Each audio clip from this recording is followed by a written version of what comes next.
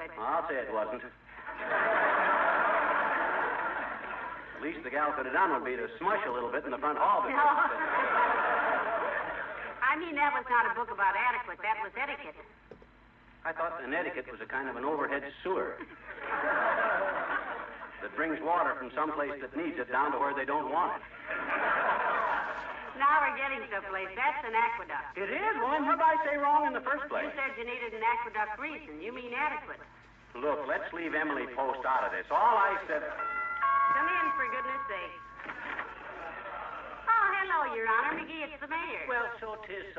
Hi, Latrice. Hello, Mrs. McGee. McGee? Do sit down, Mr. Mayor. We're in the midst of an interesting experiment. Is that so? What is it? I'm trying to get to be a good listener, Latrice. You know how I always been. The minute somebody starts talking, I butt in like a popcorn eater at a sad movie. Yes, I've often noticed. Gab, that's me. And by George, I made up my mind to correct it. Well, I think that's a very excellent... Sir, from now on, I listen. I'm very glad to hear that, because of all... Sit down there, Latrice, and start talking. Better make some pointed remarks, Mr. Mayor. It's the only way you'll ever get them in. Now, you keep quiet, dearie. Okay. I'll be quieter than a rubber-heeled butterfly tiptoeing over 20 foot of wet moss. Go ahead and talk, Latrice. How? Oh, I'll keep quiet. What's the news of our city government, boy? What's the latest civic improvement? You keeping quiet. If I live long enough to see it. I was telling Miss Tremaine last night that of all the people I know... Tremaine? Yours and Doc Gamble's girlfriend? How is Fifi, Latrice? Miss Tremaine is fine, thank you. She may go east to do a play. Oh, really? Say, she's a fine actress, isn't she, Mr. Mayor? Oh, terrific, Molly. If you could see her making Latrice and... Yes, sir, you ought to see her making Latrice and Doc Gamble both think they're the only man in her life. Oh, boy. What a performance. Well... McGee? You say she's going east, Mr. Mayor? She's considering it, yes. If she finds the right vehicle for her talents in New York, she'll Oh, them New York vehicles. Oh, boy, they scare me to death, Latrice. Tell Fifi to stay out of them. I'm afraid we're talking about two different I'll kinds never forget what experience I had in a New York vehicle. The driver says to me, he says, "Where to, Mac?" And I says, "Follow that cab up ahead there." I says, and he says, "Are you a cop or a private eye?" And I says, "I'm neither one, bud." I says, "I'm just a mug that got out of that other taxi and left his suitcase in it." Well, sir... McGee? So he steps on the gas... Huh? You haven't let Mayor Latrice finish one single sentence. You've interrupted everything he said. I have? Oh, my gosh. Oh, I'm sorry, Your Honor. That's quite all right, McGee. You've done me a favor.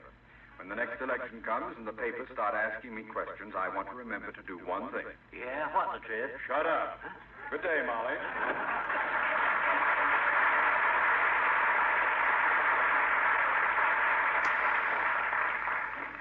You see, McGee, he was really annoyed. Yeah. I tell you, you simply must be more courteous to people. Yeah, I know. I gotta start controlling myself. This gab habit is a worse curse than drink. By the way, what do you hear from Uncle Dennis? Well, I had a card from him the other day. He's very well. He's in good spirits and vice versa, I suppose. Only time he's ever... Hello, Molly. Hi, pal. Hello, Mr. Wilcox. Junior? Hey, before I forget it, I brought you a cigar, pal. Got it at a sales meeting. Oh, swell, Junior. Just put it on the desk here. I'll smoke it later. Fine. One of your salesmen have a baby? No, but his wife did. He was passing out cigars, so I grabbed us each one.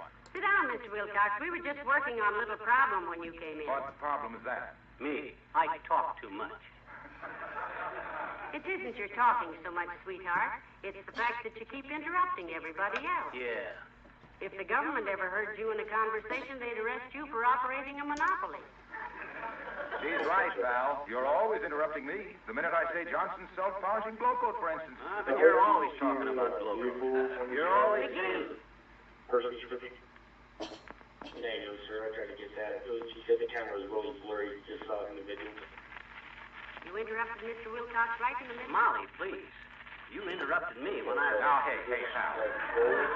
Wait a minute. My gosh, I can't ever... Now, look. We're off to a bad start here. Everybody's interrupting everybody. Yes, you are, McGee. Now let Mr. Wilcox talk. Okay, I'll be quiet. Shoot, Junior. Do you mind if I sit on the corner of the desk here, Molly, where I can look out to the kitchen and see that beautiful glow coat on your kitchen linoleum? Oh, not at all, Mr. Wilcox. Thank you. Because Johnson's self-polishing glow coat is not only a delight to look at, but it's the finest protection for your linoleum that money can buy. Needs no rubbing. Wait. And no buffing. It's easy to use. Just pour it out, spread it around, let it dry in 20 minutes or less to a beautiful... Yeah, but look. Hush, McGee. Yeah, but he's... Quiet. Go on, Mr. Wilcox. To a beautiful, sparkling finish that makes spilled things so easy to wipe up. And Glow Coat now has a new post-war glow added, Shush, McGee. which every housewife will appreciate. Johnson's self-polishing. Look. All right. All right. Huh. I give up. Look, pal, you asked me in. You tell me to talk. You invite me to sit down. And what happens? I'll tell you what happens. You're sitting on my cigar. What? Look at it. Busted all to pieces. Oh, gee, I'm sorry, pal. But look, about this habit of butting in all the time. You keep working on it. You can cure it. I had a cousin with the same trouble. Oh, did you, Mr. Wilcox? Yep. Big Budinsky Wilcox. He got over it finally. Yeah, how? Junior, how? He died. Go on, kid.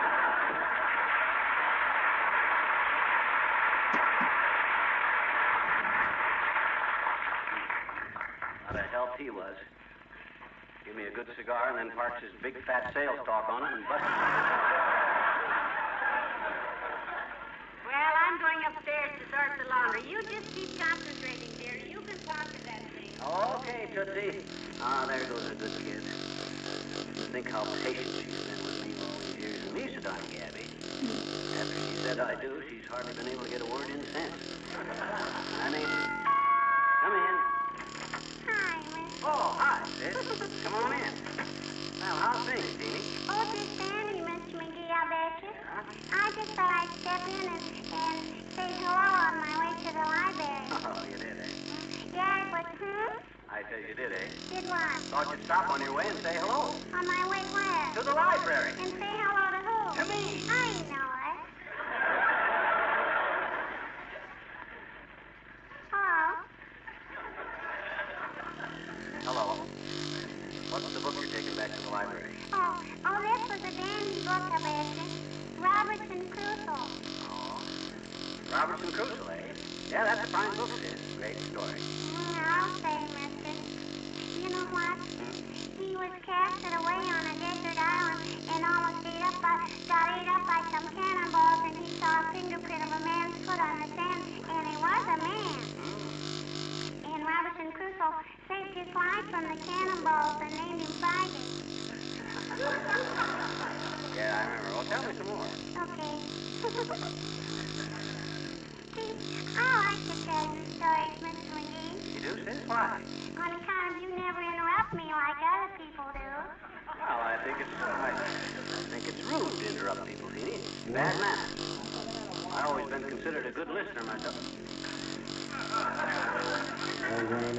Why are you blushing, Mr. McGee? Huh? Oh, I guess I was just embarrassed to think how long it's been since I read a good book like Robinson Crusoe. You know why Robinson named his man Friday? Sure I do, I bet. Why? Because he wanted to keep him with him there on that island. He didn't want anybody to take him away. Yeah, but what that got to do with naming him Friday? Well, gee, what if you named him Saturday? Lots of people take Saturday off, but nobody ever takes Friday. You don't take Saturday off? Well, I gotta be getting down to the library. I just stopped in to say hello. Hello? Hello.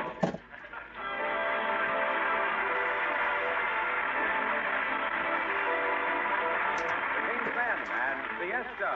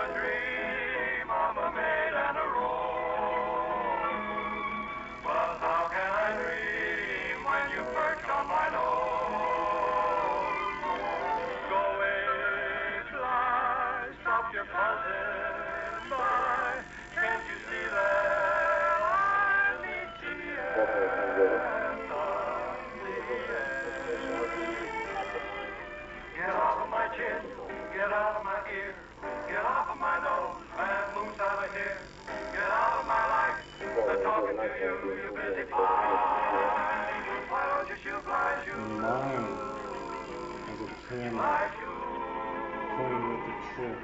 Get off of my chin. Get out of my ear. Get off of my nose. Fast moves out of here. Get out of my life. What a why would you have to set it on fire? Why don't you shoot my shoes? Fly shoes. Go away. Just to get covered with fire. Stop your buzzing by. Don't you ruin my siesta.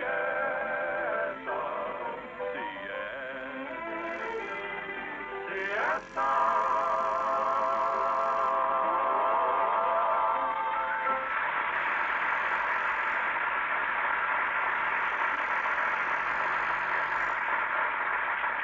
Hey, Molly, I'm making progress. I'm learning to listen, kiddo. I'm getting to be a good listener. Well, good. Yeah. You can do it, Jerry, if you just watch it. I was talking with Mrs. Toops on the phone, and I was telling her Hey, about... did she say how Mort is? She say anything about Mort? Her husband, Mort Toops? Mort? You see? There you go again, McGee. Huh? Oh, my gosh, I keep forgetting, Molly. I don't mean to. Doggone it, what's the matter with me anyhow? I told you. You talk too much. You said it. I'm just a blabbermouth. A loud-voiced, leather-lunged, loose-lipped old blabbermouth. Oh, now, I wouldn't go that far, dearie. Look, now, if this thing is going to upset you so much, let's not worry about it. Let's forget it. I love you just the way you are. No, sir. Why, I do, too. It's the talk of the town. No, how no. I didn't mean that, baby. I know. I mean, I'm not going to forget about listening to people. By George, I'll listen to... Well, now, here comes your chance. Frankly, I'm not too hopeful, but come in. I'll be polite. I'll be so darn polite. Oh, do come in, Dr. Gamble. Oh, this is going to be tough. Hello, Molly, and good day to you, live bait. Hi, Splint Whittler. How's business? Business, I'm happy to report, has been as dull as your conversation. Except for one interesting case I had yesterday. What was the case, Doctor? A man came in with a lacerated forehead and asked me if a bird's beak was poisonous. A bird's beak? My gosh, don't tell me... McGee. Huh? Oh, I'm sorry, Doc. Go on, Doc. I didn't mean to interrupt. So I said, what kind of a bird was it? And he said, a cuckoo. It seems he was examining a broken clock, and all of a sudden it struck noon and stabbed him 12 times on the head before he could duck. So I told him... I had a similar experience, Doc. I had a couple of pet lovebirds and a parrot, see, and the parrot kept asking the lovebirds why didn't they get married. He said he'd perform the ceremony for 6 pumpkin seeds, but the lovebirds just... McGee. You interrupted the doctor. I did? I'm sorry, Doctor. Please forgive me. That was unexcusable of me.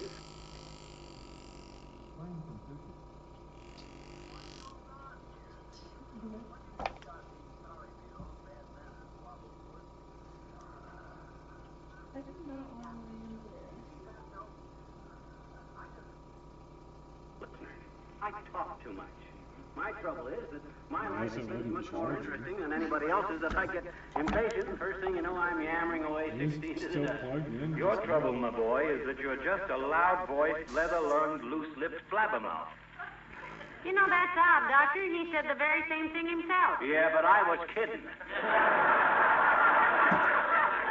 He's not. No, I'm not. McGee, you are the only man I ever knew who interrupts himself. Oh, yeah? You couldn't keep your mouth shut 5 minutes, flap-lip, if your life depended on it. How long? 5 minutes. For how much dough? $5. Boy, you got a bet. Oh, now, boys, what a It's silly... the bet. I'll time you. You said it, it's a bet. Let me get a drink of water so my throat don't get dry. Where's the drink of water, Molly? In the kitchen? Okay, I'll go. You know, Doctor, this might help him at that. If we could fix it so every time he interrupted the conversation, it would cost him money. No. He'd have to be rich, wouldn't he? Oh, here he comes. All right. You ready, loudmouth? I'll time you and you can be... Oh, look. He's already started, Doctor. He's just nodding his head. Okay, let's just relax a while and watch his blood pressure come up. You know, I had an interesting thing happen at the Elks Club last week, Molly. Really, Doctor? Yes, they have a chairman of the pool table committee down there who is a very noisy, offensive little character, and... Well, who is it, Doctor? Anyone we know? Oh, it's nobody interesting, Molly. Just a little twerp with more time than brains who volunteered for the job because it allows him 3 free games of pool a week. Mike?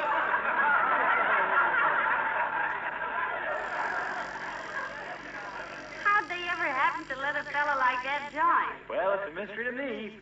I hear that when his name was mentioned for membership, he got so many blackballs it looked like a plate of caviar. And they say that when you really...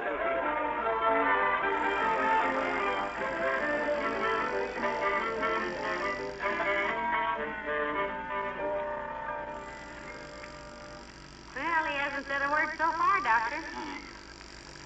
Look, he's pointing at the clock. Is the time up?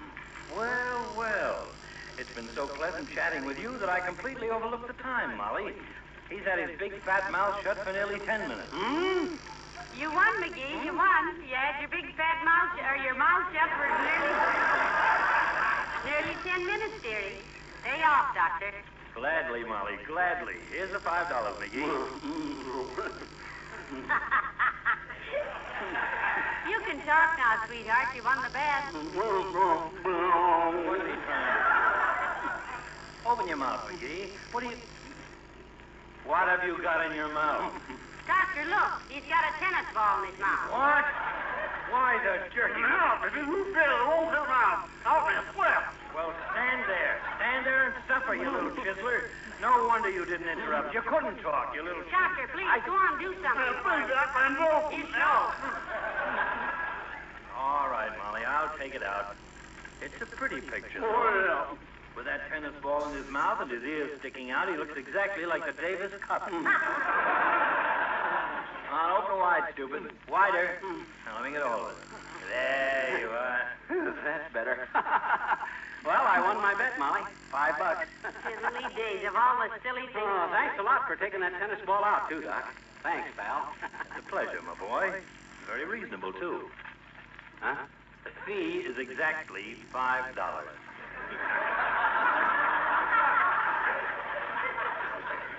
McGee, your mouth is open again.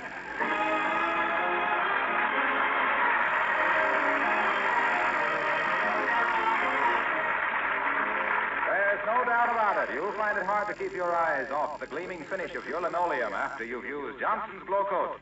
Especially now that Glow Coat has a new glow, a glow that makes your linoleum shine far more brightly than before. Be sure to look for Johnson's Glow Coat, the self-polishing floor wax made exclusively by the makers of Johnson's Wax. Once you take home that familiar yellow container with the bright red band, once you've seen the luster it gives your linoleum, you'll know why more than twice as many women buy Johnson's Glow Coat than any other self-polishing floor wax.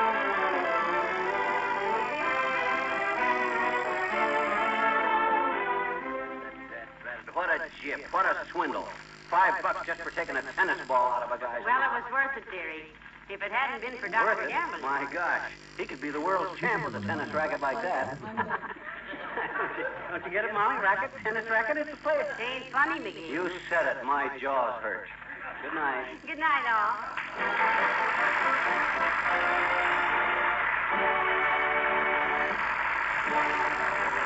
The makers of Johnson's Wax and Johnson's Self-Polishing Glow Coat, Racine, Wisconsin, and Brantford, Canada, bring you Fibber McGee and Molly each week at this time. Be with us again next Tuesday night, won't you?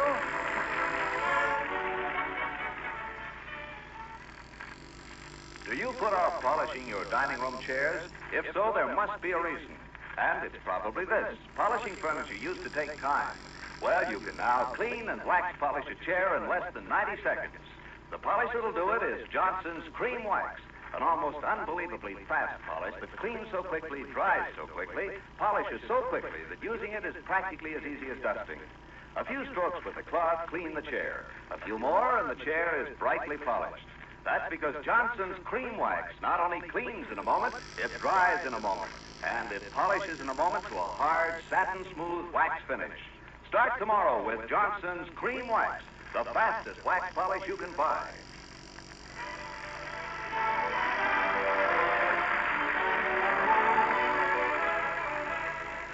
This is NBC, the National Broadcasting Company.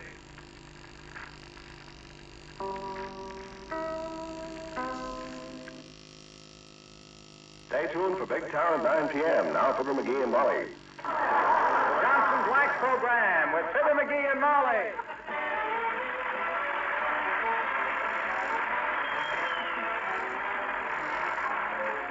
The makers of Johnson's Wax and Johnson's Self-Polishing Glow Coat present Fibber McGee and Molly with Bill Thompson, Gail Gordon, Arthur Q. Bryan, and me, Harlow Wilcox.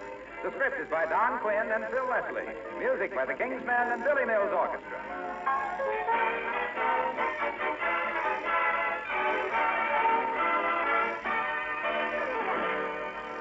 I wonder whether you've tried the liquid floor wax with the magic dry cleaning ingredient. It's Johnson's Liquid Cleaning and Polishing Wax. Johnson's Liquid Wax dry cleans your floor first, then polishes that floor to a beautiful luster. You just apply Johnson's Liquid Wax, give a little extra attention to very grimy spots, and dirt is gone. Then zip over that surface with a dry cloth and look at that floor. It has a warm, lustrous finish. The kind of finish you can get only when your floor is cleaned and wax polished. Johnson's Liquid Wax protects your floor, too, makes it easy to keep clean. And when the wax does become worn in spots that are constantly used, it's easy to touch them up. A new application blends in perfectly with the rest of the wax surface. Ask for Johnson's Liquid Cleaning and Polishing Wax. No other wax gives you the same effective dry cleaning action.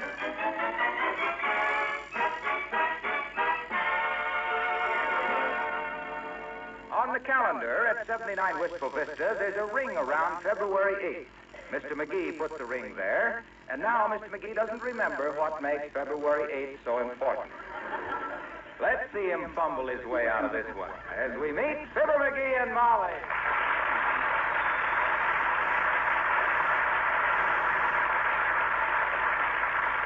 Well, Tootsie, you know what day this is? Yes, Tuesday. It's also February 8th, kiddo. Mm-hmm. What do you mean, mm-hmm? Don't February 8th mean anything to you? What does it mean to you? Oh, come on, Snooky. Don't play coy with old twinkle-eyed, ruddy-faced Dad. I got a ring around it on the calendar. You know very well what February 8th is. Don't you?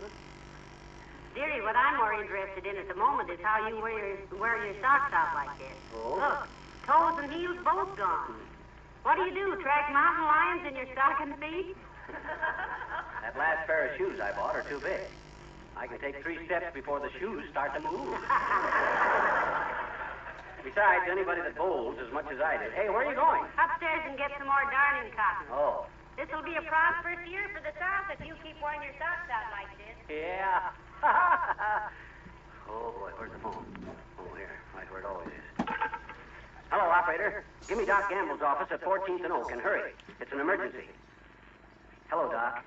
This is Egg Face. Huh? I know, but I thought I'd say it before you did. Look, Doc, I'm in a jam. I got today marked on my calendar, and I don't know what for. Huh? No, it can't be our wedding anniversary. That was in the summertime. Sure, I'm sure. Molly had a bee in her corsage, and when I smelled of it, I got stung on the nose. And... Huh? Her birthday? Oh, my gosh, I never thought of that. No wonder she was clamming up about it. Gee, thanks, Doc. Look, I'll whip up a party. Well, I'll surprise her. Oh, look out. Here she comes. Oh, okay, Waldo. I'll take care of it first thing tomorrow. Okay, Waldo. Goodbye. Who's Waldo? Waldo Simmons. Caretaker at the Elks Club. Oh? Seems somebody tore the cloth on the pool table again. Whenever anybody tears the cloth on the pool table down there, the first guy they accuse of it is me. That's ridiculous. Oh, I wouldn't say that. I'm always the guy that does it. That's because I'm... Come in. Oh, it's the old-timer, McGee. Hello there, Mr. Old-Timer. Hi, old-timer. Hello there, kid. Just thought I'd stop in on my way to the studio. Studio? What studio? Photograph studio, kid. Yeah? Get my picture took for an advertisement. I see. He used to sleep under bridges, Molly, but now he's switched to culverts. No. This is for baby food, Johnny. Yeah? Bird Snatcher's Baby Bunting Baby Food. Why on earth should they want you to pose for baby food advertisements? They'll have a caption under the picture, daughter. It'll say, "You want your baby to grow up and look like this?" No. And stuff a little so-and-so with Bird Snatcher's Baby Food. Something like that. Well, somehow, old-timer, I never figured you for a photographer's model. Oh, I've done about everything in my day, Johnny. And it's been a long day. I've been a dog sitter, a potato chip smuggler, a turtle painter. Turtle painter? Yep. Painted baby turtles for the souvenir trade. You know, Greetings from Petoskey, Michigan. Or things move faster than this in Atlantic City. Smart stuff like that.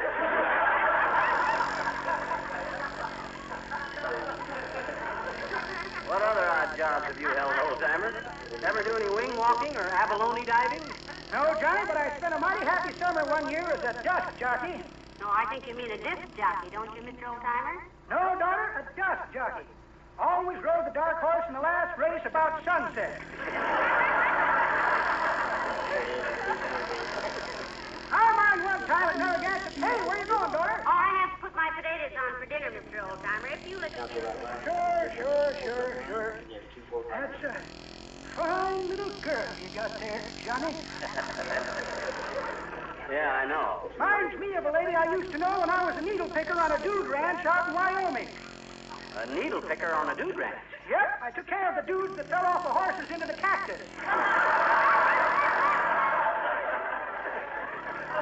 Well, sir, this girl, hey, am I keeping you from something, Johnny? You keep looking at your watch. Oh, no, but this is my wife's birthday, see? And I'm going to whip up a little surprise party for her after dinner. You want to come? Oh, I'd love to, Johnny, but I can't make it. No? Promised Bessie I'd come over and fix a drip in her kitchen. Oh, faucet leaking? No, the iceman is calling. Bessie wants me to throw him out. Oh. Well, I hope you give daughter a happy... give her a nice party, Johnny. So long now.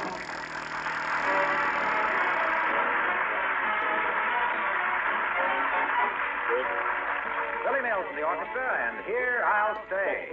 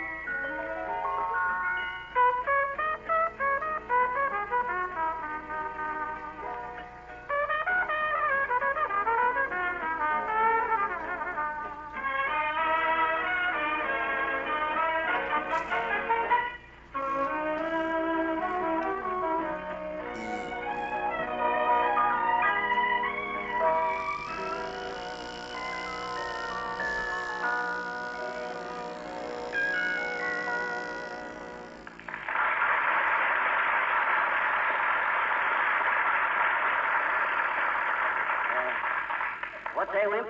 I can't hear you. Oh, yeah, Wimp. A surprise party. Tonight. No, it's not my birthday, Wimp. It's Molly's birthday. Huh? Yeah, she thinks I forgot what day this is, and she won't remind me to either. Okay, 8 o'clock, boy. Bring her... Oh, here she comes. Oh, what say, Waldo? Oh. Okay, Waldo. So long, Waldo. Waldo again? Yeah, nervous Waldo. The eager beaver type Waldo is. Huh? Say, is something troubling you, McGee? What's the matter? You seem awfully jittery this afternoon. Me, jittery? What's different about today from any other day? Nothing. Here, look at that right hand, kiddo. Steady as a rock. That's your left hand. Oh. Your right hand is on the desk with your thumb in the inkwell. Huh? Oh, my gosh. Hand me a blotter, will you? Thanks. Don't worry about me, though. I'm okay. I just... Come in. Oh, hello, Dr. Gamble. So nice to see you. Hello, my dear, and good day to you, thimble brain. What's new, Lancelot? Is it true? Is it true you've discovered a way to raise the city's health rate 50% by retiring? No, quite the contrary, Prong Nose. I've been busier than ever lately. That's all. In fact, there was quite a crowd gathered in front of my office when I got downtown this morning. Crowd waiting for you. Did they have a roast, Doc? I've been expecting that for a long Now, time. McGee, don't talk like that to Dr. Gamble. This crowd you mentioned, Doctor, were they all your patients? No, they weren't waiting for me, Molly. They were gathered around a man who was lying on his face in the street. Here. I rushed over to him naturally to see what I could do. Oh, my gosh, Doc. Was he hit by a car? No, he dropped a $50 down the sidewalk grate. He had a long stick, and I had some chewing gum, so we both got 2 bits apiece out of it. Still splitting fees, eh, malpractice? Say, Doctor, how's Miss Tremaine these days? Have you seen her lately? Indeed, I have, Molly. As a matter of fact, I'm seeing Fifi tonight. They're going to a party. Oh, good. Will Mayor Latrivia be there, too? I'm afraid so. He's taking her.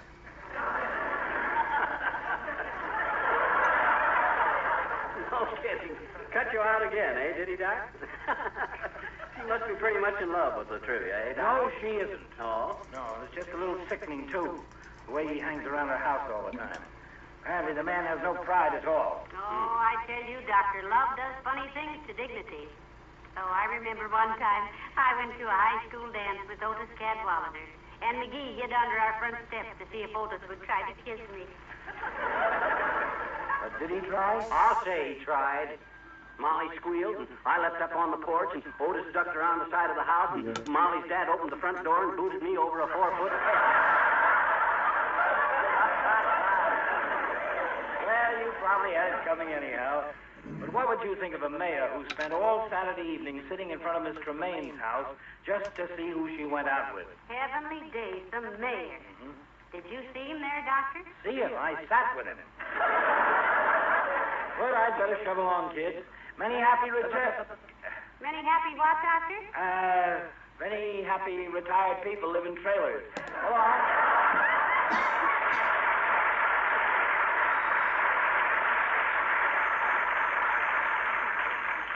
Many happy retired people live in trailers. What do you mean by that? Oh, you know, Doc, he don't make any sense. He's as skippy as a barefooted kid on a hot sidewalk. Why, I mind one time... Say, I wish we were going to a party tonight, McGee, don't you?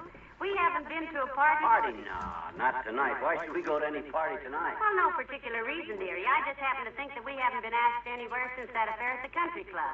Yeah. When you gave the Toastmaster a hot foot and he sat down so quick he got his elbow in the butter. They claimed that was the first hot buttered Toastmaster they'd ever had out there. Hello, Molly. Hi, pal. Hello there, Mr. Wilcox. Hi, Junior. Say, did you get my message okay about that, the deal? You know, the deal? What deal? Oh, the deal. Yeah, sure, I got it, pal. That deal is okay as per your quote. Good. I checked the deal with my partner. It's okay with her. With my partner, too, pal. We're in. Good. The figure on that deal is 8. Don't forget it. Yeah, 8. Good deal, pal. Good deal. Say, if you boys are going to deal around again, cut me in on this one.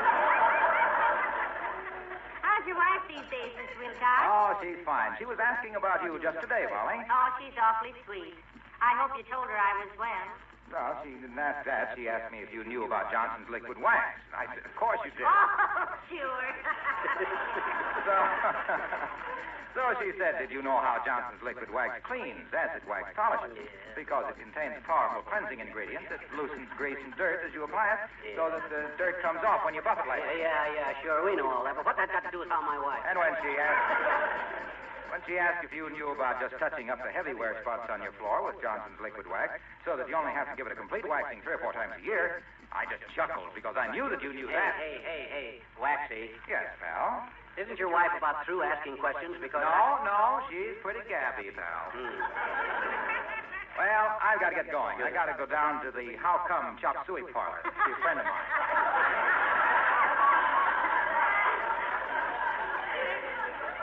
How come? Yeah.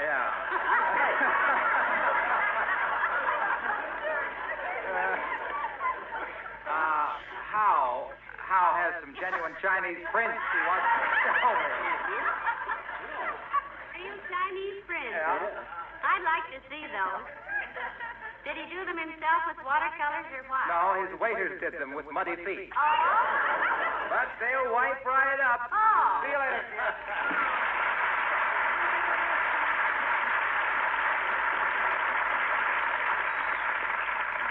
Chinese prince. My gosh, that guy'll do anything for a laugh to get out the door. And such a little bitty laugh, too. Hey, where are you going, kiddo? Out to take another look at the potatoes. Oh. I'll be in the kitchen if you want anything. Okay, Tootsie. And nobody, oh, boy, she don't suspect a thing. Is she ever going to be a surprise cookie when... Let me see now. I got a case of root beer ordered. Sandwiches are coming over. Everybody's invited, and their wives. Got to call Kramer about the ice cream. Oh. Come in. Hi, mister. Oh, hello there, Teeny. Come in. Okay, mister. Hey, where's Miss McGee? Where is she, mister? Where? She just stepped out in the kitchen, sis. Why? I want to go out and wish her a happy birthday. I'll go home. No. Shh. Oh, my gosh. No, sis. Gee, don't you want her to have a happy birthday, mister? Well, of course I do, but I don't want... Okay, then I'll sing to her, too. I'll sing, happy birthday Hey. to you. No, sis, please. No. Hey, look. How'd you know it was her birthday, anyhow? Oh, I get around, mister. I hear things. Oh. Dr. Gamble told his nurse, and she told her cousin, and he mentioned it to his brother-in-law. Yeah, his brother-in-law that works for Kramer's drugstore. And when Rolly Toop's got an ice cream cone, Dr. Gamble's nurse's cousin's brother-in-law. Okay. Skip it. But look, Teeny, I'm trying to give a surprise party for Mrs. McGee tonight, so I don't want I can come. What time, mister? I can come. That rat says this party's not for kids. Look, you wouldn't like it, Teeny. No games, no prizes, just a lot of stale old people. Oh, gee, it does sound dull, mister. Yeah, sure. Now, let's forget the party. Forget the birthday.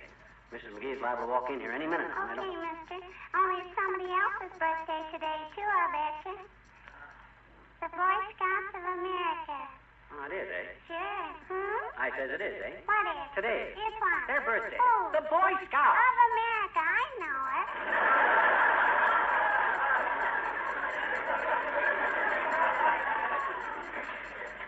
You know what? Our teacher says the Boy Scouts was founded 39 years ago, and all this week is their anniversary, and Boy Scouts have lots of adventure, and I think everybody ought to be a Boy Scout when they're 12 years old, except girls.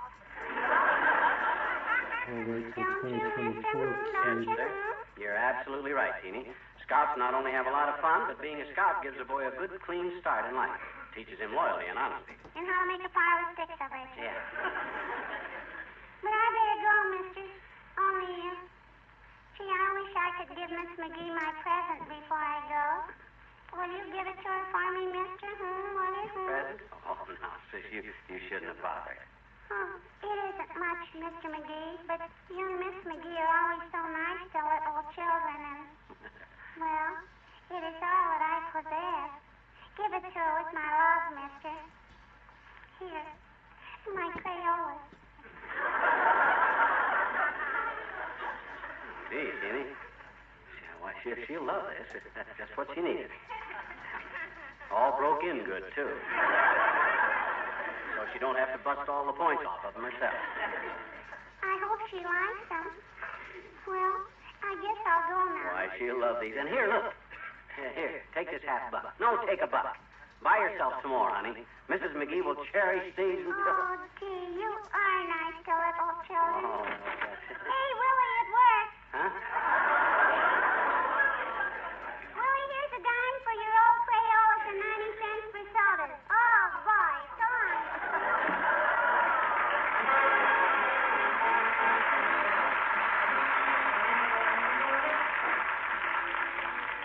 The King's Men and the Pussycat Song. This is the story about a guy who came home late one night. Must have been 2 or 3 a.m. or thereabouts. I gotta get some sleepy on as he turned out the light. Must have been too tired to put the cat out. Whether he dreamed what happened, or if he really heard it, he wouldn't bet.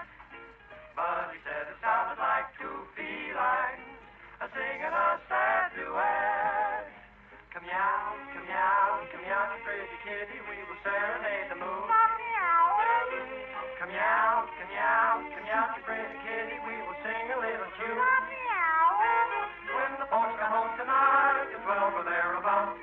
locked the door and they forgot to put me out.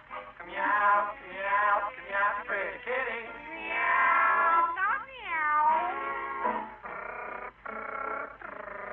This is me, your boyfriend, Paul. This is Tom, the atom bomb. I assure you I'd come out if only I knew how. They tell me that you really are the cat's meow. Come meow, come meow, come meow, you pretty kitty. Yes, meow. Come meow, come meow, come meow, you pretty kitty. We will serenade the moon. Come meow, come meow, come meow, meow, pretty kitty. We will share a little tune. Meow, meow, meow, meow, meow, meow. That's all you ever say. You better change your tune or Tom will go away. Come meow, come meow, come meow, you pretty kitty. Meow, meow, meow, meow.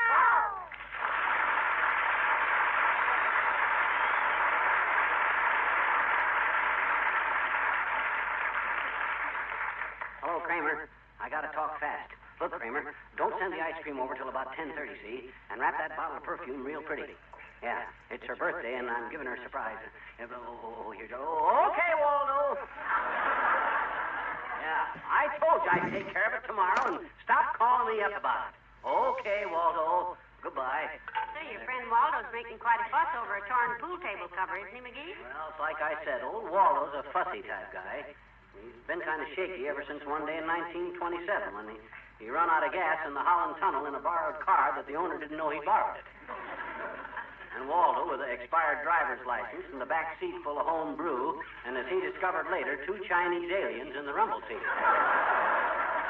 Heavenly days, what'd the police do to him? Well, they pushed him out of the tunnel, bought him 2 gallons of gas, and told him to get the New Jersey out of there. What am I standing here yammering about old Waldo for? This is February the 8th, kiddo. That's what you've been saying all day, dearie, but just what is it? Come in. Oh, it's Mayor Latrivia. Do come in, Your Honor. Hi, Latriv, old man. Glad to see you. Hello, Mrs. McGee. McGee, am I too early? Too early for what, Mr. Mayor? Oh, sure, you are not too early, Latriv. You're welcome any old time, too early or late. Come on in and sit down. Relax. Like me. In fact, we've just completed balancing the city budget. I suppose you people budget yourselves. We should, I suppose, but we don't. McGee is an advocate of the HIP system. What is the HIP system? Hand in pocket, Latriv. Put your hand in your pocket, and if the pocket is empty, you don't spend that dough you were reaching for. Better than a budget, really. I agree. Credit is a wonderful thing, but it can be abused. It's very disheartening to pay for a dead horse. A dead horse? That's a pretty silly thing to purchase in the first place. Oh, now, McGee, don't jump to conclusions. Maybe the mayor needed to hide to cover some baseball. Wait just a minute. The expression paying for a dead horse is merely used. Personally, I should think they ought to pay you to haul the thing away. What did he die of, natural causes or foul play by a bankrupt bookie? Look, this was not a real animal. I was speaking metaphorically when I You know, I had a Shetland pony once that didn't seem like a real animal either. Seemed almost human. We called him Soft Touch because he was always good for a couple of bucks. What's your horse's name, Latriv? He didn't have any name. No? A name. Oh. Look, he was not an actual horse. Oh, a mare. You see, Molly, technically speaking, only a male horse is a horse. A female horse is a mare. I see. And Yes. the state horse is called a filly, isn't Yes. it? How much does a dead horse cost, Mr. Mayor? I don't know nor care. Well, this ridiculous argument and make a list. I don't know why I permit myself. Oh, my goodness, I almost forgot. Huh? Forgot what, Latriv? You know, a surprise. Are you ready? Oh, my gosh, sure, let's go. What's this all about, boy? Oh, it's just a little surprise for you, Molly. Come on in, everybody. Well, heavenly days, what on earth is this? Many happy returns, Molly. Here's a little gift, Mrs. McGee. Happy birthday. But, Mr. Wimple, what's on Oh, earth? it isn't much, really. Just some nylon hose. Nylon hose, why, this package must weigh 20 pounds. Yes, it's for your garden. There's 50 feet of it.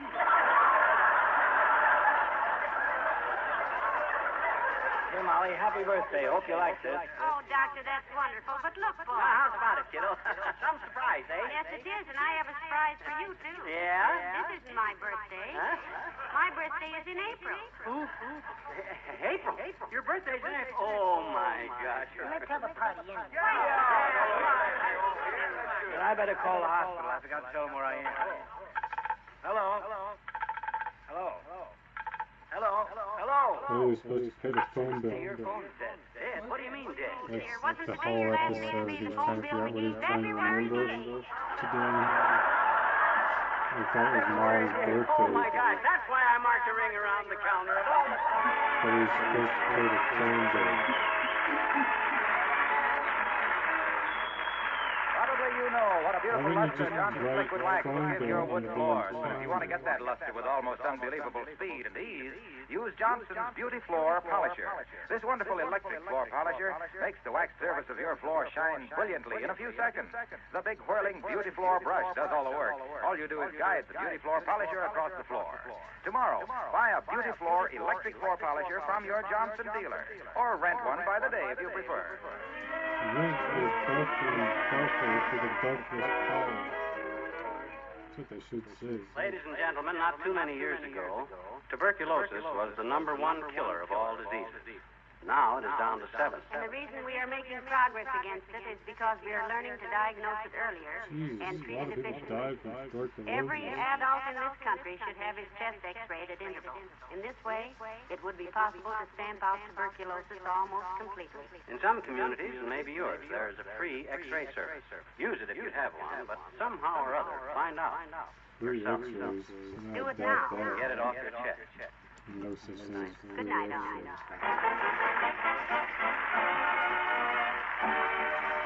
The makers of Johnson's Wax and Johnson's Self-Polishing Glow Coat, Racine, Wisconsin, and Brantford, Canada, bring you Fibber McGee and Molly each week at this time. Be with us again next Tuesday night, won't you? A question for our women listeners. Who leaves the smudges on the top of your table? Well, I guess no matter who leaves them there, you have to clean them off. Then why not use the cream wax that cleans so quickly, dries so quickly, polishes so quickly, that using it is practically as easy as dusting? It's Johnson's Cream Wax, and it's the fastest wax furniture polish you can buy.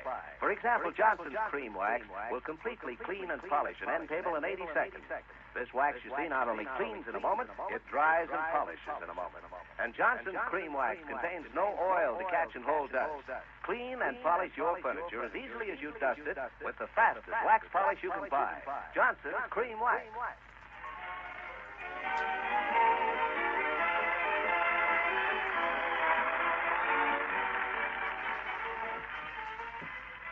This is NBC, the National Broadcasting Company.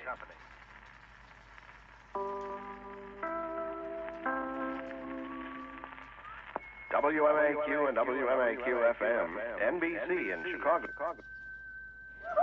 The Johnson's Wax Program with Fibber McGee and Molly.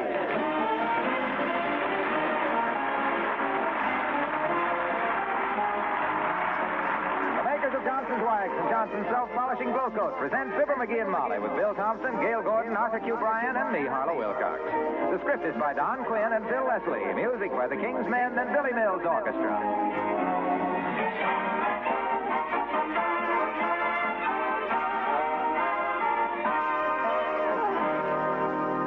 Almost every woman is careful about her kitchen linoleum and proud of its appearance. So it's natural that far more women would use Johnson's Glow Coat on their linoleum than any other self-polishing floor wax. And today, there's more reason for buying Glow Coat than ever. It has a new glow, that's why. Today, a linoleum covered with Glow Coat shines far more brightly than before. Yes, the luster you get with Johnson's Glow Coat is more brilliant, more beautiful. And the Glow Coat finish is bright. It wears longer, it's smooth, and easy to keep clean. Yet, applying it is just as easy as ever. Just put it on, let it dry. Glow Coat produces its own bright luster without any help from you. Now, as a woman who is careful and proud of the appearance of her kitchen, use Glow Coat, the only Glow Coat on your linoleum. It comes in the familiar yellow container with the bright red band. No other self-polishing floor wax can make your linoleum glisten in exactly the same way. For Johnson's Glow Coat has a new glow.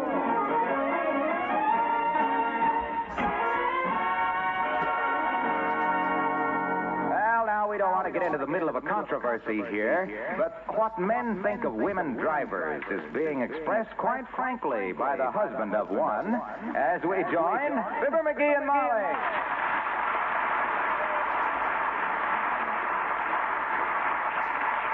And furthermore, women always drive one of two ways. Like they had a cake in the oven in the back seat, or like they were the only person left in the world and had to go 40 miles in 12 minutes to make sure. Dearie, I don't agree with you for a minute. You don't, eh? What do you use the rear view mirror for? I don't choose it. It reflects in my eyes. Besides, I couldn't choose it anyway. My purse is always hanging on it. One more question. Suppose you find a parking space that has barely enough room to park. How do you do it? Well, the way I always do it is to pull up even with the car ahead, back into the car behind, bend the front fender about $3 worth, burst into tears, and by the time the nice policeman has stopped patting me on the shoulder, some kind gentleman has parked it for me. Snooky, accept my apologies. You get your diploma. Thank you. And now if I take the car down to the dressmaker Mrs. Toops told me about, you won't be worried. Not a bit, kiddo, because I'll drive you. Where do you say you were going? I want to see a new dressmaker Mrs. Toops told me about. She does some awfully nice work and very reasonable. Hey, wait a minute. If she's the bob and happy seam trimmer that slaps the burlap together for Mabel Toops' duds, you better find somebody else. Mrs. Toops always looks like a took-down beach umbrella. Now, on the contrary, dearie, Mrs. Toops is always very smartly dressed. She looks like she just stepped right out of Vogue magazine. She always looks to me like she'd been thrown out. For trespassing.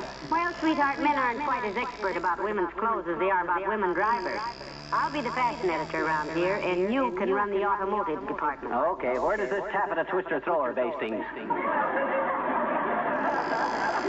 At 1414 Street, wherever that is. 1414 Street, huh? Let's see, now that'd be about 3 blocks west of Wall Small Shop, or would it? Is it 1414 East 14th Street or 1414 West 14th Street? Heavenly days, I don't know. Mrs. Toops just said 1414 Street. That's typical of her. She's got less idea of direction than a punch-drunk pigeon sitting on a weather vane in a Kansas tornado. Oh, well, I'll find it for you. How long are you...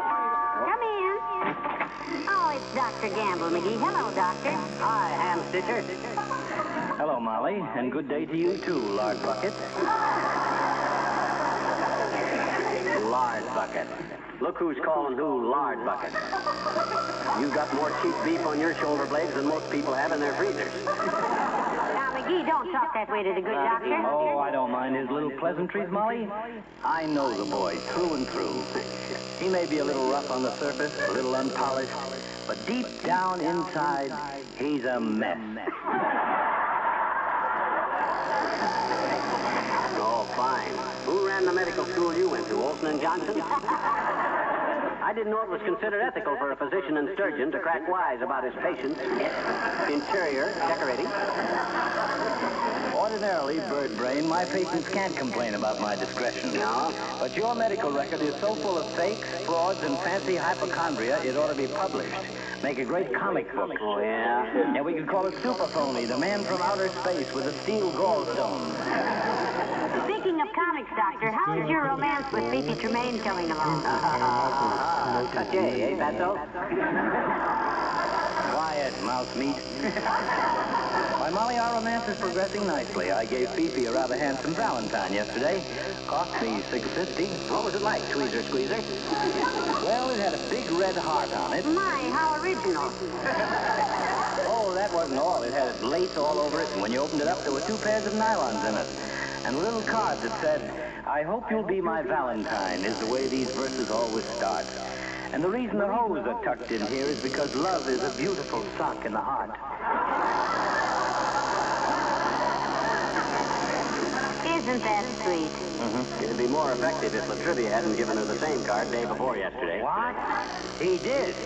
Why, that double cross? I told him what I was sending her, and he deliberately bought me. May I use your phone? Certainly, Doctor, Never but not... mind. Thanks anyway. I'll go see him. Thanks for tipping me off, McGee. Now, look, bedside, don't go flying. Mind your own business, nosy. So long, Molly. Goodbye, Doctor.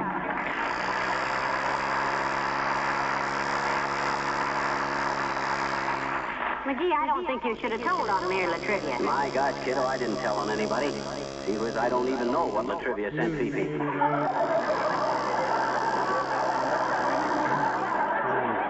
But you said that he... Oh, don't pay any attention to me. All I was doing was stirring up a little action here. Them two overaged Romeos will sit on Fifi's front porch till the roof falls in. In their case, Cupid needs a kick in the quiver, and I'm just the boy to do it. Well, get your hat, baby. Let's go. Wait a minute now. How about taking a city map? 14th Street may be hard to find. Not for old homing pigeon McGee, Snooky. I got an infallible system how to find places while there's snow on the ground. What is it? I find somebody that's just come from there and backtrack them. Ready for this?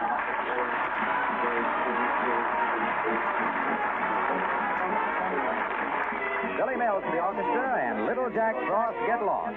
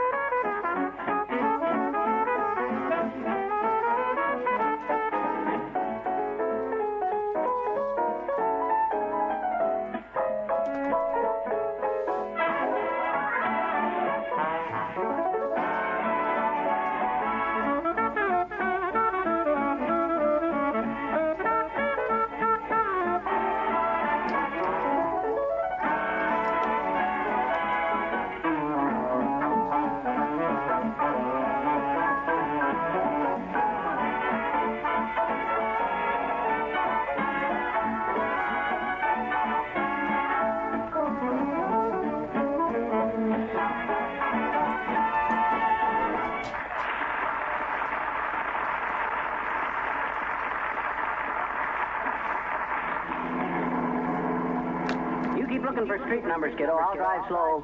14th Street should be along here someplace. That's what you said 3 blocks down there, dearie, but that turned out to be the 900 block, as near as I could make out. Half the houses on this street aren't even numbered. Yeah, and when you do find a number, it's harder to read than the Greek timetable. Why does the guy put his address on his porch post and then plant honeysuckle in front of it? Well, it's cheaper than a rose bush, I guess. Well, come on, let's try the next block. Maybe they got some numbers on their houses down You know, there. this is pretty silly having to hunt around like this. What on earth would a stranger do in this town, anyhow? Oh, check in at a hotel, I guess. Wash up, shoot a few games of pool, maybe catch a movie. No, I mean, how would he ever... That's right, I'm getting sore. How do they deliver mail around here, anyhow? With bloodhounds? What are these people? Oh, I should have asked Mrs. Toops to come with us, I suppose. How she ever found this dressmaker in the first place is... Oh, wait, McGee, there's the number. Quick, stop the car. Okay. Dear. We gotta get them brakes fixed. Look, 1422. We're getting close. Yeah. Come on, let's get out and walk around. 1414 can't be far now. All right, George, this is ridiculous. How does everybody expect anybody to know where somebody lives if nobody puts any numbers on anybody's house so everybody can find nobody? Well, there's 1422. But the next house is unidentified again. Look, here comes somebody across the street, McGee. Maybe he can tell us. He don't look too bright, so... Maybe he lives around here. Hey, Bud, pardon me a minute. Certainly, old chap. What's on your mind? Well, we're looking for 14th Street, sir. Could you tell us which house it is? I wish I could help you, madam, but I arrived in town just a while ago. Oh. Well, okay, Bud. We just thought... Incidentally, which way is the grain exchange building? Grain exchange? We haven't got any grain exchange here. What? Isn't this Chicago? Jove, I better get a tram and buzz off.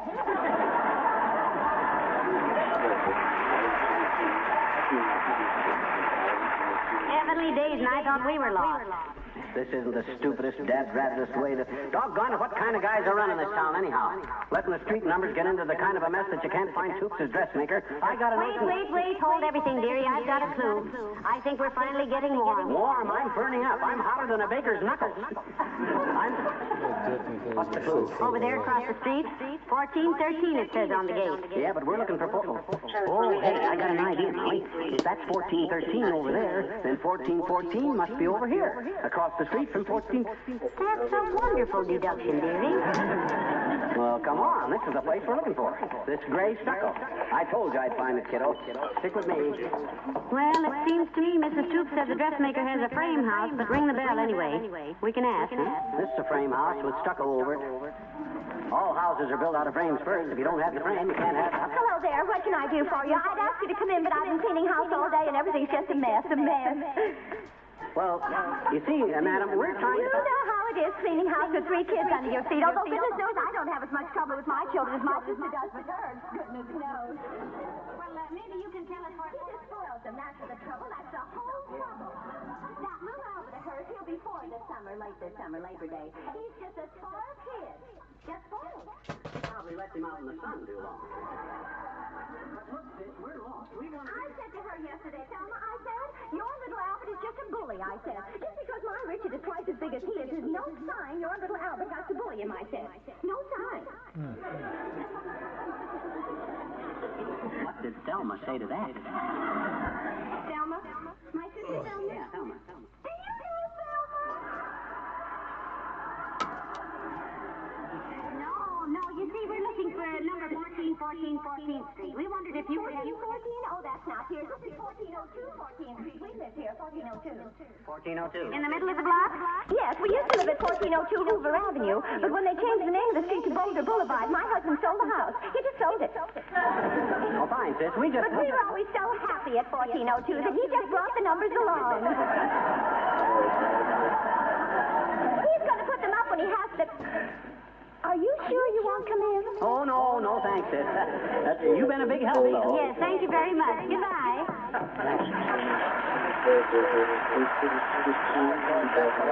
Now I'm really sore. This thing is getting under my skin like chiggers at a picnic.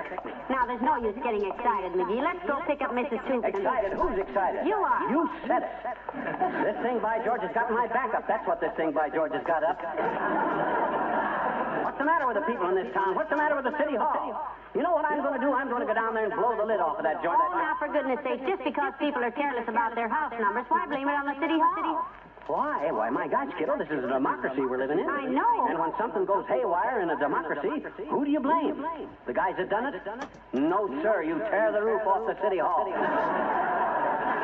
Get in the car. I'm going to Kramer's drugstore. Kramer's drugstore? Yeah, boy, oh boy, do I ever need an aspirin.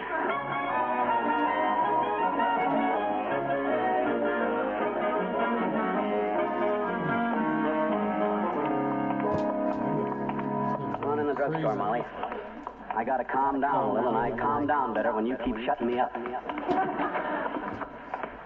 I think you're taking those street numbers too big, sweetheart. Let's have a soda and forget the... Oh, hello there, Mr. Wilcox. Hello, Molly. Hi, pal. Hi, Junior. Are you down here buying or selling, Mr. Wilcox? Oh, I was just back there giving Kramer a little help, Molly. Just filled a prescription for him. You what? I just filled this prescription for Kramer. He's been complaining lately about a terrible pain in the neck, you see. Caused by his customers making cracks about the dingy, faded look of the linoleum in here. 14th Street, and you can't find 14th. So I wrote out a simple prescription for him and filled it myself. You just take 1 part of Johnson's self-polishing glow coat, you see, and pour it out on 1 part of your linoleum, spread it around on all the other parts, and let it dry. Oh, wait around the town. Houses blank all over the joint. Glow coat dries, you see, to a gleaming finish that brings back all the brightness of your linoleum's original colors in just 20 minutes or less. 20 minutes, it adds years of life, because glow coat... Yes, we know. Yeah, 20 minutes or less. Numbers. If they don't put some numbers Glow in coat spreads a thin, tough film of wax protection over your floor covering that guards it against wear and tear and dirt. Hey. Look, Waxy. Yes, pal. Look, I got a burn on, see? We've been all morning trying to locate teams 14th Street. But the numbers in this town are all... Hey, 14th Street. Yeah. Gee, kids, that's odd. That's my sister-in-law's address. It is? Well, for goodness sake, where's the house, Mr. Wilcox? Tell us where it is, will you? Glad to, Molly. It's in Omaha, Nebraska.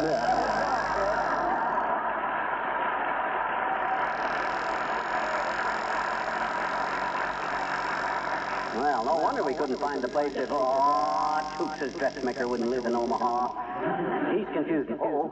What is it? Look who just blundered in here. Latrivia. Aha. Just the guy I want to see. Hello, Mr. Mayor. Now, McGee, don't Hello, you... Molly, McGee. Nice to see you both. You think so, eh? Look, Mr. Mayor, has anybody wrote in to congratulate you lately on the swell way you got the houses numbered on 14th Street? Why, no, I don't believe anyone has. Well, nobody's going to, too, either. In case you don't know the trivia, those people out there haven't got any numbers on their houses. Looking for an address around this town is like looking for a BB in a bucket of buckshot. Really? Well, this is news to me. What's the matter with the government in this town, anyhow? We got laws for stuff like that, haven't we? Well, yes, but I don't... I thought the people in this town were greasing up the old pork barrel just to keep from putting numbers on the houses. Gee, that's ridiculous. As a matter of fact, we do have an ordinance that requires all places of residence to be plainly numbered. Does the city enforce it, Mr. Mayor? Certainly not. They don't enforce it. We run all over 14th Street looking for 14th Street, and where was it? Who knows? Well, perhaps our existing law is not as strong as it should be, but Now, let's make it strong. Let's put some teeth into that law. Let's put a set of teeth into it that'll take $100 bite out of every guy that don't have a number on his house. Personally, I'd be in favor of it, McGee. Why don't you come down and tell that to the city council? We'd be glad to, Mr. Mayor. Where? Well, the council meets tonight, their regular meeting at 8:30, City Hall. Will you both be kind enough to be there? Well, I'll say we will, boy. You may wind up in the political ash can, but by George, we'll have a better city. McGee, that's not a very nice... You know, you're an interesting character, McGee. My father would enjoy knowing you. Honest? You think so? Yes. In fact, I think I'll drop Dad a letter about you. Drop who? Drop Dad. See you at 8:30, Molly.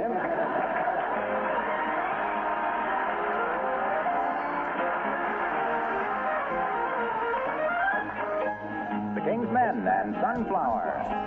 I was born in Kansas, I was bred in Kansas, and when I get married, I'll be wed in Kansas. There's a true blue gal who promised she would wait. She's a sunflower from the sunflower state. Sunflower, she's my sunflower, and I know we'll never part. My sunflower, she's my one flower, she's a flower of my heart. Gals are fair in Kansas, clouds are rare in Kansas, never saw a place that could compare with Kansas. I'm a-going home to keep a wedding date with a sunflower from the sunflower state. Sunflower, she's my sunflower, and I know we'll never part. My sunflower, she's my sunflower, she's the flower of my heart.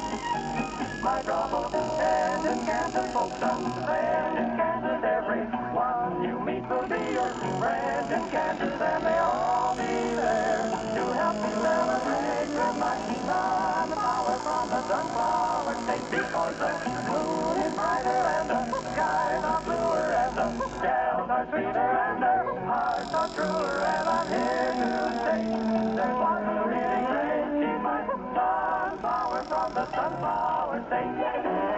She's my one and only ever-loving sunflower. She's my sunflower, and I know we'll never part. She is my sunflower. She's a one flower. She's a flower of my heart. The flower of my heart.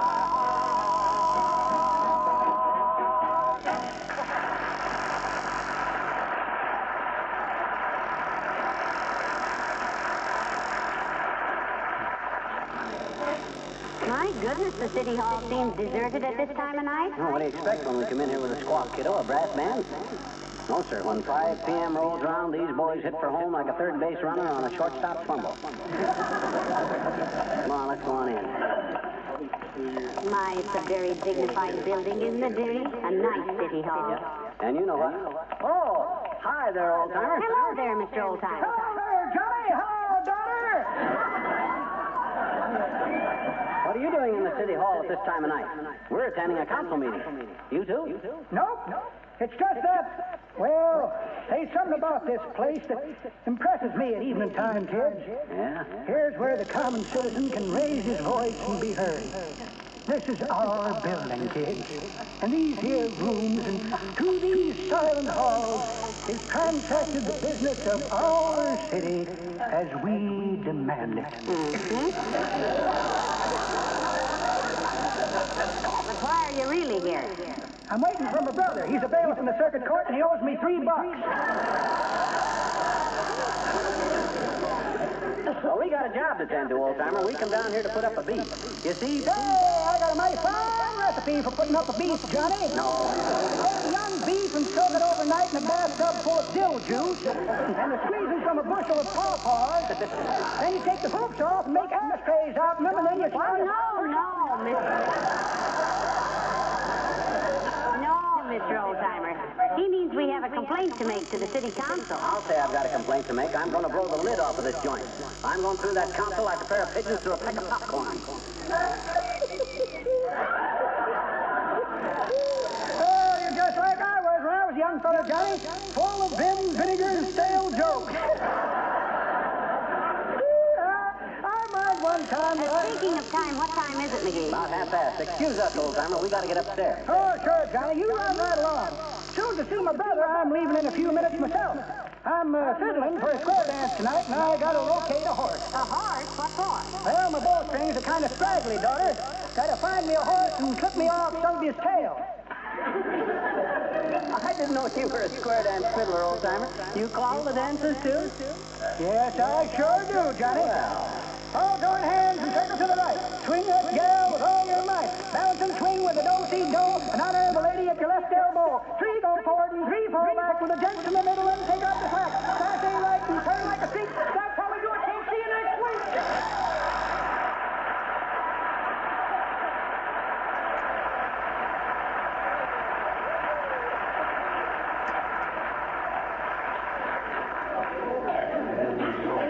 Where that square dance was, I'd like to go there myself and... Yeah, we'd never find it anyhow, the way these streets are numbered. Come on, I'm going to blast that city council. Oh, here. Right up these stairs.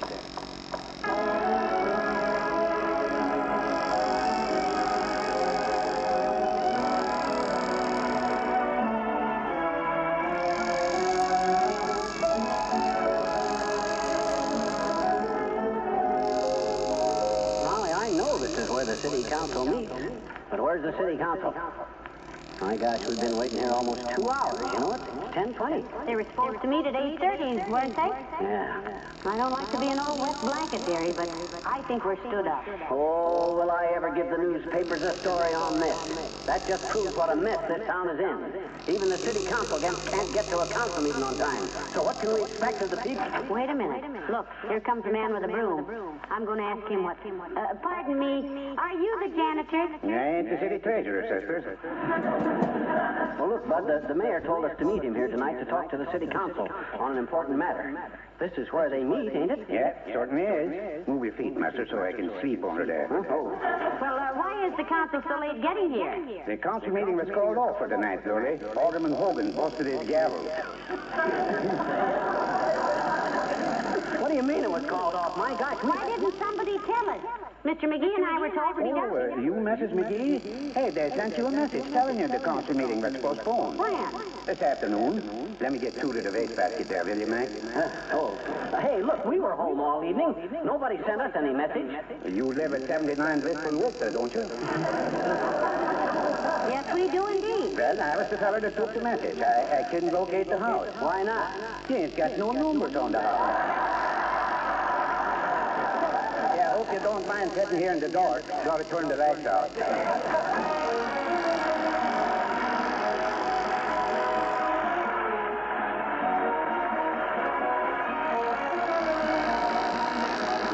There's a container in your store that holds a brilliant surprise for you. A surprise for anyone who hasn't recently tried Johnson's self-polishing glow coat. For there's a new glow in this bright, long-wearing floor wax. A glow that shines with a greater beauty, a higher luster on your linoleum than before. Ask for that container of Johnson's glow coat tomorrow, the yellow container with the bright red band. You get a surprising new glow when you get glow coat.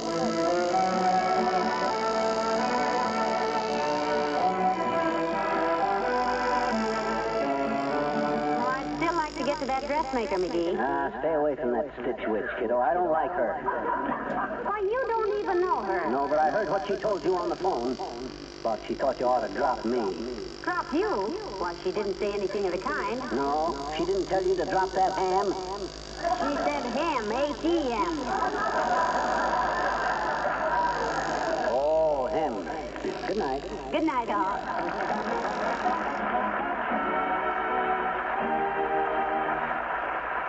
makers of Johnson's Wax and Johnson's Self-Polishing Glow Coat, Racine, Wisconsin, and Brantford, Canada, bring you Fibber McGee and Molly each week at this time. Be with us again next Tuesday night, won't you?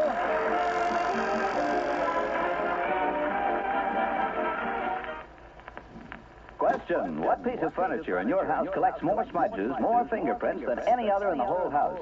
Probably it's your radio. Your family just naturally uses it more often, and that means extra cleanup work for you. But not if you use Johnson's Cream Wax. The cream wax that cleans so quickly, dries so quickly, polishes so quickly that using it is practically as easy as dusting.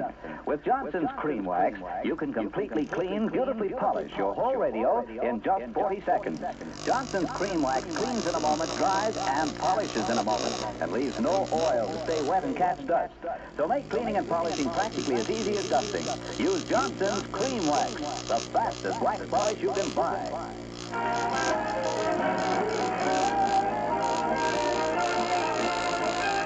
This is NBC, the National Broadcasting Company.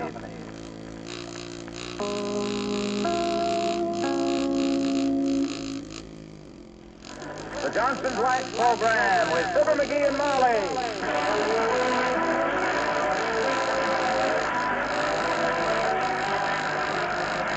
Makers of Johnson's Wax and Johnson's Self-Polishing Glow Coat present Fibber McGee and Molly with Bill Thompson, Gail Gordon, Steve Benaderet, and me, Harlow Wilcox. The script is by Don Quinn and Phil Leslie. Music by the King's Men and Billy Mills Orchestra.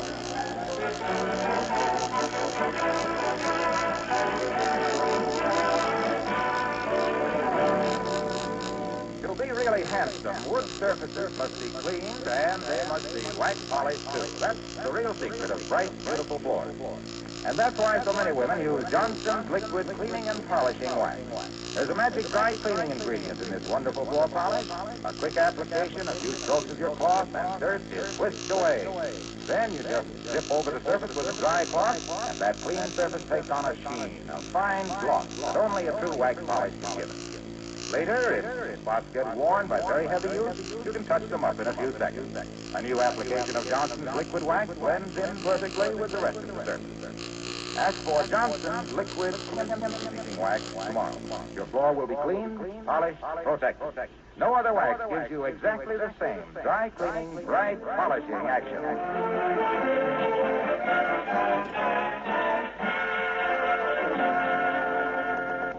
Did you ever get friendly with somebody on a vacation trip and maybe pop off a little bit about your 40-acre estate, your large staff of servants, your hot and cold swimming pools, your swollen bank account, your this and your that? And then get a letter from that somebody a year later saying he was coming to visit you? Well, that's the problem Mr. McGee is taking up with his wife right now as we join Fibber McGee and Molly.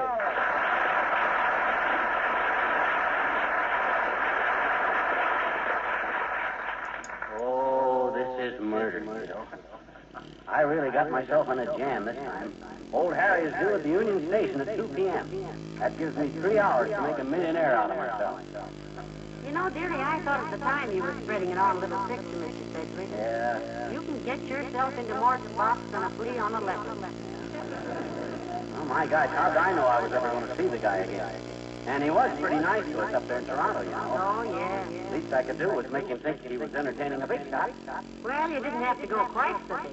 Oh, well, I managed to keep a straight face when you told him about your private trout stream, with the sunburn lotion mixed in to keep the trout from getting speckled. Oh, well. And I never lifted an eyebrow when you described your private landing field with the 14 runway and personal wind tunnel. Yeah, but gee whiz, You got a wind tunnel, all right. Running from the bottom of your head to the top of your chest. Heavens days, the way you filed it off. Yeah, I know. I was a chump. But what am I going to do now? Old Harry is due in a couple of hours.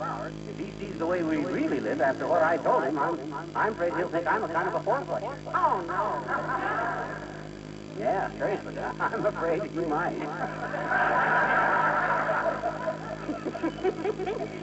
Well, as I always say, sweetheart, if you insist on painting fancy pictures, you must expect to get stuck with some wet brushes. How many rooms did you tell him our house had? 14, I think. Well, old Harry just had a 11-room house, and I didn't want to make him feel underprivileged, so I held it down to 14 rooms. I see. You may be a braggart, love, but you're a tactful braggart. How many cars are we supposed to have? Well, not counting the 2 station wagons, the Jeep, and the light truck I use on my golf course. I think I said we had 4 Cadillacs, a Duesenberg, and hay. Yeah? I wonder how much it'd cost to rent the Whistle Vista Country Club for today. Yeah, we could take old Harry out there and tell him that was our house, see? This is Tuesday. Ladies' Day at the Country Club. There'll be 50 or 60 women sitting around. So what? I told Harry you entertained a lot. That makes it even better. Yeah, but how do you explain away the cigar counter and the magazine stand? That's a cinch. I'll tell Harry I gave the magazine and cigar concession to a poor relative on account of he wouldn't accept any charity. I'll tell him that I fixed it up. Come in. Oh, Mayor Latrivia. Do come in, Mr. Mayor. McGee. Hello, McGee. Hi, Latriv. Hey, what do you think are my chances for running the country club for the rest of the day? Very poor. Why, Your Honor? In the first place, it's Ladies' Day out there, and you have as much chance of yanking the club out from under them as I'd have of winning the National Open with a bent poker.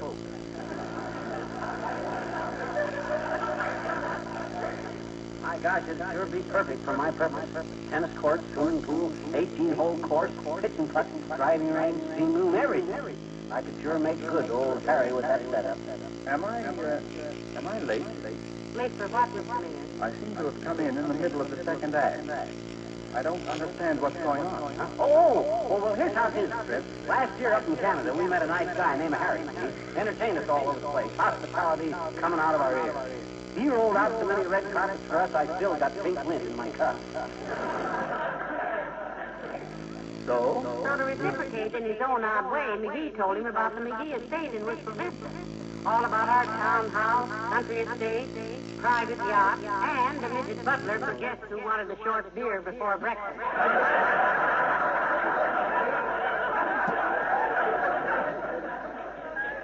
Oh, my gosh, I had to be polite, didn't I? I didn't want Harry to think he was entertaining a couple of peasants, did I? Well, anyway, Your Honor, this man is due to drop in for a visit with us in the next couple of hours. Yeah. And here we are, in our little 6-room mansion with the sweeping 72-inch driveway. And if he doesn't care for hot buttered root beer, he'll have a very dry visit. McGee, has Dr. Gamble ever checked you for hoof and mouth disease? Hoofing, huh? Every time you open your mouth, you seem to put your hoof in. Look, I have a good idea. Wait till I move the furniture back. A good idea in this house is going to crowd us a little. What is it, Your Honor? Yeah, if you can get me off this spot, kid, you're my friend for life. Frets will get you nowhere. Now listen. I have only one Cadillac and no golf course and no swimming pool. But I have a 10-room house, a cook, and my man Priebus is quite satisfactory. Now, why don't you take over my establishment for the day to entertain your friends? Oh, McGee, this looks like the answer. Latrivia, you're a man's man. Yeah. And I'm the man. Thanks, old man. You've saved my bacon. Canadian bacon, that is. Well, if you're going to go the whole hog, you'll need it.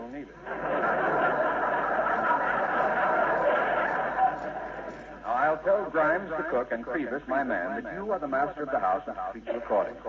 You can trust Priebus not to let the cat out of the bag. Why not? I think it's more realistic if there are a few pets around. Besides, we like cats. I had one once I just loved. A brown cat with a very short tail. A chocolate Maltese, I think he was. Just wait a minute. When I said Priebus wouldn't let the cat out of the bag, I That's warned you... no way to keep a cat anyway, Mr. Mayor. My goodness, the poor little thing will get claustrophobia. Don't let the Humane Society hear about you keeping your Siamese in a sack with ribs. Keeping a puss in a poke is liable to get you a poke in the puss. I tell you, I didn't creep a hat. Huh? A cap creep. Huh? I was merely saying that letting a bat out of a bag, cat out of a bag, I don't even have a cat. Oh, you mean it's just a little kitten? Well, that's worse. That ain't good cat psychology, Latriv, keeping it in a bag like that. Make friends with him. Get him to love you. Then he'll stick by you through thick and thin, as long as the milk holds out. When I had my... Oh, this is all a lot of luck. Huh? I mean, a lot of luck. When I said I kept a rat in a trag, a cap in a bat, a bag in a topper, a pip... This all started when I said Priebus wouldn't let the bag out of the... You said it was... I didn't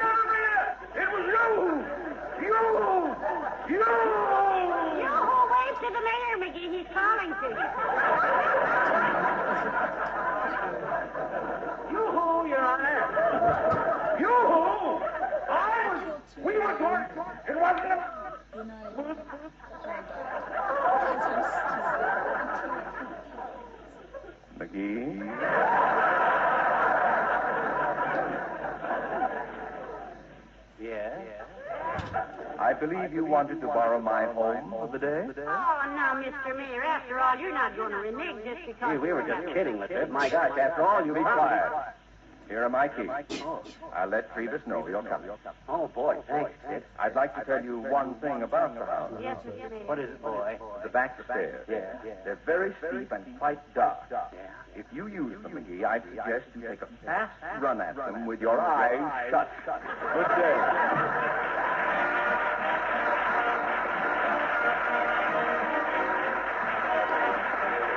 Billy Nelson Orchestra and Faraway Places.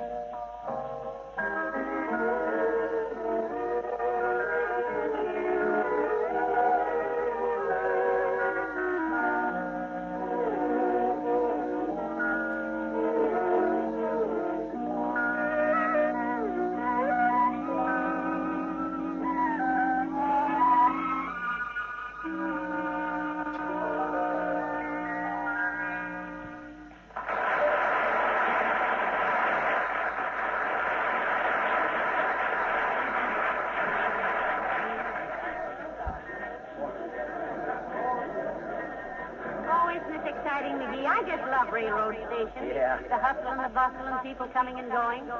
Did you see the beautiful new streamliner with the glass roof that just pulled out? Yeah, but I wouldn't want to ride on that. How can you undress in an upper berth with a glass roof over it? That ain't decent. My goodness, I never thought of that. Maybe they just have them over the observation. Say, is the train from Toronto on time? I don't know. I've been looking it up in this timetable, but I can't make anything out of it. Look, it says Toronto northbound, read up. Mr. Sedgwick will be southbound. Read down. No. You don't have to bend way over to read it. Let's ask at the information booth right over here. That's a good idea. Hey, sis, we'd like some information, please. Well, sir, you may certainly have it because dispensing information is exactly what we're here for, to serve the public dispensing information. What we'd like to know is... Believe me, you'd be surprised to know the kind of information we get asked about, too. You'd be surprised. One lady yesterday asked me what was the mean annual rainfall in southeastern Guatemala, and also what was the length of Jerry Colonna's mustache. And I just had to look it up once because 9 inches answered both questions. 9 inches. Yeah, but what we wanted to find out... Another man said his daughter was home from school with a bad case of dizzy Gillespie. And what did I recommend? Well, my goodness, I'm a bebop fan myself, so just what was it you wished to know, sir, just what? The train from Toronto. If it's on time, and what time is it? It's due any minute on track 6, and the reason I know is because my sister Selma's on it. She's been in Toronto visiting some people. She just loves Toronto, and she spends a lot of time up there with the winter sports. And believe me, she knows them all, old and young.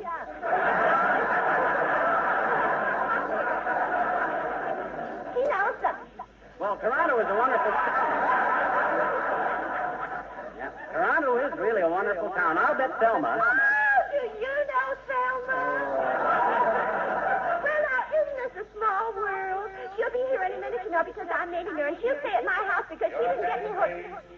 Now arriving on track 6 to Toronto and Brantford, Canada, which is the Canadian home of S.C. Johnson and Son, makers in addition to other fine and famous products of that wonderful Johnson liquid wax. Heavenly days, that sounds like Mr. Wilcox. It can't be. It can, too.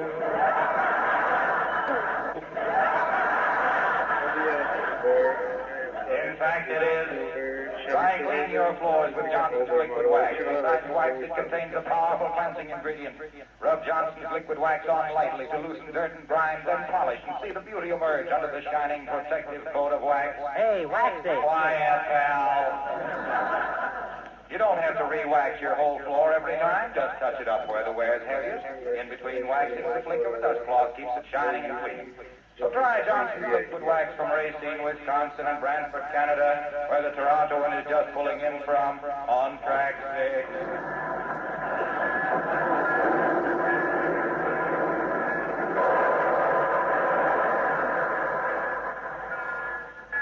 Mr. Wilcox ever got a position calling trains down here? I don't know, but it's no job for a guy with a one-track mind.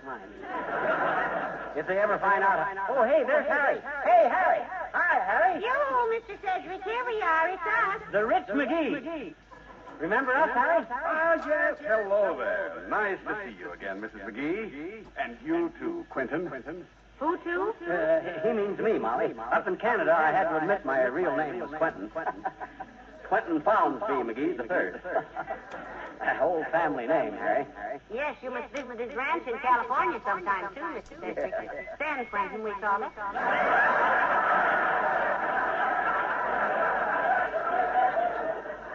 But don't you go bother with formalities here, Harry. Everybody here just calls me Fibber. On account of I'm a blue blood in every fiber of my being. That's fiber. It is? Well, these ignorant peasants around here would know that. Have a nice trip, Harry? Splendid, thank you. Very restful. You're both looking very well. Oh, we're fine, Mr. Sedgwick. Just fine. My house we're keeping. My dear girl. You don't call ordering 13 servants around housework, do you? I'm afraid she's kind of pampered, Harry. But I'm glad you think I look well. Play a lot of golf, you know. Little big game hunting, some yachting. Can't spell and spend all at one time. Clipping coupons and a stuffy old bank vault, you know. Oh, that reminds me, McGee. I'll be wanting to cash a check while I'm in town. Of which bank did you say you were a director? Did he say he was a director of a bank, or would you direct you to a bank, Mr. Sedgwick? Because... Always joking, eh, old girl? Yes. I'm with the Third National, Harry. Just keep my personal account there, though. Do my big banking in New York, apparently. In the corn exchange. But if Mr. Sedgwick is a little short of cash, McGee, can't you tide him over with a few thousand or whatever you happen to have on you? Well, I don't need very much for now. 500 or so will carry me till I can make some banking arrangements. 500? Why, you think we'd let our guests creep around this town with a paltry half a $1,000? My gosh, what if you should want to buy something? But we can talk that over later, Harry. Let's get over to our townhouse and let you wash up a bit. What? Well, fine idea. But your townhouse? I was looking forward to seeing your country estate. By the way, did the Colonel's leg heal up all right? The Colonel? His leg? Oh, the Colonel. Oh, sure. He healed up real good. He's gone back to Honolulu. He's in command of an airfield out there. A polo pony in charge of an airfield? He must mean Colonel, your best polo pony, McGee. You remember? Oh, him. I'd almost forgot about him, Harry, on account of I gave up polo. Game's getting too common. Bad elements creeping into it. Chaps with no background. They mean well, you know, but definitely not our type. Your wife looks a little ill, McGee. We'd better be going. Oh, Mr. Sedgwick. It's all the hot air in here that gets me down.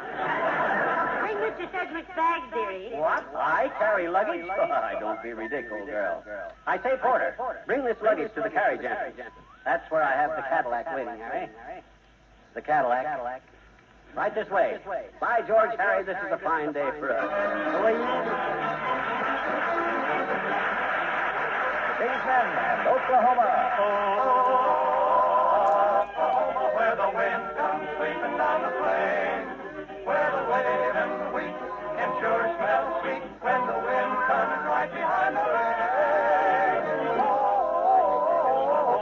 Oklahoma, every night, my honey lamb and I. What do you do? Why, we just sit and talk and watch that hawk making lazy circles in the sky. Ain't the way I hear it. We know we belong to the land, and the land we belong to is grand. So when we say, you say, we're only saying you're doing fine, Oklahoma. Oh, what a beautiful brand new state. Yep. Big state. Yep. Gonna treat you great. Yes, sir. That's what I said. Yep. Gonna give you molly, carrots and potatoes. Pasture for the cattle and spinach and potatoes. Flowers on the prairie where the tunes bud zoom. Plenty of air and plenty of room. And there's a lot in Oklahoma. There's Enid, Johnny, Tulsa. Do I remember Tulsa? Wow. Don't forget Little Ghost. What a jail. Now, there's a gal in Potawatomi. She was kind of pretty. How about that gal in Oklahoma City? Oklahoma, where the lamb is waiting there for me to give me onions on the table, carrots and potatoes, pasture for the cattle, spinach and tomatoes. Oklahoma.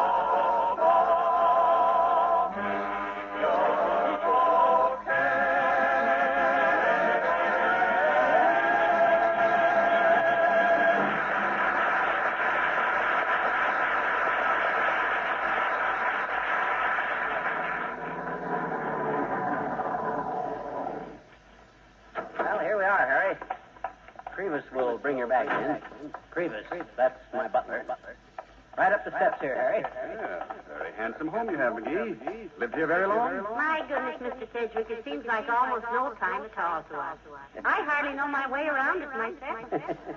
We spend so much time at our country place and our shooting lodge and on our yacht, you see.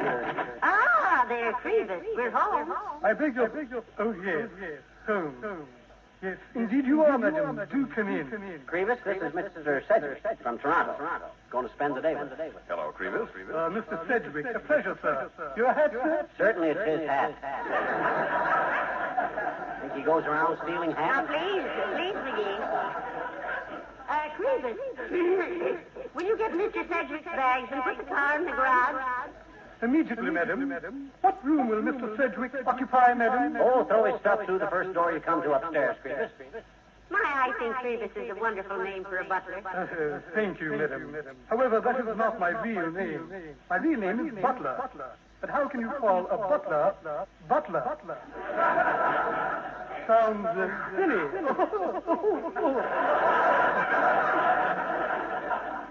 Thank you, madam. Isn't it nice to be home again? Do come into the drawing room, Mr. Sedgwick. Right in here, I think. No, it's in here. My goodness, this house is so big I still get lost in it. Lovely home, Mrs. McGee. And very handsomely furnished. Well, what's the use of having dough, Harry, if you don't swing it around a little? Easy come, easy go, you know. We're just sort of roughing it here, Mr. Sedgwick. Camping out tonight, sir. Heavenly days, if we run out of rosewood to burn in the fireplace, we just use plain old bird's eye maple or mahogany. Solid, of course. No veneers. Well, this is a very handsome room. Isn't that a Picasso up there over the fireplace? Huh? Oh, no, that's just an oil painting, Harry. We got lots of them. I've been trying to get Da Vinci to paint my wife's portrait, but you know how these artists are. Money means nothing to them. I'm sure it means nothing to Da Vinci. No. He's as independent as a hog on ice. Well, Molly, how about serving some tea? Ring for the cook, will you? Where do I ring? Oh, stamp around under the coffee table. Ought to be a buzzer there someplace.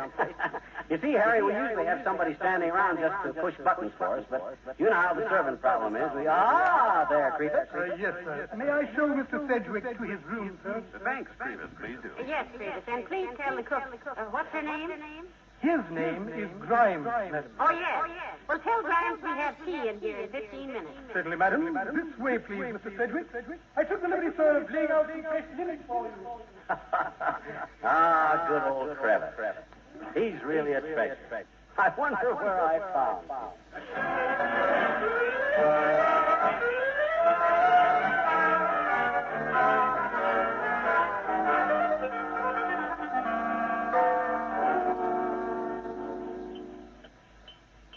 Have another cookie, Mr. Sedgwick, and some more sandwiches? How about some more tea? Oh, not a thing, thank you, Mrs. McGee. No, everything is delicious, but I'm simply stuffed. My, it's been a pleasant afternoon. I'll take some more cookies, Molly. Thanks. Yeah, it's been swell getting with you like this, Harry, old man. In our own mansion like this. Pass Harry the dollar cigars, Molly. Where's the cigar? The dollar cigar. Well, I would enjoy a good cigar. Well, I haven't seen him, McGee. Although we spend so little time here, I don't know where anything is. I don't even know where I am. Where's the dollar cigars? You know how servants are, Harry. Crevis keeps putting the dollar cigars in different places all the time. Well, maybe they're in this humidor here, McGee. Yes, here they are. Good. That's just like Crevis putting them in the humidor. Help yourself, Harry. Take a handful. They're only $1 apiece. I'll stuff some in my pocket, too, for after that. Well, they look very good. Well, I just hate to think of leaving, McGee, but it's getting close to 5 o'clock, and I'd better get ready to rush off. I wish you could stay, boy, but if you have to, you have to. Yes, I'd better be getting along. Well, I certainly want to thank you for the afternoon. It was grand. Well, we've enjoyed it too, Mr. Sedgwick. We do so little entertaining in this home. You said it. Well, I wish you could spend the night with us, Harry, but as long as you can. Oh, hey, where can I drive you? Well, I promised my wife I'd look up her cousin, McGee, and I suppose I'll have to spend the night at his house, whatever that is. Your wife's cousin lives in Whistle Vista? Oh. Do you have his address, Mr. Sedgwick? No, I'll get him at his office, though. He works at your city hall, some sort of official, I believe. The city hall, say? We know a lot of people in the city. What's his name, Mr. Sedgwick? Latrivia.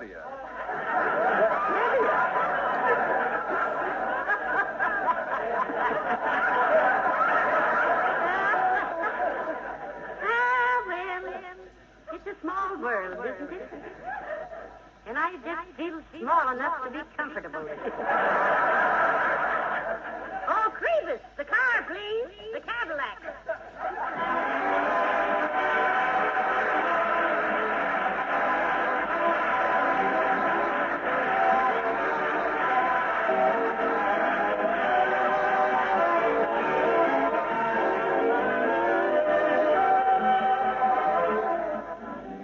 You get a clean floor, a beautifully polished and protected floor with Johnson's liquid cleaning and polishing wax. And here's a way you can get those advantages with unbelievable ease and speed. Use Johnson's Beauty Floor Electric Polisher. The Johnson Beauty Floor Electric Polisher brings out the luster in a few seconds. All you do is guide the polisher across the floor. The big whirling brush does all the work. Tomorrow, buy a Beauty Floor Electric Floor Polisher from your Johnson dealer. Or rent one by the day if you prefer.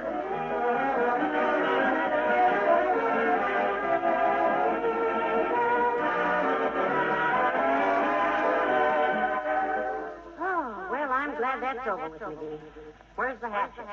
The hatchet? Out in the garage. What you going to do with the hatchet? Chop down that little cherry tree in the backyard. Huh? If I can be as deceitful as this on Washington's birthday, I might as well go all the way. I'm going to chop down the cherry tree and then say I didn't. Oh, yeah. Good night. Good night, all.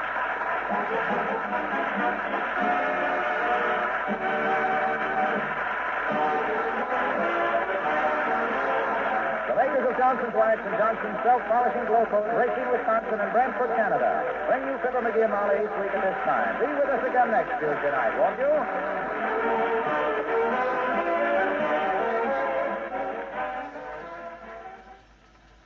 Have you ever wondered whether the beauty of a blonde wood cabinet is worth the trouble of keeping it clean? Then use Johnson's Cream Wax. It cleans so quickly, dries so quickly, polishes so quickly that using it is practically as easy as dusting. Johnson's Cream Wax will both clean and polish a large blonde wood cabinet of yours in less than 5 minutes. And it dries completely. Contains no sticky oil to catch and hold dust. Think of the convenience of using a polish that makes cleaning and polishing all your furniture just about as easy as dusting. Then get Johnson's Cream Wax, the fastest wax polish you can buy.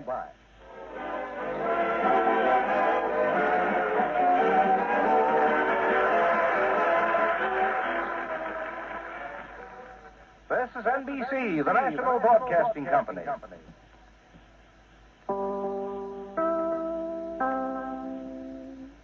WMAQ and WMAQ-FM. NBC in Chicago. The Johnson's Wax Program with Fibber McGee and Molly.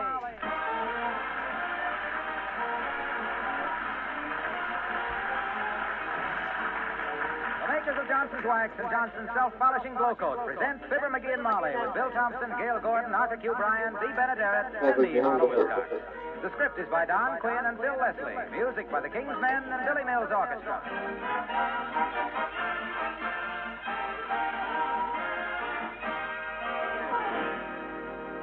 It's brighter. It's brighter than ever. Better than any. That's the news about the self-polishing floor wax 1949 Glow Coat. In kitchens from coast to coast, women are finding out that 1949 Glow Coat gives them three major improvements. First, you now get almost twice the shine on your linoleum. Twice the shine you used to get. That new Glow and Glow Coat is a brighter glow, and you get it without rubbing or buffing. Second, it's a longer wearing glow. Actually, the fine wax luster of your linoleum lasts almost twice as long, because 1949 Glow Coat covers the surface with a tougher finish. Third, Glow Coat is easier to apply. It spreads more uniformly. In addition, Glow Coat now goes farther. Ask your dealer for the 1949 Glow Coat. It's longer wearing, easier to apply. And most important, Glow Coat's got a new glow that makes it brighter than ever, better than any.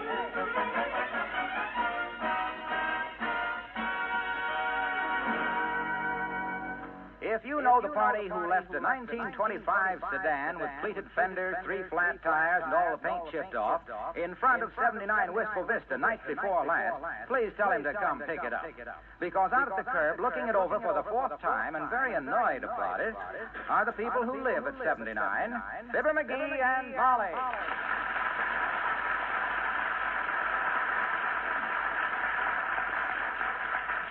Look at this broken-down jalopy still sitting there, Molly.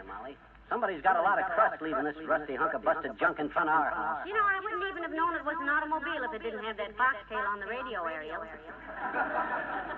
That ain't even the aerial. That's part of the bumper sticking up. What a heap. Every time I kick this crate, something falls off of it.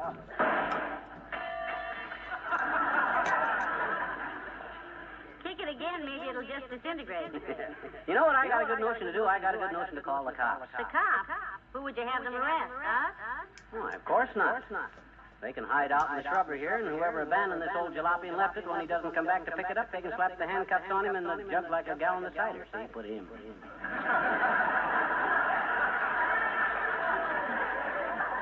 You see? No, I didn't quite get that. Simple enough. Nobody's going to get away with leaving a pile of junk like this in front of our house. And, hey, do we know this gal coming here? She looks like she's going to speak to us. Oh, yeah. We saw her last week, McGee. Well, good gracious, if it isn't Mr. and Mrs. McGee. Hello, Mr. and Mrs. McGee. I didn't know you lived here, do you? My, it certainly is a small world, isn't it? Just small. Yes? Yes, it is, Mrs. I'll bet you're wondering how I knew your name, because we've never really been properly introduced at all. Not at all. So I just said to Mr. Kramer, you know Mr. Kramer at the drugstore, Kramer's drugstore, oh, did you have an accident with your car? Kramer? Oh, oh, no. No, this isn't our car, Mrs. Oh, the way people drive these days is just awful. I was driving downtown yesterday when I pulled out of a safety zone to make a U-turn. Right into my front bumper with his back fender. My front bumper. Well, you can't trust a man driver, sis. Try to dry your nail polish and they think you're signaling for a turn.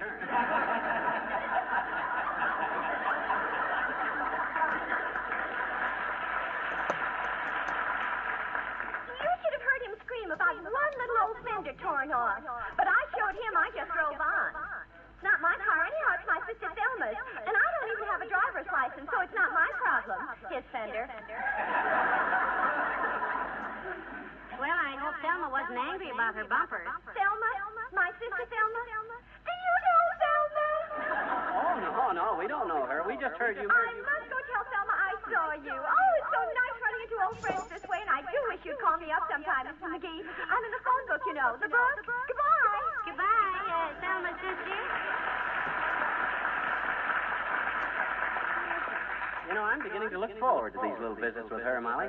It's so soothing to the nerves when she leaves. She is a little garrulous, isn't she? Yeah, talks too much, too.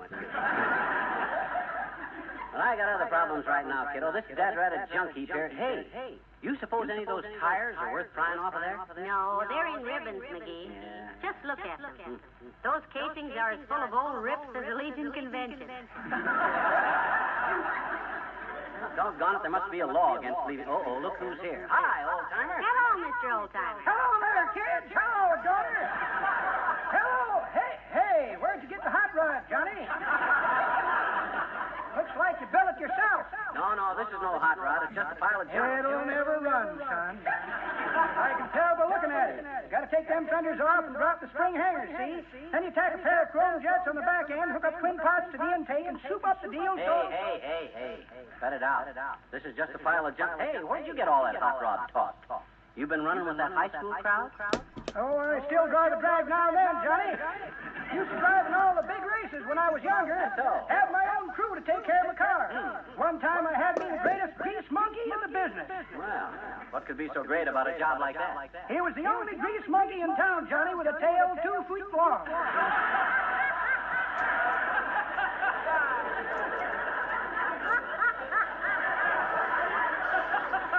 2 foot, that is. Yes, sir, Johnny, I got him from a circus. From a circus? Hey, he used to hang by his tail from the crankshaft and grease all 4 wheels at once.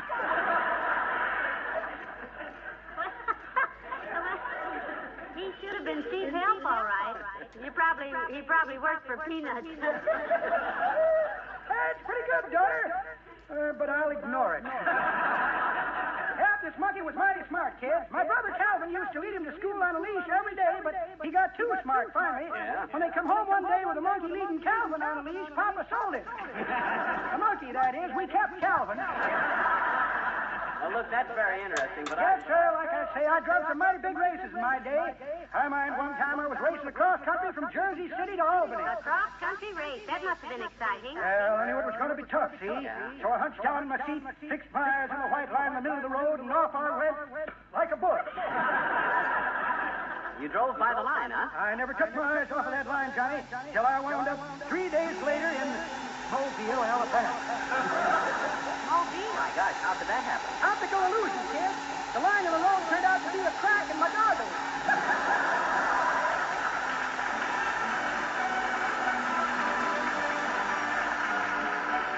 Billy Mills in the orchestra, and brush those tears from your eyes.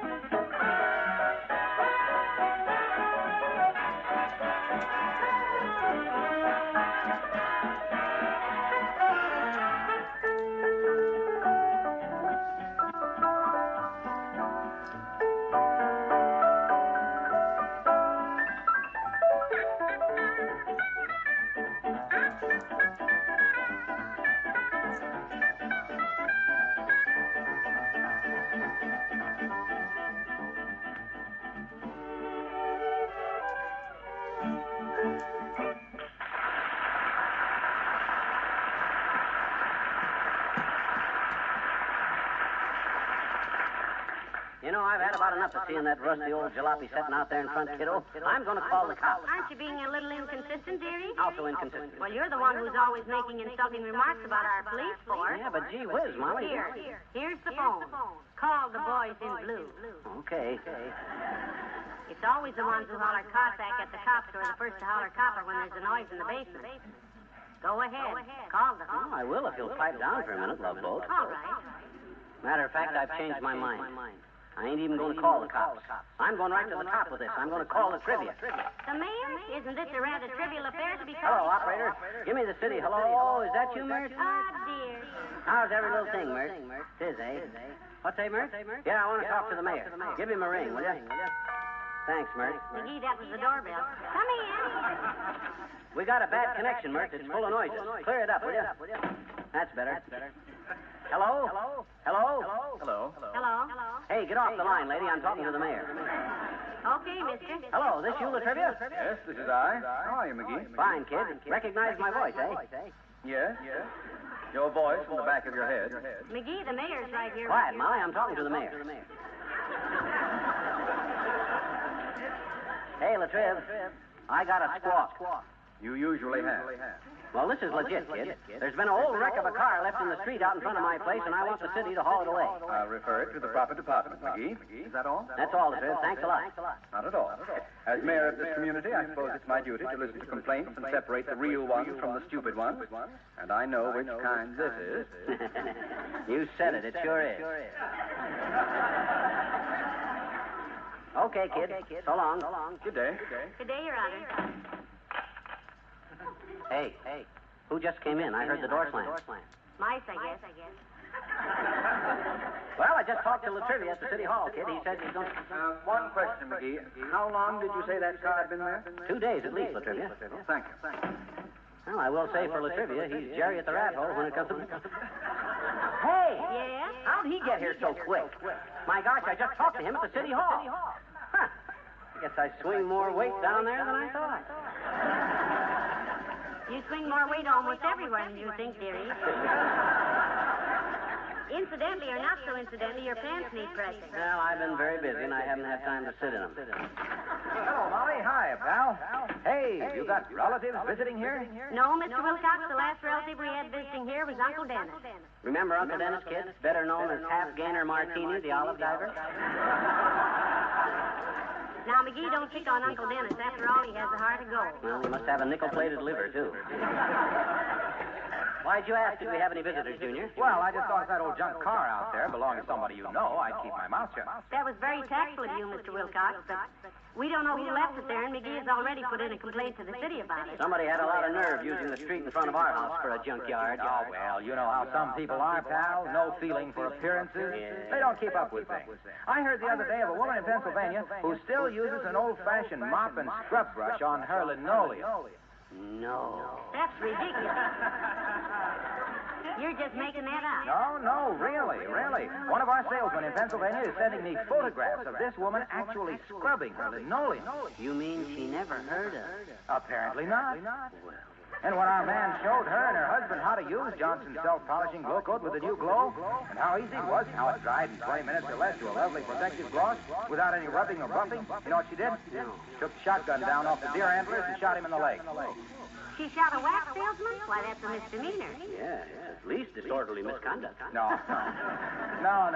She didn't shoot the salesman. She shot her husband. Well, she'll have to learn to control those urges, and I speak as one who knows.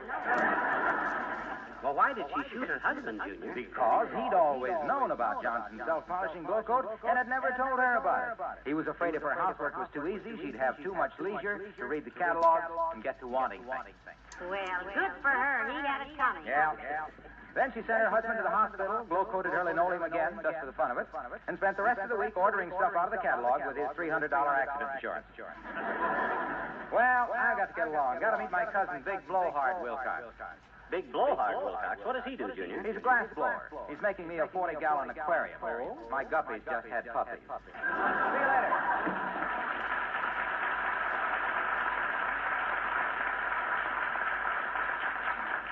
You think that was a true story you told us, McGee? I don't know. Anything can happen in Pennsylvania. I ever tell you about when I and Milton Spilt were working in the shingle mill in Pennsylvania? You and Milton who? Spilt. Well, sir, one day Milton fell into the machinery and got sliced up pretty bad. Doctor said it was the worst case of shingles he ever saw. What a horrible thing to joke about. Yeah, but on the other hand, why cry over Milton Spilt? That's why. Hey, where are you going? Upstairs to open the window. If you hear from the mayor about that car, let me know, dearie. Okay, Tootsie. There goes a good kid. And lucky, too. She knew when she loaned me that $2 to buy our marriage license, she'd get it back. And she will, too. All right. Come in. Hi, mister. Oh, hello there, Teeny. Come in. Okay. Hey, who's awful-looking car is that out there? Gee, is it ever a creepy old place? Whose is it, mister? Whose is it? Well, I don't know whose it is. If I did, I'd rub his face into it so deep he'd have rusty bolts coming out of his ears for a week. Somebody dumped that heap there and left it, and I've been trying to get rid of it all day. Oh, boy. I wish me and Willie too had that old car. Can we have it, mister? We'll take it. Can we have it? You can get that thing out of there, sis. You're welcome to it. Oh, boy. What would you and Willie do with it, anyhow? Build a sand pile in the back seat? Oh, no, we'd sell it for junk, mister. Willie's uncle is a junk man. He'd pay us plenty for it. Sell it for junk? Oh, my gosh, I never thought of that. Why, the metal alone ought to be worth... Look, sis, I just thought of something. Uh-oh, here it comes. You see, well, it wouldn't be right to let you sell a car that I could sell myself. I mean, that we don't know who it belongs to, would it?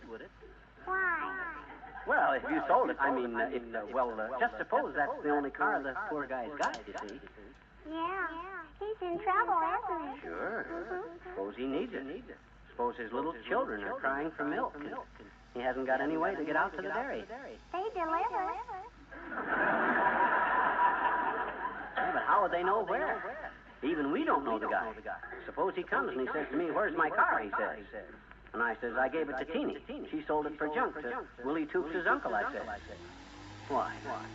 Poor guy would be heartbroken. Gee, mister, you sure tell it bad. I couldn't take that poor man's car. His little children. No milk. Good. Now you run along and... I'll see when he comes after it, mister. I got a nickel. I'll give it to him for milk for his children. No. That's very sweet of you, Teeny, but, well, you don't have to stick around. Oh, I can wait. I'll wait all day. I'll give him my nickel. Look, sis, that's a very sweet thought, but, well, I got a phone call to make. Here, why don't you take this buck and go down to Kramer's drugstore and slug yourself some sodas? Well, since you put it that way, okay. Thank you, Mr. McGee. And here, this is for you. You'll need this. Me? What is it? A business card. Huh? Willie took his uncle, a junk man. He'll come right over when you call him as soon as I get out of the house. And me and Willie get a cut on all the business we throw him. So long, mister. Why, that little... Oh, well. There's the phone. Here's where I make my...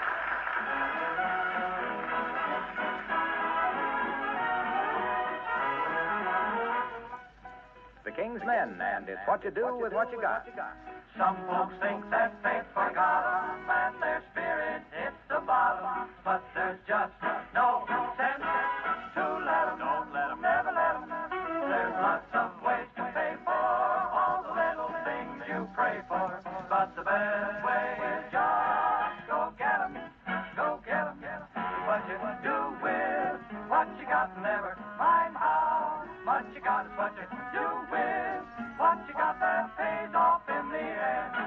You gotta add how much you do and multiply by what you do. You think you can't win, but you do and you get that dividend. It's the means you apply it that raises your stock. Look what David did to Goliath with a little old hunk of rock.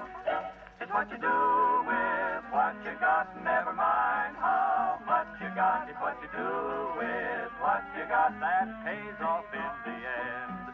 Don't sit there and grumble, just try once more. Recover that fumble, and someday you're bound to score. So get up when you fall down, and don't be forlorn. Look how Joshua busted that wall down with a little old measly heart.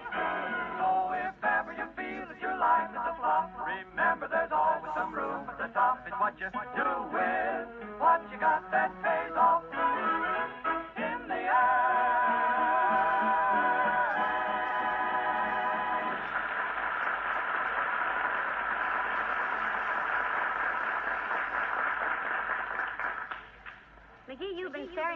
front window for 20 minutes. Has someone come for the old jalopy, I hope? Not yet, but somebody's gonna. Good. Who is it? A junk man, kiddo. Bright idea of mine that's not only going to unclutter our curb, but also pay us enough cash dough to take us to dinner and a movie and maybe buy you a new Easter bonnet. McGee, how wonderful. You think of the most amazing things, eventually. Well, I guess I just happen to have a talent for sharp thinking, kiddo. I was just analyzing the situation, and the guy abandoned the car, so nobody owned it, so suddenly... Uh-oh, this may be him. Come in. Molly, I just saw the car. When was the accident? What did he hit? Is he badly hurt? Why didn't you call me the minute? Hey. Take it easy, fee hungry. I'm okay. I'm not hurt. Get that wheel operated in the morning look out of your eye and relax. Oh, fine. Not a scratch on him. It's even worse than I thought. Well, if you were looking at that heap out in front, Doctor, that underslung price that looks like it was slung under a freight, that isn't even our car. Somebody abandoned it there. Well, I'm a little relieved, kids. When I saw that thing out front, I thought, well, this is it. Little Paper Brain has finally met somebody more lead-footed and pig-headed than he is.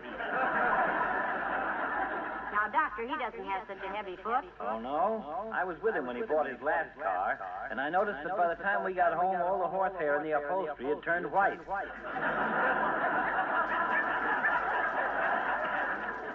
Look who's talking about other people's driving. Who was it that cut that corner too sharp at 14th and Oak, and the door handle chopped 3 brass buttons off the front end of a policeman? Yeah, who was it? Hey, come to think of it, that was me, wasn't it? Yes, it was. In fact, I was telling Miss Tremaine last night. Oh, Fifi Tremaine, how is your romance coming, Doctor? Yeah, how's the race between you and Latrivia coming along, Doc? You both still neck and neck with Fifi? Or won't she sit on the porch swing these cold nights? That, you nosy little gossip hunter, is none of your business. I have been meaning to ask you, though, Molly, if you know anything that's good for removing lipstick. Stop bragging. Lipstick? Well, frankly, Doctor, and this goes clear back to our courtship days, the best lipstick remover I've ever known is McGee. Well, good. One of my patients left hers on my chair, and I've got a smudge on my best pair of slacks. I'll bring them over.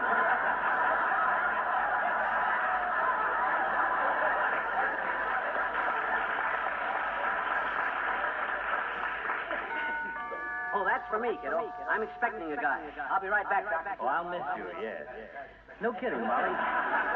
When I saw that twisted-up pile of antique metal out there, I was really worried. I thought McGee had gone to sleep at the wheel and driven under the first 6 elephants of a parade. No, Doctor, we don't even know who left it here, more's the pity. If I did, I'd give him a piece of my mind that would... Well, that's that, kiddo. I got rid of that jalopy. The guy paid me $27.50 for it. $27.50? Yeah. I asked for 35, and he offered me 30, so... As long as we were only $5 apart on the deal, we split the difference at $27.50.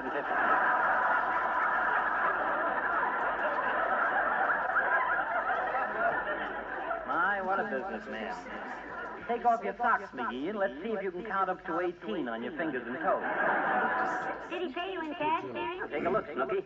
These ain't dandelion greens. He said, oh, you got to go, Doc? Yes, I have to get over to the hospital. One of the wards is badly ventilated. Well, what can you do about it, Doctor? Patch him up. This is Eddie Ward, one of my interns. Sat on a rake.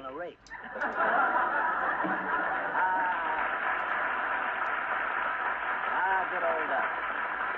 Really a warm-hearted old character, you notice?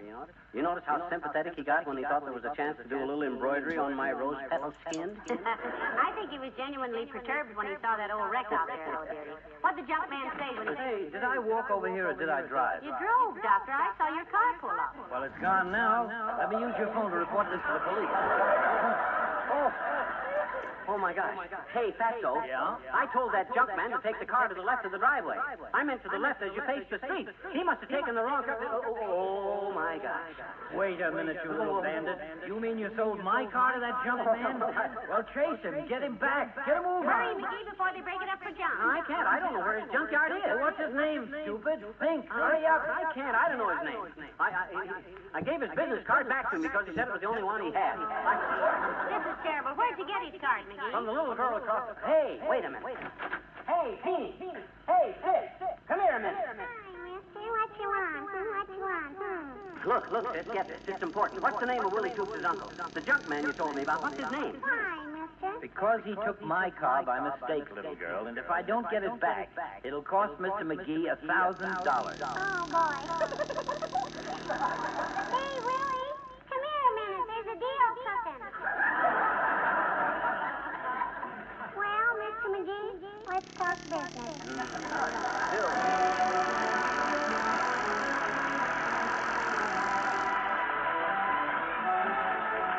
Remember to try 1949 Glow Coat. Glow Coat's got a new glow that means you get a brighter, more lustrous glow on your linoleum.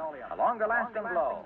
And it's easier for you to get that bright finish because 1949 Glow Coat spreads more uniformly and goes farther. Ask your dealer for the self-polishing Floor Wax Glow Coat in the same familiar yellow container with the bright red band. That's 1949 Glow Coat. Brighter than ever, better than any.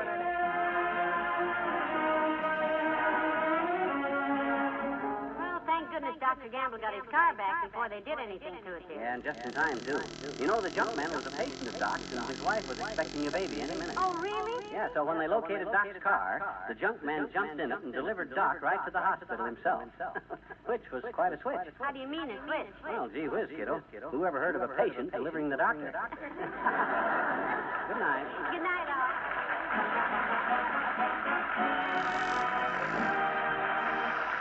The makers of Johnson's Wax and Johnson's Self-Polishing Glow Coat, Racine, Wisconsin, and Brantford, Canada, bring you Fibber McGee and Molly each week at this time. Be with us again next Tuesday night, won't you?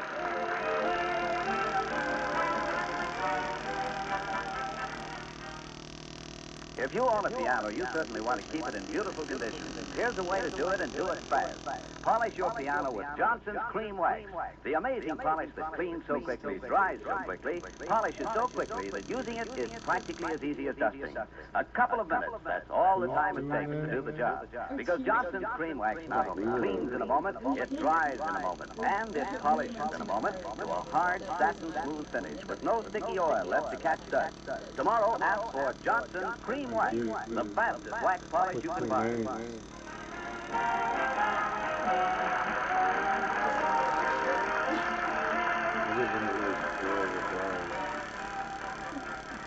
This is NBC, the National Broadcasting Company.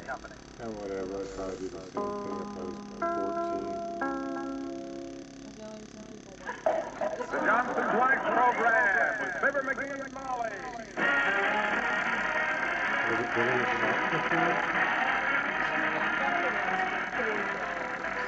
The makers of Johnson's Wax and Johnson's Self-Polishing Glow Coat present Fibber McGee and Molly with Bill Thompson, Gail Gordon, Arthur Q. Bryan, B. Benaderis, and me, Harlow Wilcox.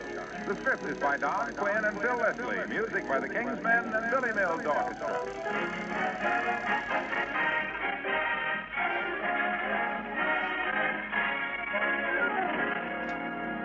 Tonight, I'd like to ask you to take a look at the china cabinet in your dining room. Maybe it looks a little dull. Maybe if you get close, you can see finger marks and smudges on it. Well, with Johnson's Cream Wax, you can whisk those smudges away in a few seconds. Johnson's Cream Wax is a furniture polish that cleans so quickly, dries so quickly, polishes so quickly that using it is practically as easy as dusting. So, with Johnson's Cream Wax, you can clean and polish that whole dining room cabinet of yours, give every inch of its surface a beautiful luster in just a few minutes. That's because Johnson's Cream Wax not only cleans fast, it dries fast. So you can polish it almost immediately. There's no sticky oil to catch dust. Tomorrow, ask for Johnson's Cream Wax. Use it for all your furniture. Watch it clean so quickly, dry so quickly, polish so quickly that using it is almost as easy as dusting. Get Johnson's Cream Wax, the fastest wax polish you can buy.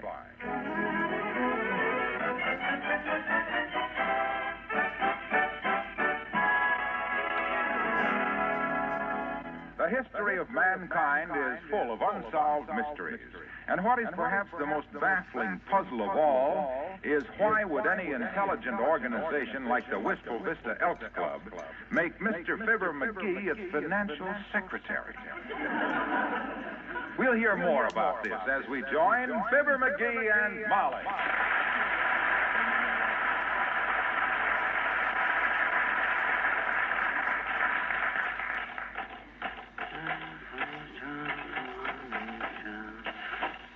Hey, Molly. How do you spell auspicious? How have you got it? A-U-S-P-I-S-H-O-U-S.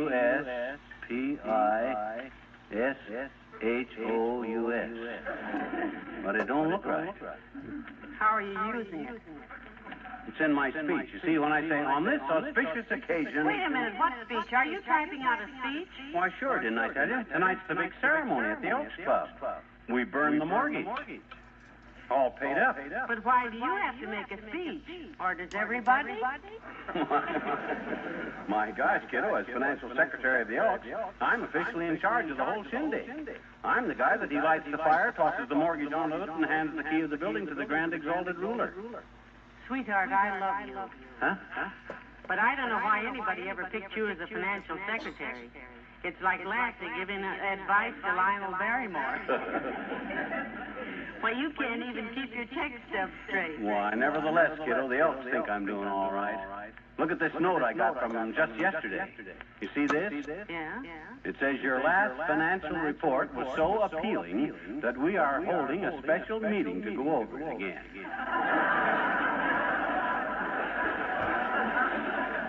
Appealing? Yep. That says appalling, McGee. Those guys can't spell. Well, anyhow, I got to get busy with the speech, if you'll excuse me.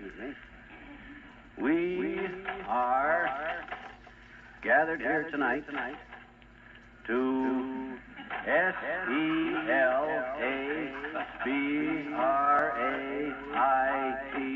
celebrate. McGee? Huh? How long have the Elks been in that clubhouse? Well, since they built it, I guess, about 1867. Why? Aren't you getting the mortgage paid off just in time for the termites to take over? You know something? That building has worn out 3 cornerstones. Well, as financial secretary, I'm... Come in. Oh, it's Mayor Latrivia, McGee. Do come in, Your Honor. Thank you, Molly. Hello, McGee. Hi, Latriv. Just writing out my speech for tonight. You going to be present at the mortgage burning? Well, naturally. After all, I'm chairman of the Charities Committee. What's charity got to do with this occasion, Mr. Mayor? Charity is what we Elks must have in our hearts when we consider the activities of our financial secretary. Also faith and hope. Oh, yeah? Well, I ain't done so bad, Latrivia. With me as financial secretary, we got the mortgage paid off, didn't we? I don't know why you had to hurry with it. It's only run since 1867. It was sort of a race, wasn't it, boys, to see who got the building first, the bank or dry rot? Well, frankly, Molly, the Elks Club may be a little decrepit, but at least, and at last, it's ours. Yeah. You should have seen old McDonald at the Third National Bank's face when I made the final payment. He had to hand me the paid-off mortgage. Like he caught me in a fish hatchery with a trout rod. Hey, you like to fish, Latriv? Why, of course he does, McGee. Everyone says the mayor is quite an angler. Every politician is, but does he like to fish? I do indeed, McGee. Particularly deep-sea fishing. Last year, off the coast of Florida, I caught a 250-pound swordfish. Heavenly days, what a whopper. Well, it was really only 200 pounds.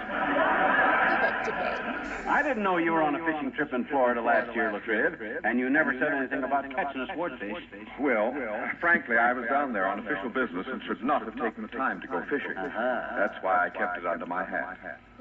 A 200-pound swordfish? That must have been quite a trick.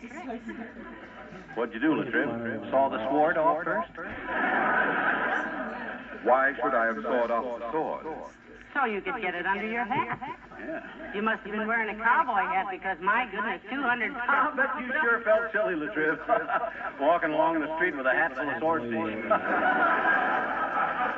My gosh, didn't it drip all over you? Oh, don't be ridiculous. I wasn't wearing the hat, but I mean, when I said I kept it under my hat, I was miserable. Well, it isn't us who are being ridiculous, Mr. Mayor. It's you. Yeah. The idea of trying to hide a 200-pound swordfish under your hat. Why, that's childish. With the tail sticking out one side and the bill sticking out the other. I tell you, the hiss was not under fat. Huh? I mean, I wasn't trying to consort to seal fish.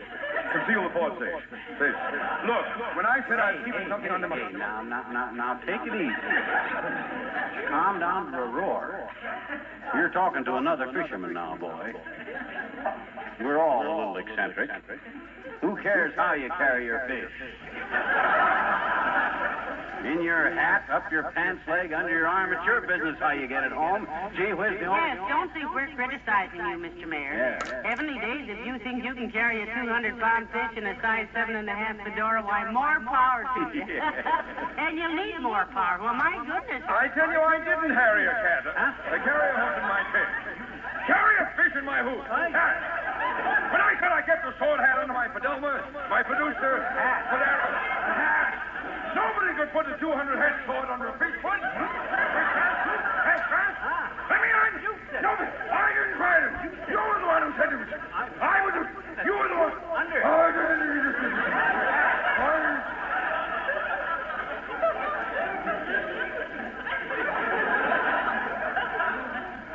McGee?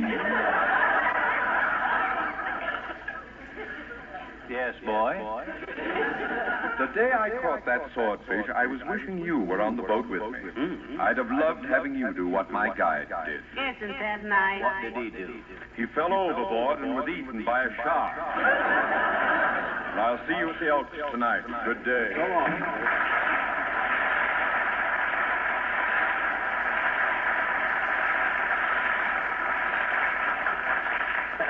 Boy, that guy takes the bait, don't he? Yes. What kind do you suppose he took? Well, for swordfish, I suppose some salt pork. Hey, don't do that to me. All right, finish your speech, dearie. Okay. On this auspicious occasion.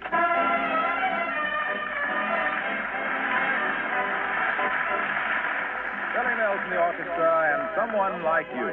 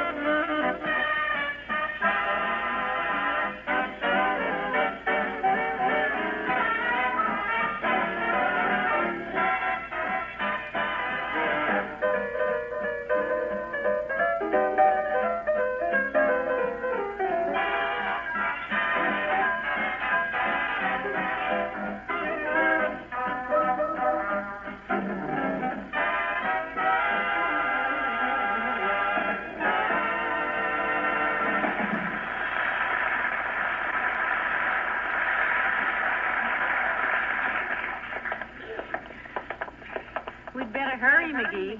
We wouldn't want the Elks to burn the mortgage before their financial secretary got there. They wouldn't dare. They wouldn't? No, sir. The financial secretary is too important of a job for the guy that he's got it that's left out of them burning the mortgage, which I'm the guy got it paid off before I get there, isn't he? A very interesting question. Wait. Incidentally, isn't the financial secretary sort of out of a job after the mortgage is burnt? No, I got a lot of new projects to offer. For one thing, I'm going to suggest the Elks get a few herds of bees and raise honey. Oh? Lots of money in honey, honey. If we had maybe even one big herd of bees, It's warm. Well, we'll take off your coat, kiddo. But as I was saying, bees are awful interesting little insects. My gosh, when a bee that's lived for 50 years can fly 25,000 miles. What was that? A 50-year-old bee flew 25,000 miles without a rest? Certainly, it was in all the papers the other day. Big headline. Says, bee, 50, flies nonstop around the world. That's why I think if the Elks had a big herd of bees... Hold it, McGee. Here comes somebody, and it looks like the old-timer. Well, if it looks like him, it's him, all right. He's the homiest old... Oh, hi there, old-timer. Hello, Mr. Old-timer. Hello, Johnny. Hello, daughter. Where are you going? Picture show? No, we're on our way to the Elks Club, Mr. Old-timer. They're burning the mortgage tonight. I'll go with you, kids. I love fire. Good. I'm making a speech, too. But I hate speeches. I'd love to go, Johnny, but I can't make it. I'm wrestling tonight. You wrestling? Yep, I'm defending my title against Seductive Sydney, the blonde bone crusher. I'm heavyweight champ, see? You're the heavyweight wrestling champion? Sure. But in wrestling, Johnny, who ain't? Isn't it a little early to go to the stadium? The wrestling bouts don't start till 8:30, do they? No, but we got to rehearse, daughter. You see, after we decide who's going to win, we rehearse about an hour and then practice our face-making and groaning for a while. I ever tell you about when I wrestled Matt Face McGowan, the Edinburgh Undertaker? No, I don't think we've got... Well, sir, Matt Face McGowan always come into the ring playing the bagpipe, all dressed up in them plaid skirts. In wrestling, you got to be a character or you don't get no place. Yeah, we know. Well, sir, this night, Matt Face McGowan gets me with a schoolboy trip. I rolls out of it and gets him the Boston Crab. He got toe holds me and I arm stretch him. And there we are, tangled up like a sack full of octopuses. Yeah, well, that's a very interesting... Suddenly I sets up a field, give him an airplane spin, and lets him go. And whoa, Nellie, he disappeared. I don't know where he went. And then I seed him. Oh, laying there with his legs back of his neck and that little plaid petticoat of his, that, Killed? Nope, but he'll walk backwards the rest of his life. Rehearsal, kids, go on.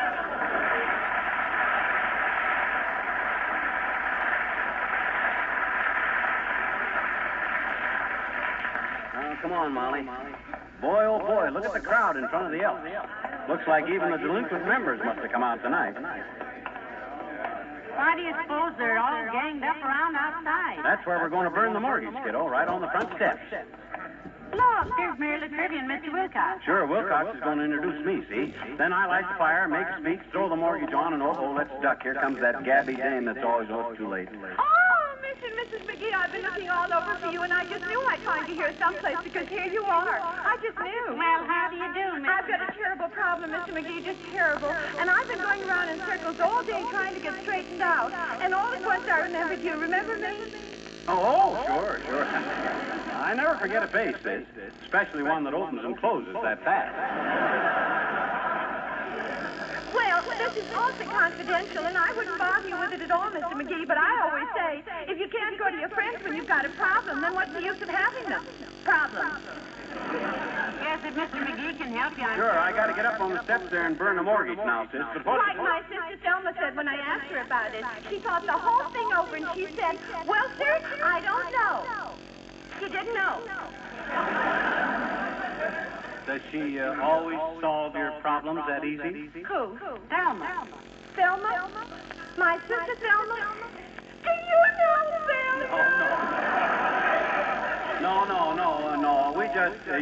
No. We just... Oh! I'm so glad I came to you with my problem, Mr. McGee. My problem.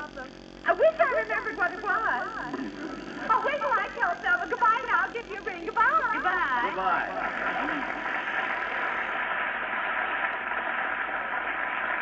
Give us a ring, she says. I already got a ring in my ear. Hey, here he is now, folks. Hey, Fibber. Hey, pal. Come on up front here. Come on, Molly. Okay, fellas.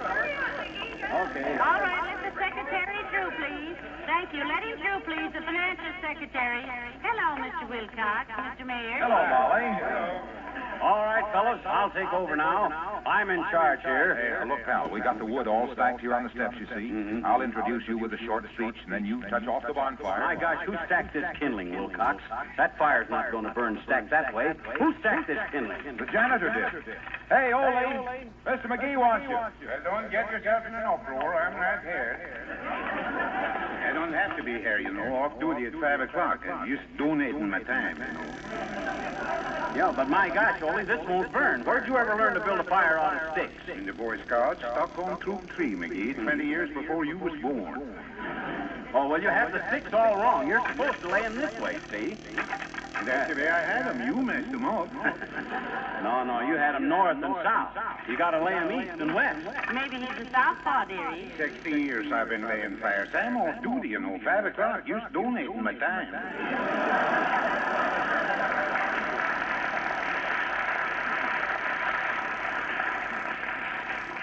Look, pal, the crowd's getting a little impatient here. While you're checking the kindling, I'll start introducing you, okay?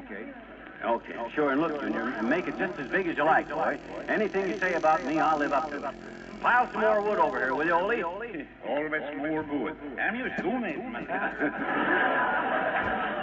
Brother Elk, ladies and gentlemen, you all know what we're here for tonight. As a longtime member of this club and as sales manager in this territory for S.C. Johnson, son of Racine, Wisconsin, makers of Johnson's Cream Wax, the wax made especially to clean and polish your furniture, woodwork, and kitchen equipment, it is my privilege tonight to introduce your financial secretary. Wait for the applause, dearie. Okay, not yet. Huh? Oh. Friends, this man needs no introduction. I wouldn't give it to him either. 60 years I've been laying fire.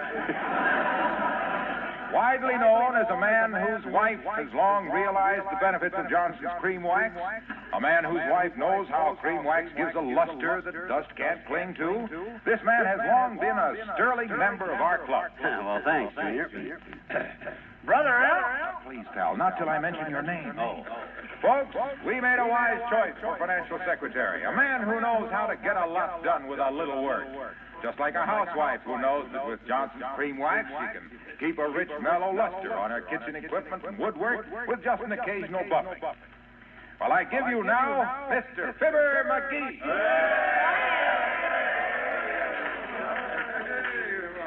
Brother Elk, and ladies and gents, I got a short speech to make tonight. But first, who's got a match? Yeah, we need a match. I don't have a match, McGee. Maybe if I smoke cigars. Here's a match, Mr. McGee. Oh, for goodness sakes, it's Mr. Wimple. My gosh, I didn't see you there, Wimp. Thanks, kid. Stick around. We're going to have quite a bonfire, boy. Yes. I brought something else besides matches, too, Mr. McGee. What, Mr. Wimple? Look. Marshmallows. Why, Mr. Wimple, how thoughtful. Well, don't tell anybody. There's not enough for everyone.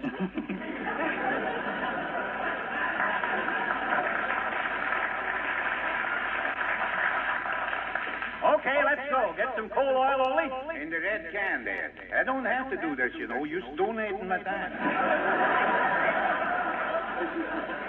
Okay, stand back, folks. Gee, that's a lot of kerosene. You splashed it all over everything. Now, don't worry. It'll all burn right off. Well, let's have a cheer, folks. Here we go.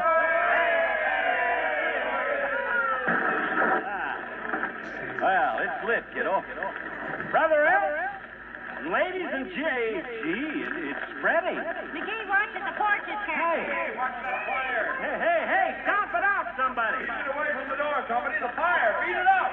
I've been laying fires for 60 years. Says it won't burn. Oh, my gosh, who'd ever think... Get a fire extinguisher. Get a fireman. The door, McGee. The whole front is catching fire. Call the firemen. Call the police. Drag out the snowman. Never mind. Here we come. Heavenly sake.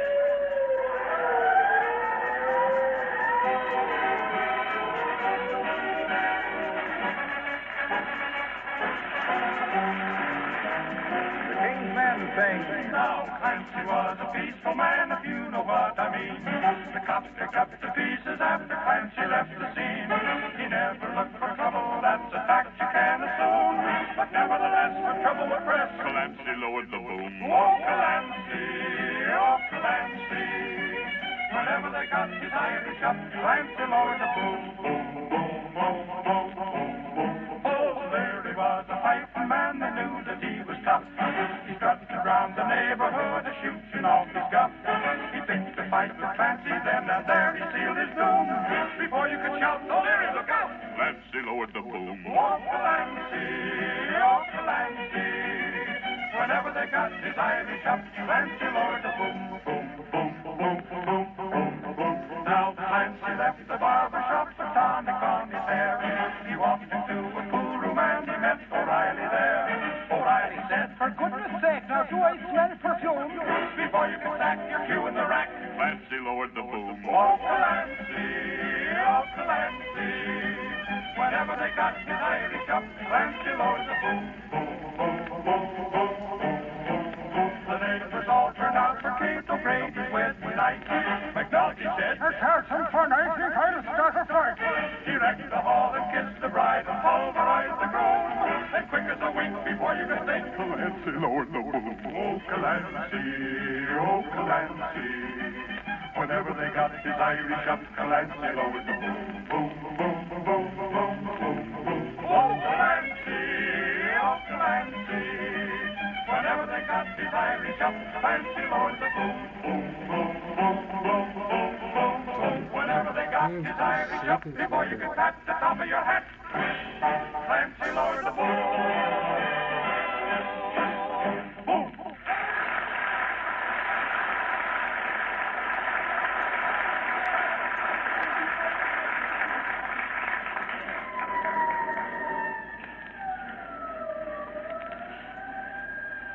My gosh. It went so fast, Molly. Yeah. Didn't even have time to save my own pool cue. Well, looks like you'd hold your next meeting of the Elks in a pile of ashes, dearie. Ain't this awful? Imagine that dumb janitor letting this fire get out of control like that. Hey, what's everybody looking at me for? Look at the way they're muttering. Are they blaming me for this? Well, who should they blame? Mrs. O'Leary's cow? No, but my gosh, I didn't mean to... Oh, hey, Doc. Doc Gamble. Come here a minute. Say, Doctor, was anybody hurt in the fire? No, Molly, nobody was hurt, except Wallace Wimple. Wally Wimple, did he get burned, Doc? No, he was trying to get a stick to roast marshmallows on and fell out of a tree. Just minor contusions. This is kind of a silly situation, isn't it, McGee? Yeah, my gosh, Doc, I don't know what to say. Oh, now, don't take it too much to heart, McGee. After all, this building has been on borrowed time for 30 years. Yes, they were going to put a lightning rod on it last year, but the roof wouldn't hold it. Yeah, but... Well, where are the Elks going to meet now, Doc? Relax, my boy, relax. The Loyal Order of Moose have already offered us temporary quarters.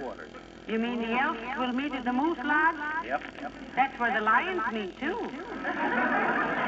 Heavenly days, all the wives will have to have hunting licenses to find their husbands. I always thought that... Oh, McGee, don't look so unhappy. They ought to thank you for getting rid of this fire trap. Yeah, but gee whiz, after all, I'm the financial secretary. I got to find a way now to get us a new building. Well, we needed it, sonny boy. You know, we had to give up playing darts in there. They kept going through the wall and stabbing pedestrians. And look, McGee. Yeah? At the next regular meeting, I'll get up and propose a vote of thanks to our financial secretary. Personally, I think you've done a splendid day's work. You might get 20 years for arson, of course. But at least we don't have to hold any more meetings under a leaky roof. Thank you, Doctor. You're a real friend. A real friend of my clavicle. Going to send me up for 20 years. Oh, bosh, you can prove it was accidental. I can? How can I? Tell me, how can I? I can testify that I've been on camping trips with you any number of times, and you've never been able to start a fire yet. Sure, Latrivia can support that testimony, too, because he... Hey, Latrivia, come here, will you? Yeah, come here, Latriv. Hey, can you testify that... Do you realize that you, single-handed, have destroyed the Elks Club? Oh, now, Mr. Mayor. Any fox terrier with a hot breath could have touched off that building. Why, it was just... oh, my gosh. Wait a minute. I just thought of something. Look at this. What is that? It's the mortgage. I forgot to throw it on the fire. I kept my head. We still got the mortgage. Ain't that wonderful?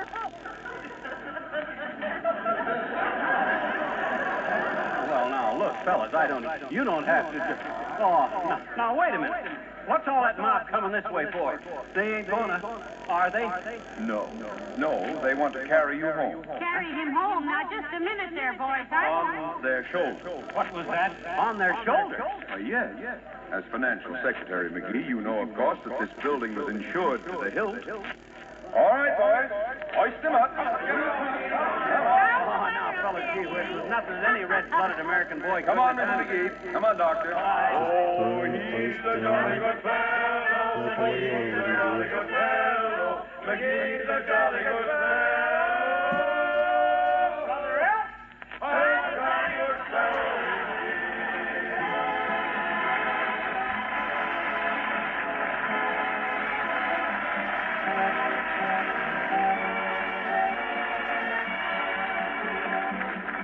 Fibber and Molly return in a moment. You know the smudges and film that collect on your furniture? Well, you can whisk them off in a few seconds, then polish that furniture to a high luster in a few seconds more.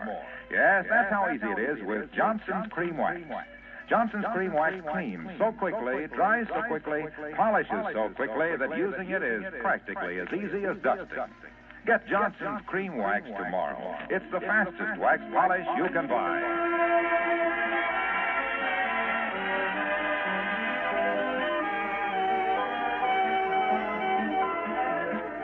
Well, dearie, it all turned out well after all, didn't it? Yeah, it's okay till tomorrow, at least. Hey, help me get this suitcase packed, will you? Suitcase? Where are you going? I don't know, but I'm not going to be here tomorrow. What happens tomorrow? That's when they find out I forgot to pay the premium on the fire insurance. Good night. Good night, all.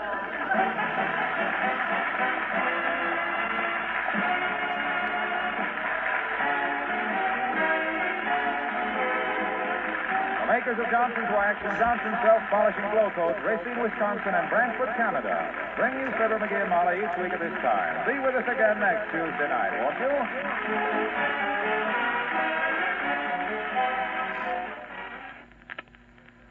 Be sure to try 1949 Glow Coat.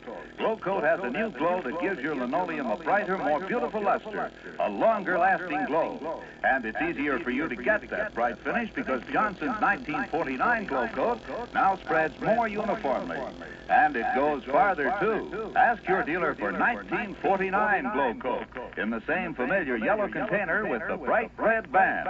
That's 1949 Glow Coat. Brighter than ever, better than any.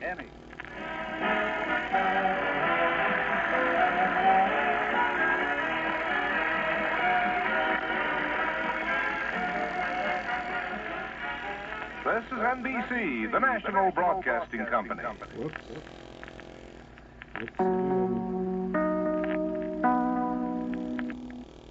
McGee and Fibber McGee and Molly.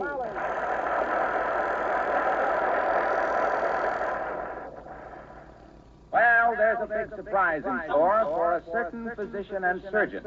For today has been set aside as Dr. Gamble Day in Wistful Vista. Everybody's in on the secret, and big things are being planned. Listen to the originator of the idea, the shy, modest, retiring Mr. McGee of Fibber McGee and Molly.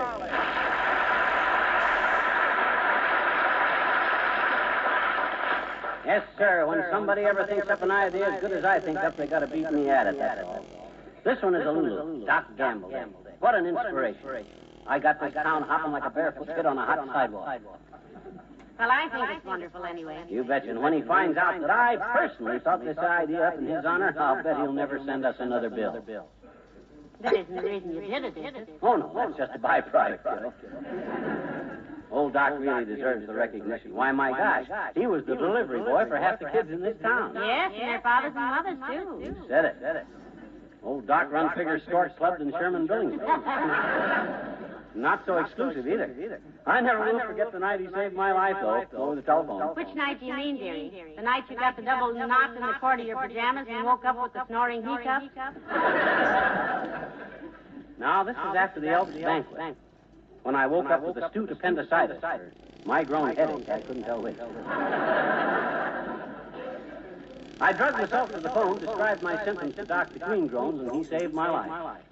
What did he tell you to do? Told me to shut up and go to sleep. I shut up and went to sleep, and I haven't been troubled with migraines ever since. Ah, good old Doc. Will we ever give him a celebration? It's really building up into quite a thing, isn't it? Why, you haven't heard half of it yet, kiddo. The Trivia's working on some kind of a deal at the City Hall. The Medical Association has given Doc a surprise dinner at the Ritz Vista after the parade, and I got the Elks Club to vote him free pool table privileges for 2 years. Heavenly days, 2 years. Yep. I only hope he can find the time to play. Oh, don't worry, it won't go to waste. I'm having the card made out to Doc Gamble or Barrett. That way I can fill in if he's too old. Oh, he's coming up the front walk now. Doc, yes. All right, now be careful you don't say anything about any of this, because so far... Don't worry, I won't pop. Ah, good old Doc. The poultice laureate of wistfulness. The way that guy slept. Come in. Hello, Doctor. So nice to see you. Thank you, my dear. Hello, McGee. Hi, sinus peeper. How's business? Your patients all coming along as expected, or are some of them getting well? Now, McGee, that's neither polite nor funny. Yeah, he makes me. As a matter of fact, Doctor, we were just remembering a while ago how many times you saved McGee's life. Yes, fool that I am. Did I ever tell you, Molly, that the medical board got so interested in his case that they called me in to tell them about it? No kidding, Doc. You mean they wanted to know how you saved my life? Well, they didn't care how, but they wanted to know why. And do you know, I couldn't think of a reason. Well, I'll say one thing about you, Squeezer. Save it, vacuum top. I'm in no mood for banter. I'm going home to take a nap. I'm worn out today. Well, if you get some sleep nights instead of scatting around nightclubs till daylight with Pee-Pee Tremaine on For your information, Beaver Tail, the last time I was in a nightclub was on your wedding anniversary when Molly called me at 2 a.m. because you got something in your eye. I remember what it was, too. So do I, Doctor. The head waiter's knuckles.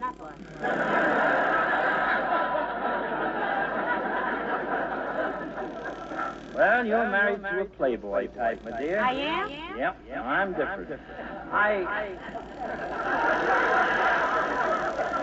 Yes, sir. A playboy type. I work for a living, if you can call it living. He works for a living.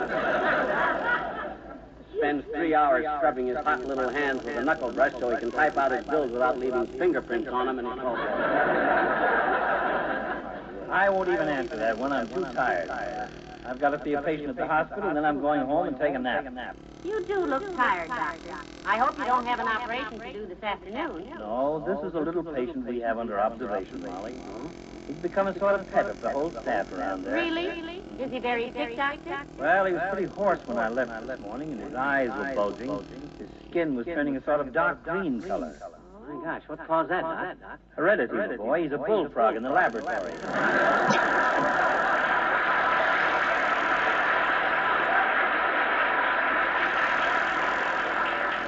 Ah, good old Doc.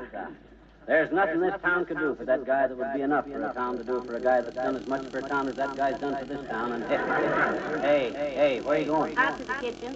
I've got a cake in the oven to take over to him tonight. You know how Dr. Gamble likes my cake. Okay, kiddo. Ah, there goes a good kid. And steady as a rock. The time she's seen old Doc cure me of stuff I didn't even have when I should have been left to suffer, even if it was imaginary. Gee, come in.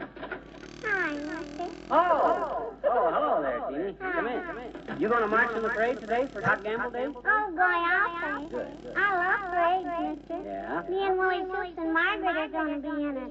Margaret, she's my dog. Yes. I've met Margaret. He's quite a dog. Part bull, isn't he? No, he's all dog. Oh, I You know something? He's part Cocker Spaniel and part Poodle and part Fox Terrier and part Retriever and part Pomegranate. Okay, and okay. part... Okay, that's all right. Never mind the rest of it. Okay. But that's why everybody likes Margaret, I bet you. Because no matter what kind of dog you like, he's it. Well, I'll look for you in the parade this afternoon, Teeny. I and the mayor and Mrs. McGee will lead it, of course. Oh, boy. Will this ever be a wonderful parade, I bet you? Me and Willie Toots are going to push a baby buggy with Margaret in it. You are, huh? Well, yeah, we are.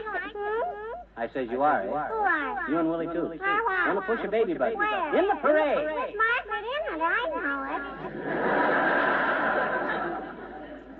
Hey, Mr. McGee, will you be playing in the band like my daddy says? Will you? The band? Does your father think I ought to play in the band, too? Sure he does, mister. Oh? He told my mama, and I quote, you understand, quote? Oh, yeah. Anybody, he says anybody as full of wind as he is and with all his brass ought to be great on the tuba.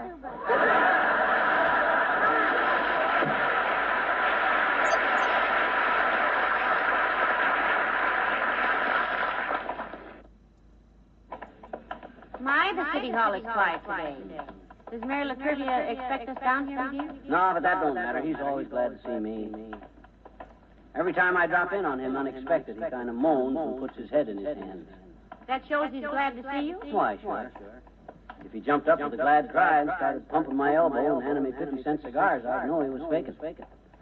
That wouldn't be sincere. Oh, hey, here's His Honor's office. After you, kiddo. Oh, good day, Mr. McGee. Go right in. Mr. Mayor's expecting you. What? He is? I didn't even tell him I was coming in. That's always when he expects you, Mr. McGee. He always says you are part of the public servant problem. Go right in, please. Thank you, miss. Hi, Latrivia. No.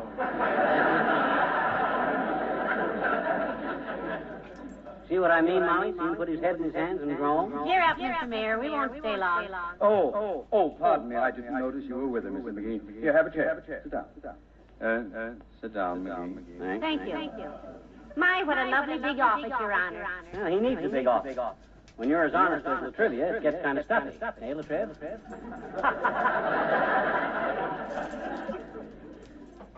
Yes. Well, I'm really involved in your Dr. Gamble Day idea, McGee. Been working all week on it. Are we going to have a big parade, Mr. Mayor? You bet your sweet earlobes we're having a big parade, baby. Brass band, PTAs, American Legion, Baby Carriage Regiment, Drum and Bugle Corps from the Big Pound. Fire engines, floats. How about it, kid? Shaping up all right? Will you ride that big white horse this time? Do you have a big white horse, Mr. Mayor? No, not of my own. Occasionally, I borrow a big white horse from the tour. Yes. But since a certain radio comedian started advertising beer, none of those horses will do anything but canter. No good parade. Where does the parade go, Trev? I marked out a good route for it, you know. Yes. You'd have had the parade go under the 14th Street Viaduct, which is only 6 feet 3 inches high, and would have decapitated everybody riding on the float. My gosh, I never thought of that. Hey, what if we get a lot of midgets? No. Okay. Just a small thought. Anyway, the parade forms at the City Hall at 3 p.m. Goes through the business district, up Oak Street to the doctor's house. We present him with a scroll, then we put him on the official city float and take him to the Ritz Vista Hotel for the bank. There we inform him about the new children's wing of the hospital. The what? Oh, didn't you know, Molly? Latrivia put it through the city council. The town's going to build a new children's wing on the hospital in Doc's honor. The Dr. Gamble wing. Isn't that wonderful? He's done a great deal of work among crippled children here, and that... Oh, that reminds me. Excuse me. Yes, Mr. Mayor? Miss Dalloway, please get me some Easter seals and make out a check to the Society for Crippled Children and Adults, Chicago, Illinois. The usual amount. Yes, sir. Now then, Trev, what I wanted to see you about was, when do I make my speech?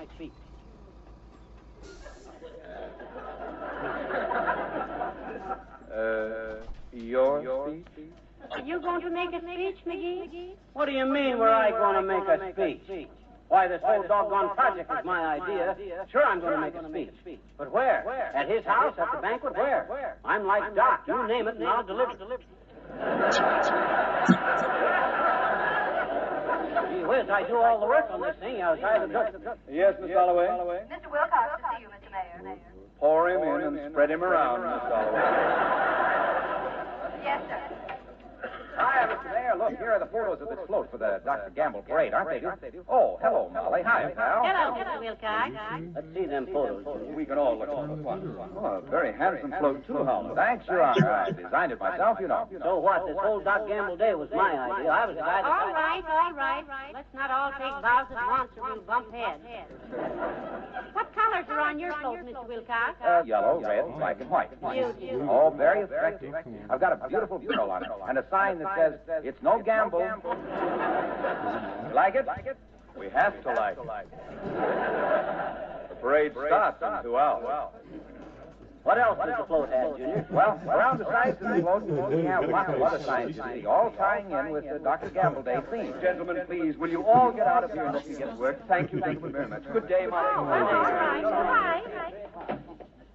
Well, see you at the doings later, folks. Hey, how do we know Doc Gamble will be home? He told us, Mr. Wilcox. He's taking the day off to rest up, I see. He did look kind of good. Well, he better rest up. This'll be a big night for him. I'll see you there. Okay, All right, Mr. Wilcox.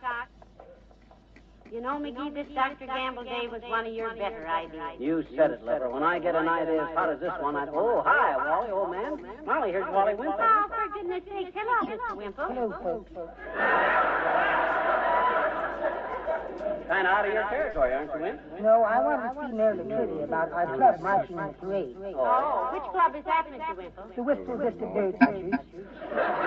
We go out every Sunday with field glasses, cameras, and lunch baskets. And compasses, of course, in case we get lost. You ever get lost? Yes, and believe me, that compass was simply useless. Yeah? Unless I was using it wrong. How were you using it? Well, I stuck the sharpened point into the ground and swung the pencil around, but all it did was make a circle. I still didn't know where I was. I'm afraid you've been using the wrong kind of a compass, Wimp, but is Doc Gamble interested in bird watching? Aside from storks, that is. Oh, yes, indeed. He goes on lots of bird walks with us. I believe it. He walks more like a bird than anybody. Like an artist with fallen arches, to be accurate. Anyway, now that I'm here in the city hall, I have to get a charter for our new pyramid club. I'm the president. Congratulations, Mr. Wimple, president of the Pyramid Club. Well, I guess I was the logical choice. They said I was the only member that looked like a mummy and had a pointed head. I'm glad you're joining the tribute to Doc Gamble, Wimp. This whole thing was my idea, you know. Is he your doctor? Oh, yes, and I'll never forget the time Sweetie Face called him. Oh, Mr. Wimple? Sweetie Face. You mean? That's my big old wife. She would have come with me today, but she was having a little cosmetic trouble. Oh? She's trying some new cake makeup. She looks crummier than ever. Anyway, she called Dr. Gamble once when I got a concussion from being hit on the head with a maple leaf. A concussion from being hit with a maple leaf? Yes. It was the leaf out of our dining room table. I'll see you at the parade trail. So long.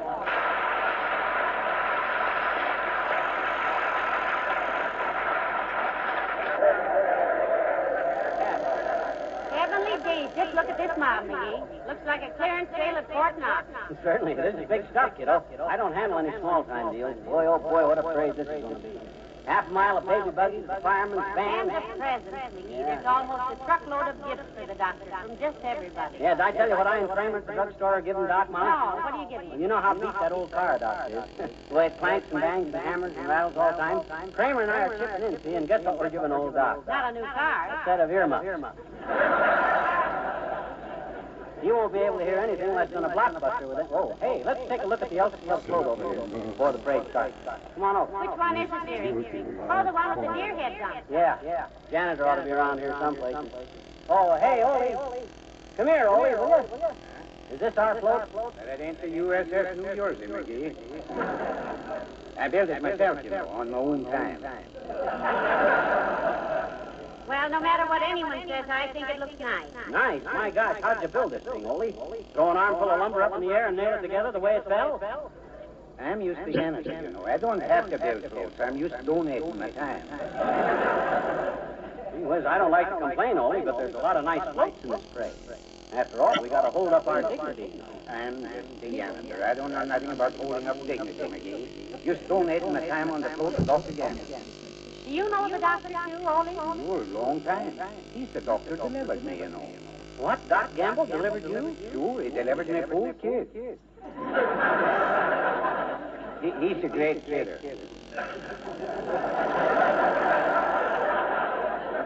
Well, we might as well get started. Hey, wait a minute. Are these elk heads on this float, Ole? They look like moose heads. Sure, they're moose. You burned us out as the elks, you know. I don't have to argue, McGee. I'm just donating my time. All right.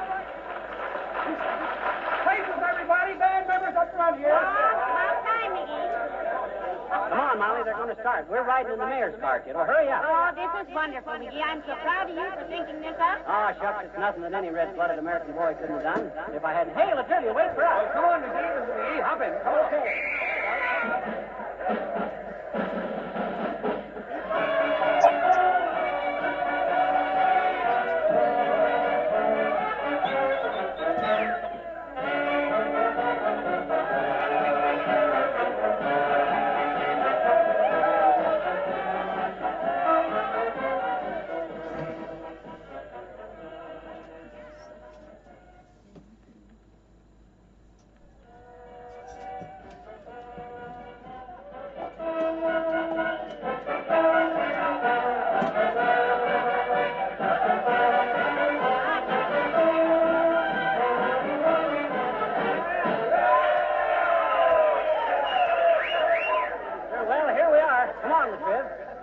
Let's get old Doc out on the porch. I'll ring his doorbell. There he is, Mr. Mayor. Look, the upstairs window. Hey, what goes on out there? Can't a man sleep around here? Quiet, everybody. Come on down, Doc. This is Doc Gamble Day, boy. I thought it up. This is your day, Doctor. You've done so much for this town that we want to do a little something for you. Then go away and let me get some rest. You're not supposed to sleep today, Doctor. This is Dr. Gamble Day. I thought it up. Say, what is... Oh, gee whiz, is this a joke? No, Doctor. We've come to present you with a few little tokens of our thanks for 30 years of devoted service to this town. Now, come on downstairs. Yes, come on, Doctor. We've got all sorts of things to give you. Yeah. Including thanks from the bottom of our hearts for all the years you've given this town. Oh, my goodness. Doggone it, you'll have to try it, but I can't come down. Well, if you're too tired to come outside, Doctor, just let us in and we'll give you the award right in your own living room. This is your day. I thought it up. I just don't know what to say. I don't know how to thank all you wonderful people. But I can't even let you come in. What? Why not, for Pete's sake? Because I've got the measles. Oh, my goodness, I wish McGee would get home. After I lost him in the crowd. Hello? Hi. Guess who this is? Well, there aren't that many people who call me. Where are you? I'm playing gin rummy with Doc Gamble. Dr. Gamble, but he's got the measles. You'll get the measles. I probably got them already. But I couldn't leave old Doc to suffer all alone. Leave some pajamas and my toothbrush on this front porch for me, will you? Yeah, but McGee... And hey, speaking of gin rummy, you know that bill we owe Doc? That's $16.50? Yes. Well, it's $22 now. But don't worry, I got a week to whittle it down. I'll call you tomorrow, Tootsie. Well, all right, dearie. Good night. Good night, all.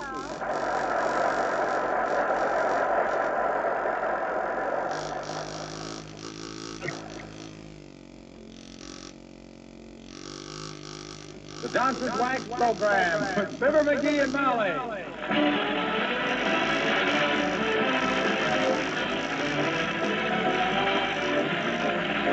The makers of Johnson's Wax and Johnson's Self-Polishing Glow Coat present Fibber McGee and Molly with Bill Thompson, Gail Gordon, Arthur Q. Bryan, Dick LeGrand, and me, Harlow Wilcox. The script is by Don Quinn and Bill Leslie. Music by the King's Band and Billy Mills Orchestra.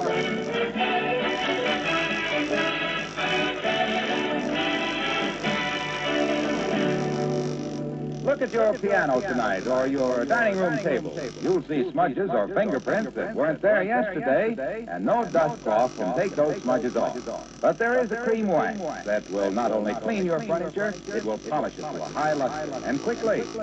The fact is, Johnson's Cream Wax cleans so quickly, dries so quickly, polishes so quickly that using it is practically as easy as dusting. With Johnson's Cream Wax, you can clean and then beautifully polish a dining room table in less than 2 minutes. That's because Johnson's Cream Wax cleans and dries so rapidly. It's immediately ready for polishing. And remember, Johnson's Cream Wax contains no sticky oils to trap dust. So starting tomorrow, use Johnson, the cream wax that cleans so quickly, dries so quickly, polishes so quickly. The cream wax that makes cleaning and polishing furniture practically as easy as dusting. That's Johnson's Cream Wax, the fastest wax furniture polish you can buy.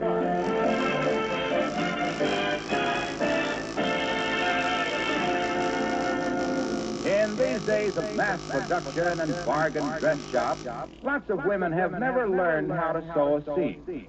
Or so it would seem. But there's a gal at 79 Wistful Vista who was brought up to see eye to eye with a needle and who always knows where the bodice is buried. Yes, it's Molly McGee of Fibber McGee and Molly.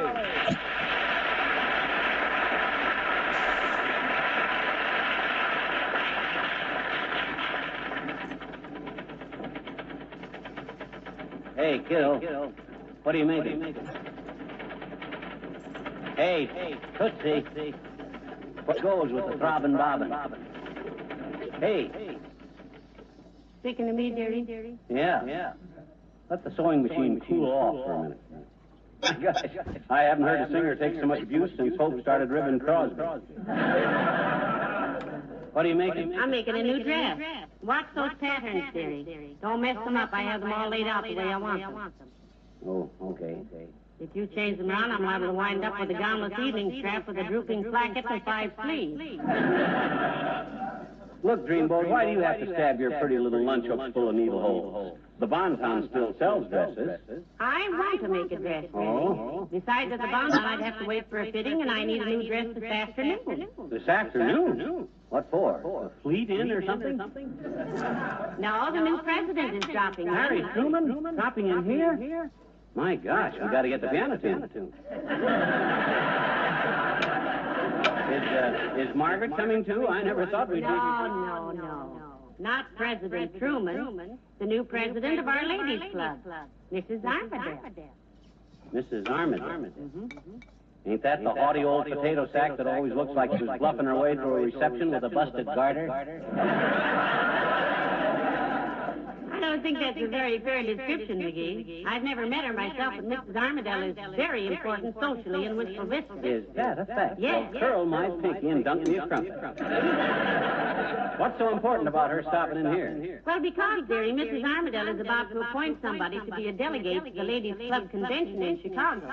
And it might be me. You? Go to Chicago? Without me? Oh, no. Oh, it's just for 3 days. Personally, I don't care too much about going, but it's considered quite an honor to be selected as a delegate. Now then, will you do something for me? Sure, I'll go with you. I didn't mean that. I want you to go up in the attic and get my dress form. Your dress form? Yes. I'm about ready to start fitting this dress. Well, the dress form is, well, it ain't in very good shape, kiddo. It's kind of chopped up. It's full of holes. Coming all apart. My dress form? What's wrong with it? Why should it be all chopped up? Well, you know that last granny spell we had? Yes. Well, I got kind of bored, see, so I thought I'd brush up on the old knife throwing act I had in Baltimore. Me and Fred Nittany. So the best target I could think of for my knife throwing act was Heavenly days, I hope that isn't Mrs. Armadale already. Peek out the window, McGee, and see who it is. Okay. Hey, has Mrs. Armadale got gray whiskers? Does she wear a navy button in her buttonhole? Not that I know of. Then it's the old-timer. Come on in, old-timer. Oh, hello there, Mr. Old-Timer. Hello, daughter. Hello, Johnny. Hey, what's going on here? Looks like you're having a taffeta pull. No, Molly's running up a new dress, old-timer. Well, good for you, daughter. Sure like to see a woman make her own clothes. Mama made all us kids' clothes. My sister wore made of flour sacks all through high school even. Flour sacks? Yep. Come a windy day once, and from then on, my sister was known as Madam XXX.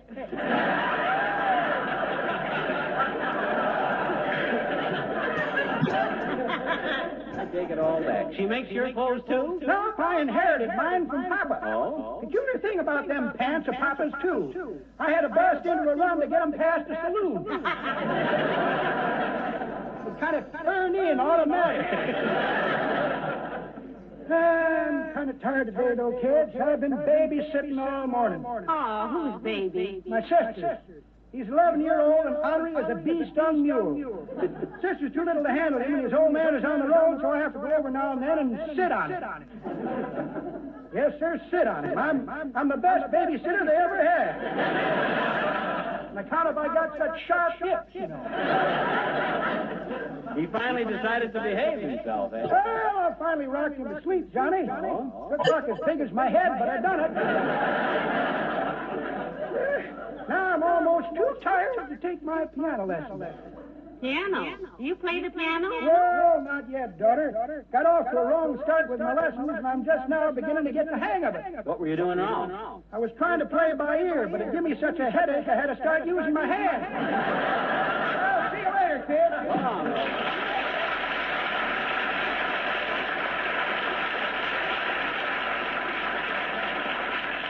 McGee, about that dress form. You say it's no good because you used it to practice your knife throwing act? Yeah, gee, I'm sorry, baby. If I'd known you were... Oh, that's all right, dearie. You'll do just as well. You're just about my height. Just about my height, and I can correct the measurements as I go along. You mean me? I gotta stand here and wear a dress while you... Right.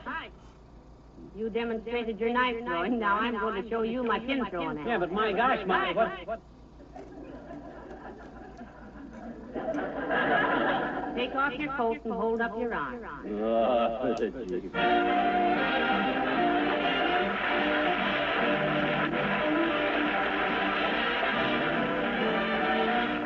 The King's Men, and you are. I'm calm, but not collected. Your every sly little glance disturbs. My pronouns you've affected. And look what you've done to my verbs. If you were to ask me who the sweetest one and you was, I'd say you was. If you were to ask me who my favorite point of view was, I'd say you was. When you're not near, my heart is inclined to waste away. But when you're here, the funny part is, my heart is a spherical, lyrical miracle all the day. If you were to ask me who the apple lover I was, I'd say I was. If you were to ask me who your sweet potato pie was, I'd say I was. Supposing you paid a visit to a certain preacher, supposing you overheard me practice till I do, and you were to ask me who the bride and groom to be was, I'd say we was, me and you. I've got a heart that hollers when you're not close to me, but when you're near, it sort of hollers. There isn't a lovelier heaven, a lovelier place to be. If you were to ask me who your extra special guy was, I would say indubitably, irrevocably, I was. And if I were to ask you who your rainbow in the sky was, please say permanently, indefinitely, I was. Suppose they heard that you were shopping for a trousseau. Suppose that I bought you something old and something new, and then you borrowed something blue, and they were to ask you who the bride and groom to be was. We say we was, me and you.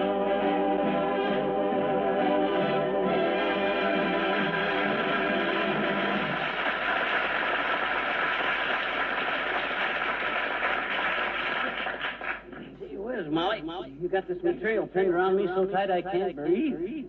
You got me gasping like a fresh-caught flounder. Well, I have to keep tight, dear. You're a lot thicker around the waist than I am, you know. Yeah, I know. I should ought to have put on a girdle. That's what I should ought to have done. A couple of guys at the Elks wear them. Hold still. Do they? Yeah, only they don't call them girdles. They call them potholes.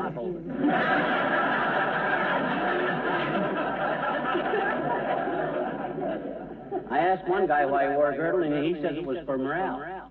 Says it helped him keep a stiff upper lap. Hold your arms up. I want to pin the sides higher. That's it. Doggone it, I wish you weren't going to that convention, kiddo. I suppose you'll have a nice trip, but gee, you know how I am with you gone, Molly. Miserable. How was that again? I says I'm miserable when you're away someplace having fun, and I'm home by myself. Makes me unhappy just thinking about it. You certainly don't sound very well. You're tickling me. Come in. Oh, McGee, it's Dr. Gamble. Nice to see you, Doctor. Well, if it ain't the Princess Flint. Hi, Fatso. Hello, Molly. And good day to... Oh, no. What are you made up for, sack shape? A masquerade Miss Gruesome of 1949? I'm working on a dress for myself, Doctor. He's my dummy. You never spoke a truer word, my dear. Although how you can use McGee for a model for a dress for you is beyond me. If you fit that thing to his misshapen contours, it'll come off looking like a pillowcase full of basketballs. Oh, stop trying, Bustle Bucket. Stop trying. My contours are just as shapen as yours any day. Hey, incidentally, what are you doing walking around, Measle Bait? I thought you were supposed to be sick. Yes, how do you feel, Doctor? Are you all well now? Oh, I feel wonderful, Molly. A week's rest in bed was just what I needed. I managed to drop a little weight while I was sick, if you'll notice, kid. Yeah, that's swell, Doc. I could tell it right away, too. Could you really? Sure, I could. You must have dropped about 40 pounds. From your chest down onto your stomach. McGee, stop. Oh, he makes me tired. Say, if you don't mind, Doctor, I wish you'd keep an eye on yourself here next week. I'm going to Chicago for a few days to a ladies' club convention. Yeah, how do you like that, Fatso? Leaving me all alone for 3 whole days. What'll I do? Set fire to the house, probably. Don't you worry, Molly. I'll keep him busy. In fact, he can help me with an operation tomorrow.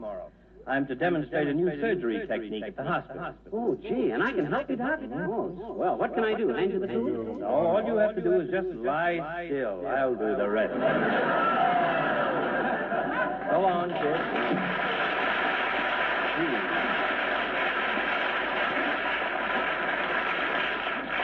Isn't he a sweet old character, dearie? Yeah. Nobody's fool either. No, he's everybody. Nothing exclusive about Doc. Hey, well, let's get on to this dress. Yes, let's see now. Yeah, I wish you weren't going away. I get so dad-ratted lonesome when you and I are separated. Unless I'm the one that's out of town, of course. In that case, what's the matter? Oh, I can't get this neckline right, McGee. I'm trying for a sort of dreamy drape, but so far it's more of a drop-stitch droop. Turn around, let's see the back. Like this? Yes, it looks sort of... that's strange. I don't remember pinning a bustle into this dress, McGee. Well, pardon me for a minute, I thought this. Come in. Hello, Molly. Oh, Mr. Wilcox, come in. Hi, pal. How's that? Hey, that a dress you've got on, pal? It ain't a Max Sennett bathing suit, Junior. He's just modeling it for me, Mr. Wilcox. Molly's leaving for Chicago. Well, I don't blame her. One look at you in that outfit, pal, and I'd scram, too. What's the gag, kid? Well, I'm making myself a new dress, Mr. Wilcox. I expect to go to the Ladies' Club Convention in Chicago next week to represent the Wistful Vista brand. Quite a nice timer. Well, that's wonderful, Molly. You were no doubt selected because you're the type of woman that Wistful Vista is proud of. The type of woman for which the women's clubs of this country have become famous. You're charming, industrious, intelligent. Oh, now, Mr. Wilcox. The type of woman who always knows all the answers. Sure, she knows all the answers. She's heard most of them from me at one time or another. Molly is a perfect example of the type of woman who'd never think of trying to run a household without Johnson's cream wax, for instance.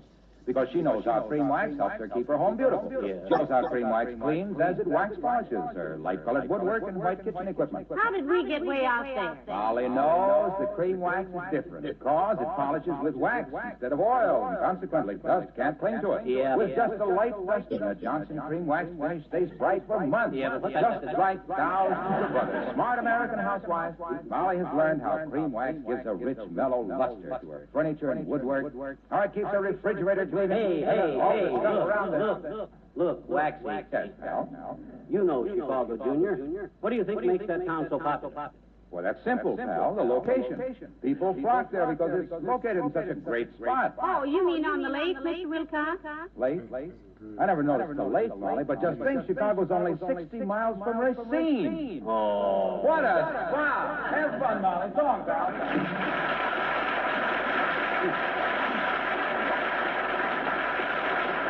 Have fun, he says. A happy, carefree chuckle, and he's on his merry way. And why shouldn't he be happy? His wife is staying home. Mm-hmm. Let me move this pin here a little. The hem is sagging again. Well, what about me? 3 dreary days all by myself. 3 days of lonely wandering. From the Elks to the bowling alley and back to the Elks. I wish you wouldn't feel so badly about this thing, McGee, but it is an honor, and I really should go if Mrs. Armadale asks me to, because... Oh, dear, another interruption. Don't sit down now, McGee. You're full of pins. Dad Ratted, why don't people leave us alone? If I have to stand here in this taffeta toga much longer, I'll... Come in. Oh, it's the janitor from the Elks, McGee. Come in, Ole. I should have got this dressed off first. Doggone it, I don't know. Oh, hi, Ole. Hello, McGee. Hello, Mrs. I used to come by on my lunch hour. You see, I'm helping Mrs. McGee make a dress, Ole. This dress here, see? That's how come I got a dress on, see? I'm helping her make it. You ever help your wife make a dress, Ole? I'm no color girl, McGee. Used to janitor. I come by to bring you a message. I don't have to come, you know. I'm on my own time, McGee. Well, that's very nice of you, Ole. I'm sure Mr. McGee will pay you for your time. I don't expect pay when I do errands for McGee. I know when I start, I'm just donating my time. Good. What's the message? Let's have it. Well, you asked me to tell you when the last numbers was coming up on the Elks punch board. I watched the punch board. Yeah, it's coming up, huh? Oh, hey, help me get this dress off, Molly. I gotta rush down there. The last punch wins the radio. You should have phoned me, Ole. Somebody will punch it before I can get it. Don't bust your buttons, McGee. Nobody's going to punch it. Are you sure they won't, Ole? Sure, I'm sure. I watched the board. I punched the last number myself. What? You won the radio? Sure, but don't get excited, McGee. The Elks had that punch board so long the radio was used to crystal set. Well, thanks for coming over to tell McGee, Ole. It was very thoughtful of you. Thoughtful, my clavicle. He stole my idea and took the last punch himself. Anybody steal ideas from you, McGee, it's only petty larceny. And I apologize to the Larsons for saying so. Well, I still think it was a dirty trick. I don't have to come over and tell you, McGee, you know. I'm making no money on my lunch hour. I'm just donating my time. Yes, he is, McGee, and you should... I go out the side door, Mrs. I say... Oh, no, not that door. No, that's the hall. Don't go...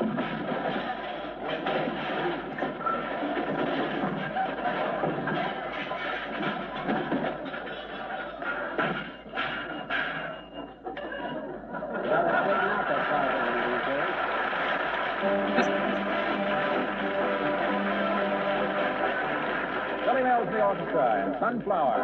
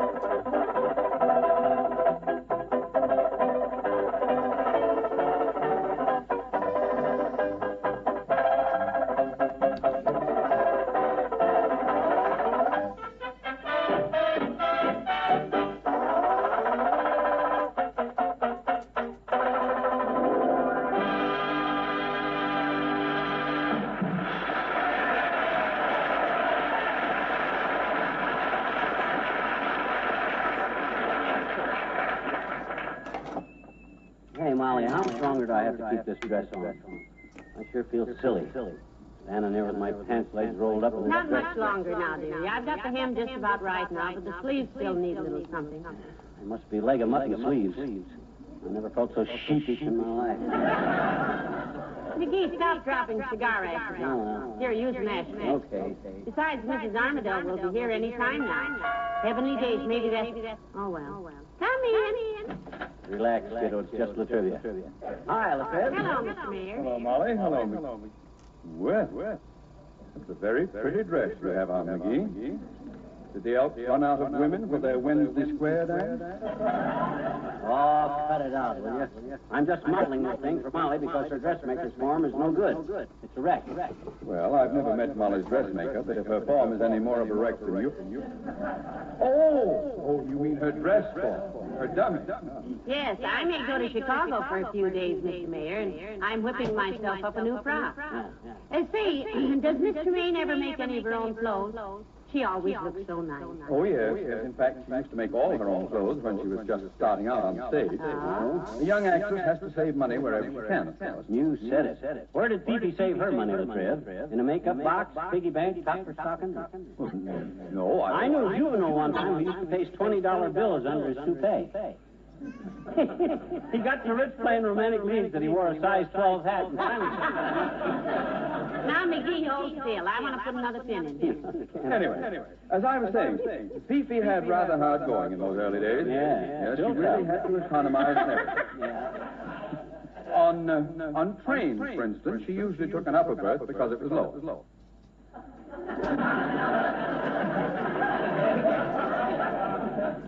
What was that again, Latriv? I said Fifi often bought an upper because it was low. You mean the lower berth was higher? Higher than the upper berth, yes. Now, wait a minute, I ain't any Einstein at arithmetic, so you better break this thing down for me. Which was lower, the lower or the upper? The upper was lower. Well, if the uppers are lower, why do they use those little ladders to get into the uppers? Why? Because they're higher than the lowers. You said the lowers were higher. No, not higher. No, I meant they were more. More what? More higher, you mean. How much more higher than the uppers are the lowers, Latriv? Because the lowers are... Oh, stop. You're deliberately trying to confuse the issue. What? I merely stated that Miss Tremaine... Now, relax, Mr. Mayor. Leave us not shriek at each other. Let's argue this out quietly. Very well. Why, certainly. We've all traveled on trains. Why, sure. We all know we got two kinds of berths in a train, uppers and lowers. People who are on their uppers can't ride on the lowers because the lowers are higher than the uppers, right? Yes. But so Miss Tremaine can just as well have had a lower. Sure. Because if the uppers were lower than the lowers, then the lowers would be higher than the uppers. And the uppers would then be the lower. Sure. I didn't say Fifi lowered a higher upper. I had a lower heaper. I mean, when I said the hoopers were in the lipper than the lower people, if she climbed into an upper ladder on a lower dipper, into a loafer when the lipper was... How's the pip and the lopping... Puppers? Dippers?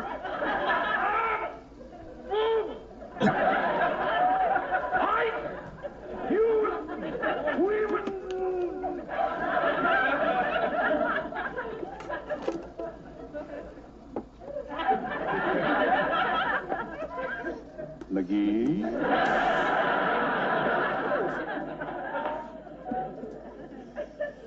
Yes, boy? Can you move around all right in that skirt? Oh, sure. Why? Well, I just wanted to know if you could circulate all right. You know that yesterday was the first day of spring. Oh, it wasn't that, wasn't it? So what, Latriv? Well, it affects me like it does a tree. If the sap can circulate sufficiently, the tree leaves. Good day.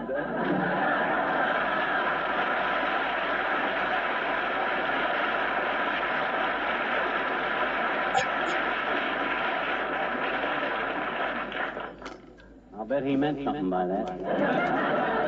I bet he did, too. Now, look, dearie, I'm almost through.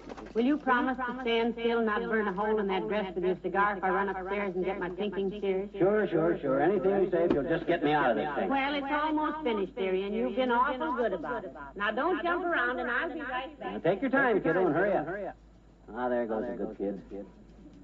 I sure hope she don't go to that convention in Chicago. When she's away, all I ever eat is coffee and donuts. I get the heartburn so bad you could fry an egg on my chest. But if she wants to go, and I don't think she does.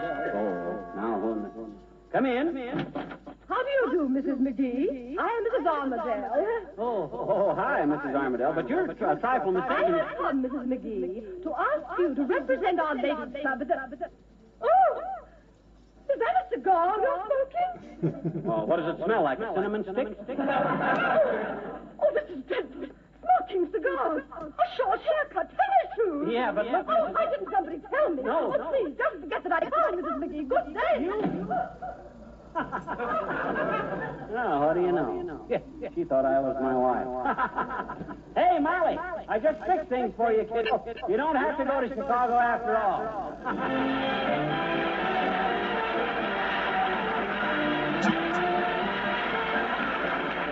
Won't use the dust cloth so often once you try Johnson's Cream Wax, for you'll find that this wax furniture polish cleans so quickly, dries so quickly, polishes so quickly that using it is practically as easy as dusting. Tomorrow, tell your dealer you want Johnson's Cream Wax. The first chair you clean and polish will reveal the truth. Johnson's Cream Wax is the fastest wax polish you can buy.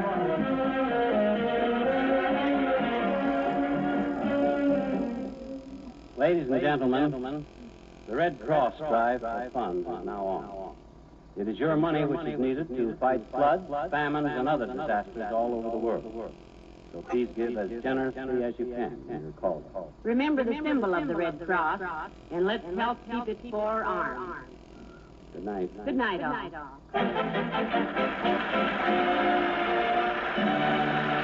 The makers of Johnson's Wax and Johnson's Self-Polishing Glow Coat, Racing, Wisconsin, and Brantford, Canada, bring you Fibber McGee and Molly each week at this time. Be with us again next week, won't you? The kitchens of today can be more beautiful than 1949 because this year there's a better, brighter, self-polishing floor wax. It's 1949 Glow Coat. Yes, bright as it's always been, this year Glow Coat is brighter than ever, better than any. Try 1949 Glow Coat on your linoleum this week. Notice how evenly it spreads. The protective wax finish remains even after repeated damp mopping. Get the self-polishing floor wax that's brighter than ever, better than any. 1949 Glow Coat.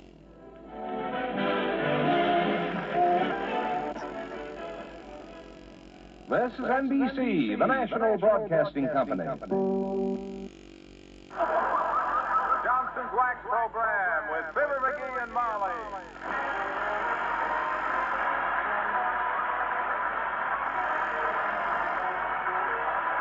The makers of Johnson's Wax and Johnson's Self-Polishing Glow Coat present Fibber McGee and Molly with Bill Thompson, Gail Gordon, Arthur Q. Bryan, Dick LeGrand, and me, Harlow Wilcox.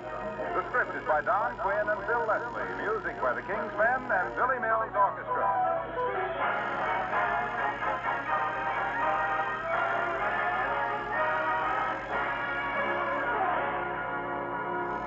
Now, here's a bargain offer. An offer never made before on Glow Coat. Buy 2 cans of Johnson's 1949 Glow Coat, and you'll save 29 to 49 cents. It all depends on which size you prefer, pint or quart. Both ways, you make a big saving. So see your Johnson's dealer tomorrow.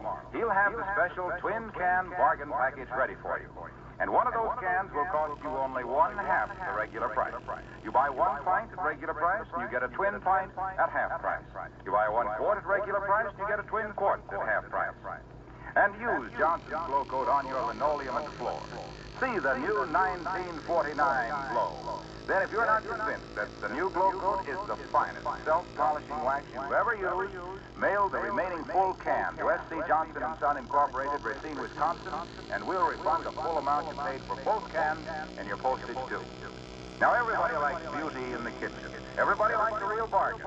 Now, you get both. You save 29 cents on every pair of pints, 49 cents on every pair of quarts. And every drop is wonderful 1949 Glocoat.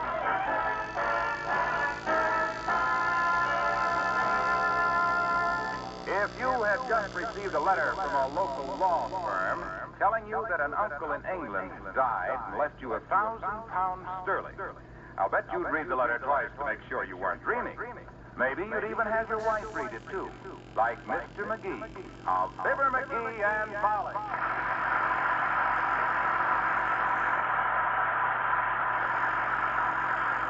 Read it again, Molly. Read that last part again. I'm glad to, dearie.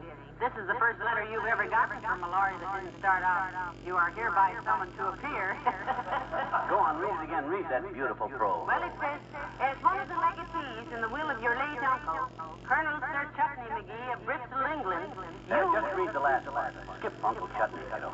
Read the part about the dog again. Well, it says, you have been willed £1,000 sterling, That's the part. which will be delivered to you by bonded messenger this afternoon. Wow. Heavenly days, that's $4,000. Oh, boy, oh, boy, oh, boy. 4 G's. Ah, dear old Uncle Chutney. I wish I'd known him better. In fact, I wish I'd known him at all. He lived in England all my life. Isn't he the one we read about a few years ago, dearie? When he was knighted or be-knighted or something? Yeah, that's him. He got so many knighthoods and stuff, he had calluses on his shoulders from being hit with the flat of a sword. Ah, dear old Uncle Chutney. My favorite uncle. When did he become your favorite uncle? The minute I read this letter.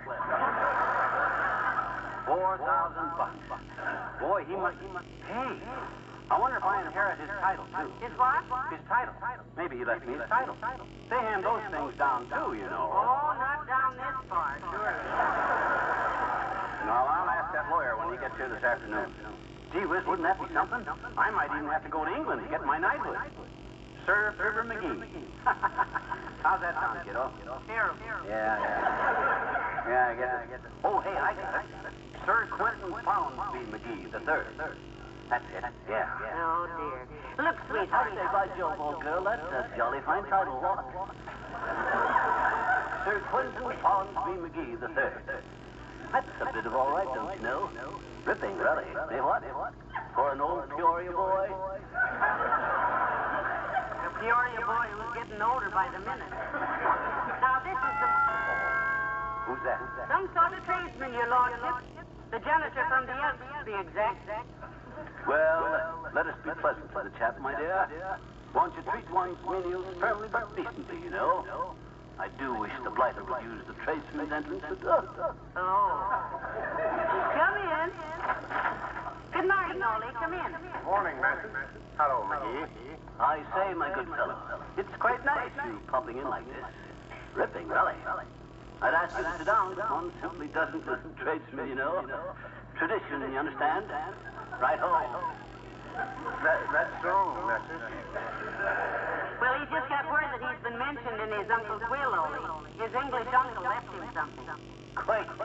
That he did either, my dad know it. My boy Lawrence has got him too, Mrs. Dad know it? No, Uncle's in England. I lived in England myself before I come to this with Whistler. Well, very interesting. But I'm quite busy at the Mo. May have to pop off to jolly old London for a fortnight. The estate, you know. May have to pop off any time. Yeah, all that's popping off.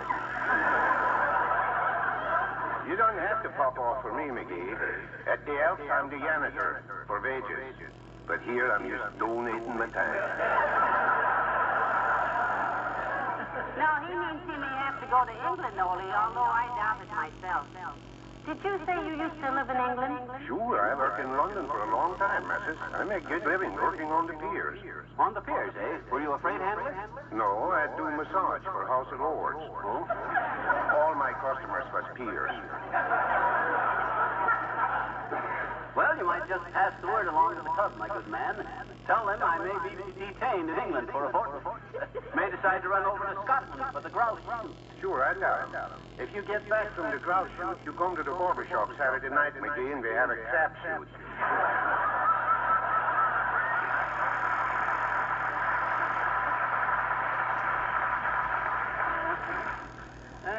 quaint sort of chap, don't you know? Rather an odd fellow for an elk. For goodness sakes, dearie, relax. You don't have to impress me. I'm already impressed with that $4,000. Or I will be when I see it. Hey, wouldn't it be terrific, though, if I did inherit a title, Molly? Turn out to be a knight or something? Sir Quentin Fibber McGee III, Knight of the Bath? Incidentally, Knight, Huh? did you fix the handle on the shower? It drips all the time, and our water bill will... Oh, hey, here comes Wimp. Wait till I tell him about Uncle Chutney leaving me. Oh, come in. Oh, hello there, Mr. Wimple. Hi, Wimp. Hello, folks. My gracious, I saw the most exciting thing this morning. I was in the woods with my bird book, and guess what? Well, that's interesting, Wimp, but I just got word my rich uncle died in England. Yes, sir. I heard this strange noise, and I looked into a clump of elderberries, and there it was. Uncle Chutney, rich uncle, died. Just imagine, a beak like an eagle, wings like a hummingbird, and feet like a duck. Heavenly days, what kind of a bird was that? It was three birds, an eagle, a hummingbird, and a duck.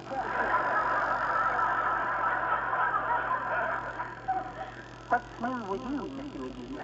Me? Oh, nothing, Wimp. Nothing at all. At least nothing exciting like your news. We did hear today that Mr. McGee's uncle died in England and left us $4,000, Mr. Wimple. Yeah. Oh, my. Wasn't that thoughtful of him? I had an uncle who died once. Once is usually enough. Did he leave much dough, Wimp? Well, he left all he had, of course. Doesn't everybody? $12, I think it was. The only thing that bothers me about Uncle Chutney's will, Wimp, I may have inherited his title, too. I may have to go to England to get knighted or something.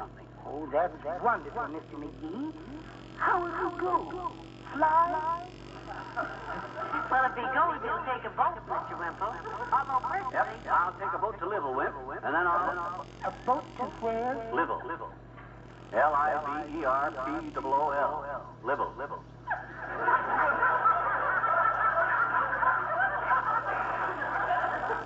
English pronunciation, you know. And then a train to Southampton, maybe. Southampton? Southampton. Southampton. Yes.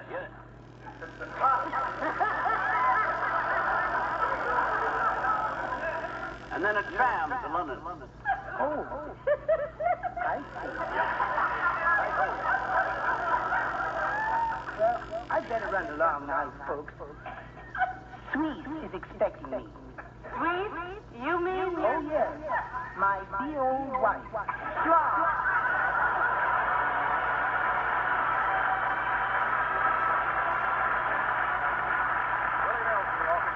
And Rosewood Spinnet.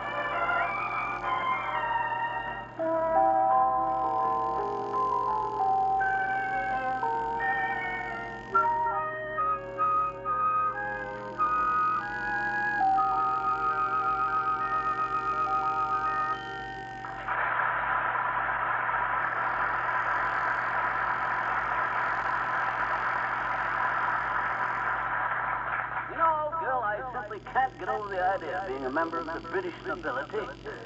I'll bet the British are a little upset about it, too. You know, dearie, you never told me you had noble relatives in England. Oh, I got lots of them. I ever tell you about the Marquis, McGee? No, but Marquis is quite a nice title. Oh, this guy ain't a nobleman. He's just a ham actor. Oh? They call him the Marquis because he hangs out in front of theaters. All lit up. Another relative of mine. Visitors, your lordship. Are we receiving today? Probably just one of my tenants, or maybe the vicar. Ask them in. Do. Good of you, old rutabaga. Come in.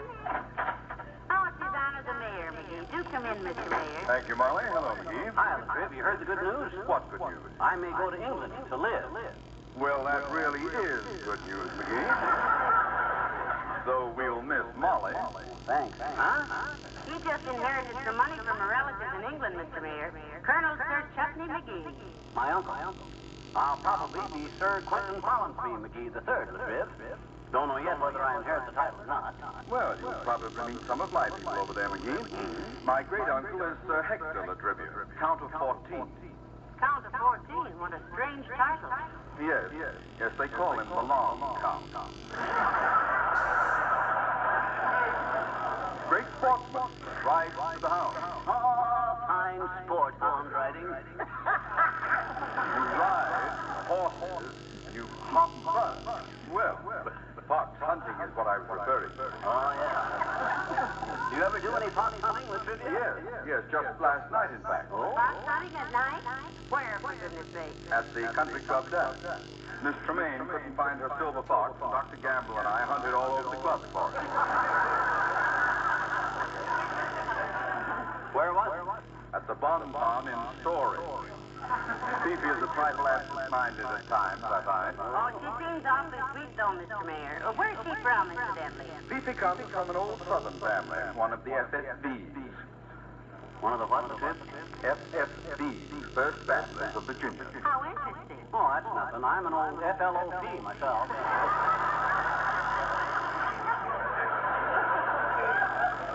Families living in Old Peoria.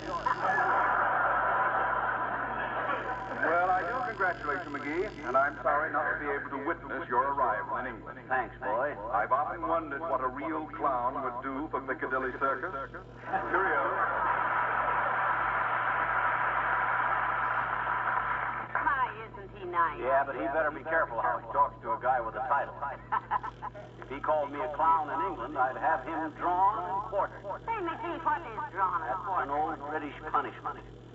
They draw a nasty picture of you and sell copies of it all over town for a quarter apiece. You think you're going to like England, kiddo? Oh, I think so. And I'd like to stop over in Paris on our way. Yeah? You can't expect Lady McGee to attend the cinema in her old dotted Swiss. Besides, I've been reading a lot about this new plunging neckline, and I'd like... Plunging neckline? What's so new about that? My cousin Jake McGee had one of them in 1903 out in Utah. Jake? Had a plunging neckline? Yeah. He got hung for horse larceny. Oh, I had lots of interesting relatives, old girl, but the British branch is really top hole. Now, Uncle Chutney, for Hello, Molly. Hi, pal. Hello, Mr. Wilcox. Good day, lad. Sporting of you to drop in. Won't be seeing much of you now, you know. Been jolly nice snow, you know. Chin up and all that. Top hole. Rather. Who is he today, Molly? Arthur Treacher? Mr. Wilcox, you are maybe gazing at the new Sir Quentin Follensby McGee III. Gee, should I put on my sunglasses? Just inherited part of Uncle Sir Chutney's estate, old chap. May have to go to England to assume my title. I say, old chap, we do hope you can drop in at the castle one day, old chap. Look, your lordship. Hey? Suppose we all drop our monocles and act like just plain old middle-class, middle-western, low-income, red flannel Yankees. Shall we? That's for me, Molly. Besides, I've seen him do better English down at the Elk on a pool ball. But hey, look, pal, if you do take over your uncle's estate, remember something, will you? What was that, Ginny? Well, when you're walking the halls of your ancestral castle, And notice the scuffed and worn linoleum in the scullery. Tell your butler to tell the footman to tell the charwomen to give it the Johnson's Glow Coat treatment, will you? Oh, a jolly good idea. Yes, Junior. Carry on. Because even if you're to the manner born, the manner in which Johnson's self-polishing Glow Coat with a new glow can restore brilliance and beauty to worn and dreary linoleum with almost no effort is really noble. But really, old chap, discussing this with the tradesmen... Just think, pal, with Glow Coat protecting, preserving, and beautifying the floors of your castle, you can give your friends a royal welcome. Yes, but what has that got to do with... Look, you know the old saying around Racine. Rags are royal raiment when worn for virtue's sake, but there's no excuse for dingy floors with the Glow Coat that we make. And if I may go so far, there's something else I wanted to... Waxy. Yeah? We'll remember what you said, Mr. Wilcox.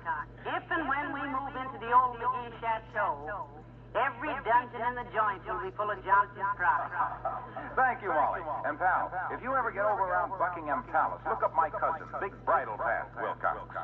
Big Bridal Pat Wilcox, eh? In charge of the royal horses, Junie, eh? No. When they have a wedding in the garden, he mows the lawn. Good day, Knight.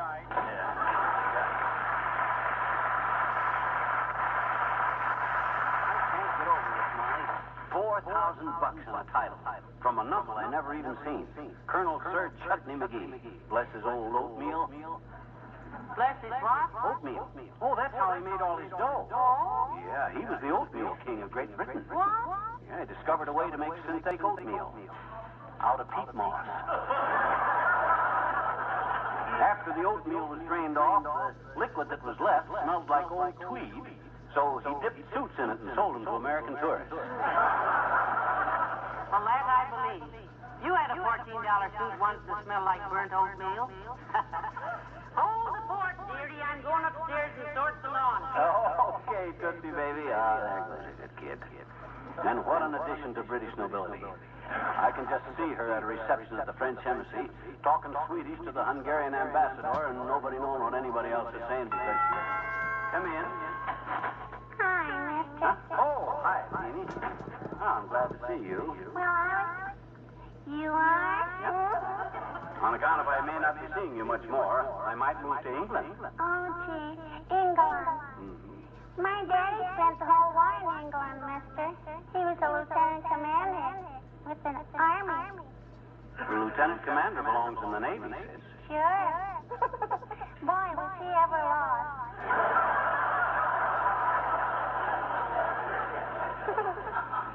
He never did find his outfit. Well, just so he got home okay. It's all right, sis. Oh, he's not home now, mister. He's downtown. Oh.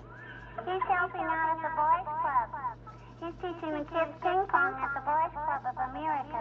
Oh, he is, eh? He says, I says he is, eh? Who is? Your daddy. Yes, what? Teaching ping pong. Who to? The kid. Where? At the boys' club. Of America. I know it. You know what? My daddy says every neighborhood should have a boys' club, so kids will have someplace to play besides in the street. Well, that's right, buddy. He says there's all kinds of clubs, but when it comes to making good citizens out of kids, the neighborhood boys' club is the ace of clubs. Hey, are you really going to live in England, mister? Who are you? It's very possible, sis. I'll bet you'd be surprised if I turned out to be a knight, too. Do you mean like Sir Galahad and Sir Lancelot and Little Sir Echo? Well, sort of, yes. It's quite an honor, you know. In England, a knight is entitled to the same deep respect that a rich used car dealer is over here.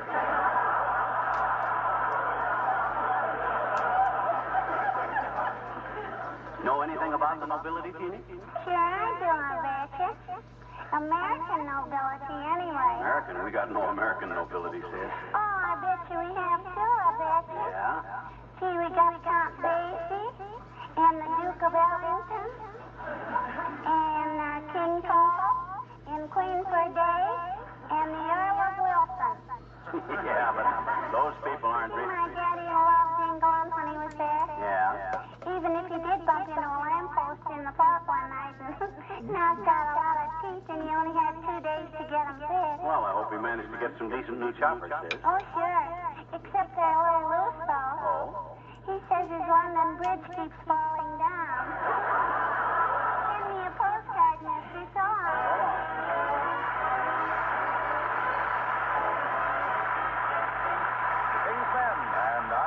up every morning. I wake up every morning, wake up every day. What do I do? What do I do? What do I do? What do I do? I do it every morning. I think of you. I get up every morning, I get up every day. What do I say? What do I say? What do I say? What do I say? I say it every morning. I love you, I do. You're always with me, even when we're apart. Even when we're apart. Please say you'll give me every bit of your heart. So when I get up every morning, every single day, what do I do? What do I do? What do I do? What do I do? The same as I always do. The same as I always say. The same as the whole night through I dream of you.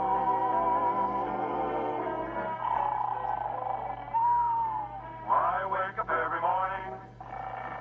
Turn it off, turn it off, turn it off, turn it off. It happens every morning. I turn right over, go to sleep again, till the alarm goes off again every single morning. Shut it off, take it away, shut it off, take it away. I say it every morning, but what can I do? That old alarm clock wakes me up with a scream just when I'm with you in my favorite dream. When I get up tomorrow morning, throw it away, throw it away, throw it away, throw it away forever. Then climb right back in bed and cover up my head and spend my whole life through dreaming of you.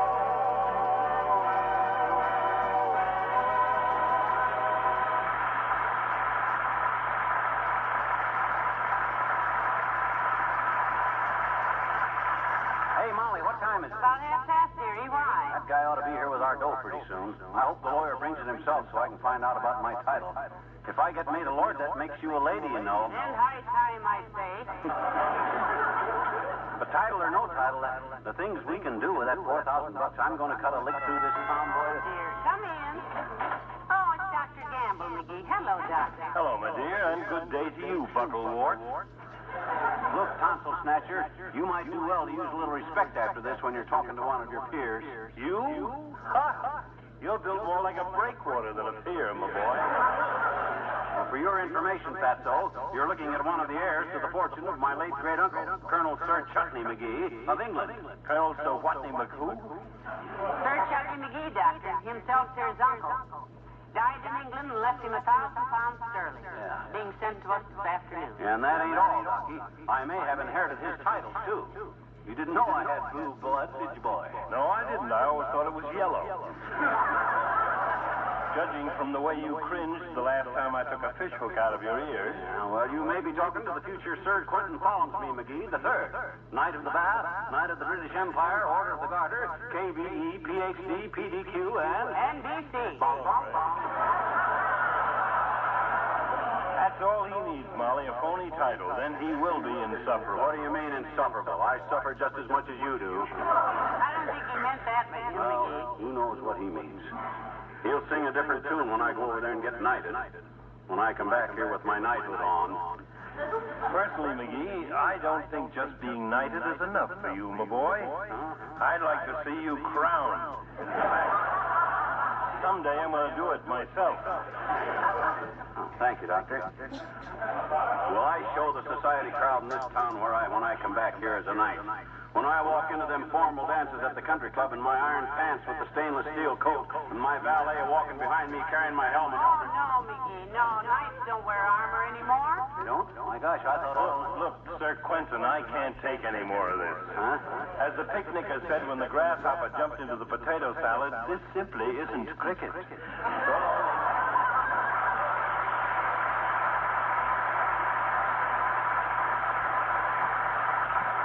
I didn't know Doc was English.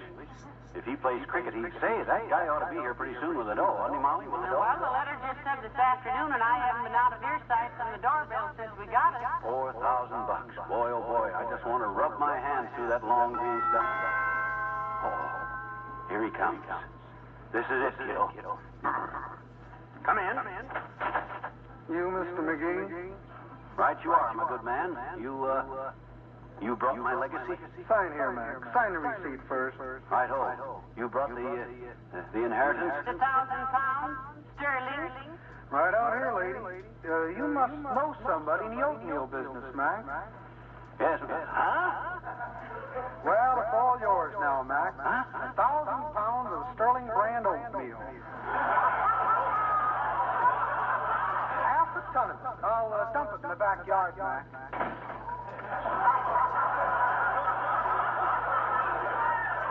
Well, I'll be it. Hey, Molly. Hey, Molly, where are you going? To the grocery. Huh? We'll need 200 pounds of sugar and a tank car of cream. What a grueling experience. Fibber and Molly return in just a moment. And I'll take that moment to remind you that for a limited time, the makers of Johnson's Wax are making this unprecedented bargain offer. You can get a can of Glow Coat, the wonderful new Glow Coat with the new glow, for one-half its usual price when you buy another can at the regular price. That means a saving of 29 cents when you buy twin pints, 49 cents when you buy twin quarts. See your Johnson dealer tomorrow. You will not only get a brighter glow, a longer wearing glow on your linoleum and floors, you will save money doing it. Well, dearie, it looks like an oatmeal breakfast for us every day for many years. Mm-hmm. You don't seem surprised. Heavenly Days even seem happy about it. I am, because now I know what that gypsy fortune teller meant at the Elks Carnival last fall. What did she say?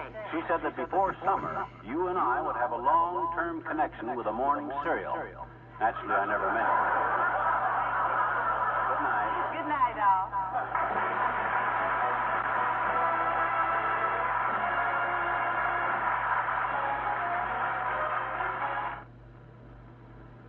Those fingerprints on your furniture got there by accident, but it'll take more than an accident to get them off. Then by all means get Johnson's Cream Wax, the cream wax that cleans so quickly, dries so quickly, polishes so quickly that using it is practically as easy as dusting.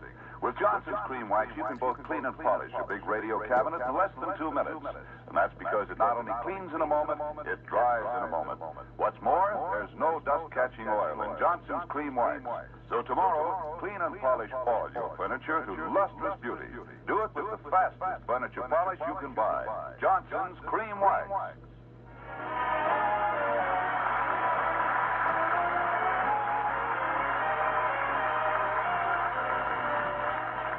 This is NBC, the National Broadcasting Company.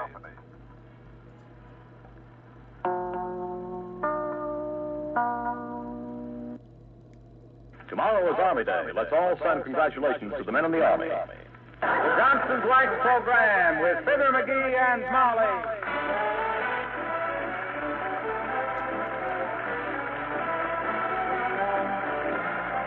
Johnson's Wax and Johnson's Self-Polishing Glow Coat present Fibber McGee and Molly with Bill Thompson, Gail Gordon, Arthur Q. Bryan, Dick LeGrand, and me, Harlow Wilcox. The script is by Don Quinn and Phil Leslie. Music by the Kingsmen and Billy Mills Orchestra. For further information about this program, read the interesting two-part story by Robert Yoder starting in the Saturday Evening Post. Out tomorrow.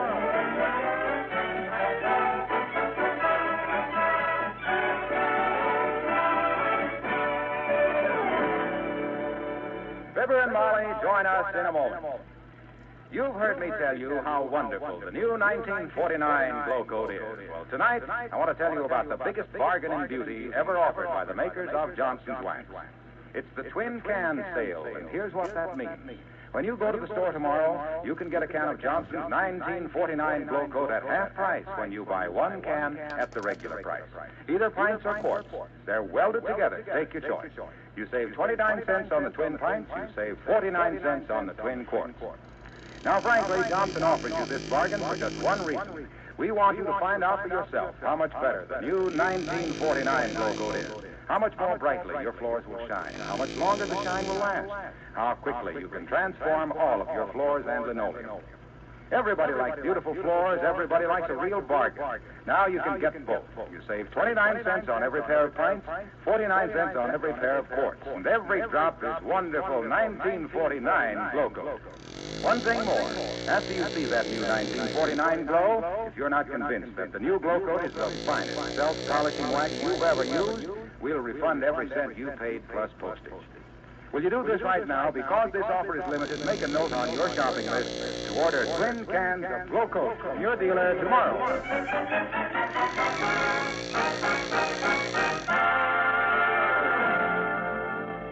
It was a cinch to be a druggist in Grandpa's day. A jug of creosote, a bottle of wintergreen, a couple of mustard plasters, a jar of leeches, and you were in business. But now, oh, brother, now druggists must run a combination department store, hospital, book nook, candy kitchen, post office, and short order restaurant. But he still must handle a few leeches. And here's one of them with his wife in Kramer's drugstore in Wistful Vista as we meet Fibber McGee and Molly.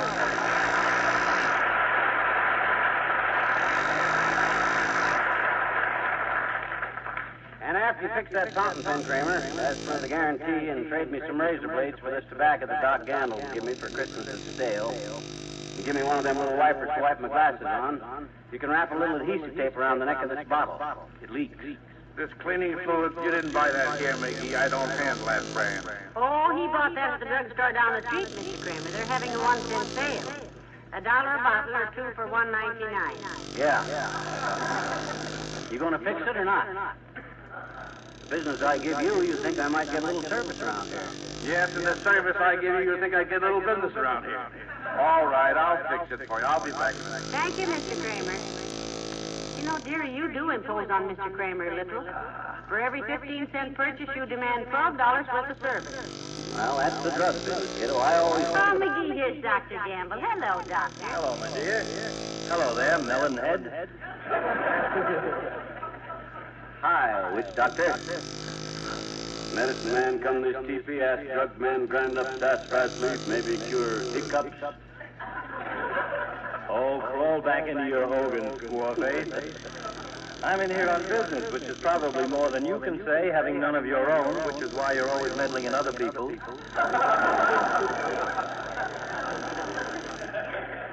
I suppose you're here to translate one of your prescriptions for Mr. Kramer, eh, Doctor? Yeah.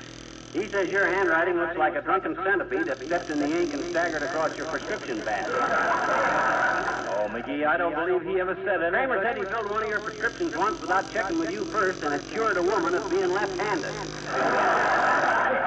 That's a very... He said it apparently called for 3 ounces of library paste, dissolved in peanut oil, mixed with paint remover, and put into capsules made out of 32 caliber revolver shells. Now, McGee, there's a... Kramer said he gave some to his brother, too, who was also left-handed, too, and it had quite a different effect, too. He's still left-handed, but he walks around on his elbows and sings Lithuanian folk songs. Anyhow, Kramer thinks it's Lithuanian. Nobody can quite... All right, comedian, all right. Kramer's been reading my prescriptions for 20 years without the slightest difficulty, so it's... Hey, Doc! Yes? Come on back here when you get a minute. I want to ask you about this prescription of yours. I can't make it out. Okay, Ed.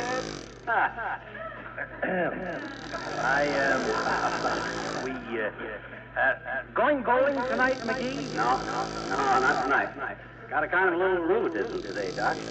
Nothing serious, just a little twinge in the small of my back. Really? Well, I have news for you, Bean Brain. You have? Yes, I have seen your back, and it has no small. In fact, reading from top to bottom, it is large, larger, and largest. Kramer wants to... McGee, why do you and the doctor have to bicker with each other every time you meet? Oh, well, my gosh, he's You know, you sound like two strange cats in a culvert. Heavenly days. Pardon me, are you the pharmacist? No, sis, but I know my way around here pretty well. What can I do for you? Well, I'd like to buy this big Easter egg. Oh? We're having a party for my little brother, and, well, this egg is big enough to slice up for all the children. How much is it? Well, the tag says $3.95, lady, but if I were you, I wouldn't let my children eat any of it. Oh, it won't hurt them, madam. Here's your $3.95, mister, and you needn't wrap it. Good day. Good day. She must be pretty nearsighted. But that football did look kind of like an Easter egg. Well, a sale is a sale. I better ring it up. Hey, look, what's the matter with this thing? The drawer don't come out. monkey with it, dearie. Tell Mr. Kramer about it. Yeah. Hey, Kramer, the cash register's stuck. Yeah, it's been doing that lately, McGee. Never mind it. No, I'll fix it for you, Ed. Where do you keep the tools? Under the counter, but... No, leave it alone. Leave it alone, McGee. You always get What, when I yourself... can fix it in 5 minutes for a friend like Kramer? My gosh, all that's wrong with it is the drawer is stuck a little. Here. Yeah, but now, dearie, you... Stand by, kiddo, and hand me what I need. Now, let me see. I think if I pry it open on this side here, I can... Why, sure. Screwdriver. Screwdriver. Pliers. Small piece of paper. Small piece of... What for? I'm tired of chewing this gum. Thanks. Now, let me see. If I take this here...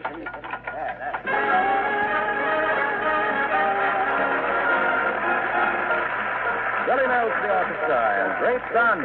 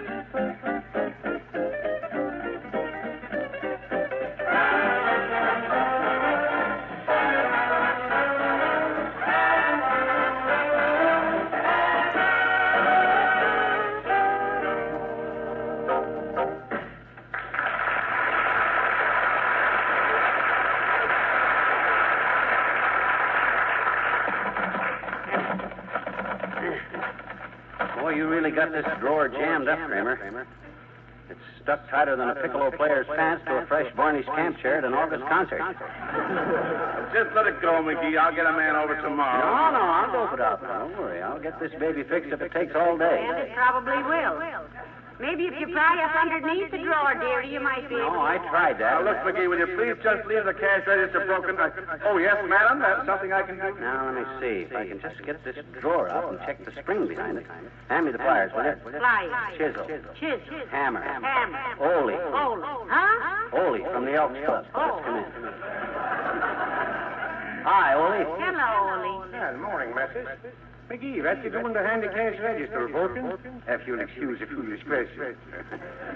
I just stepped behind her to fix something, Ole.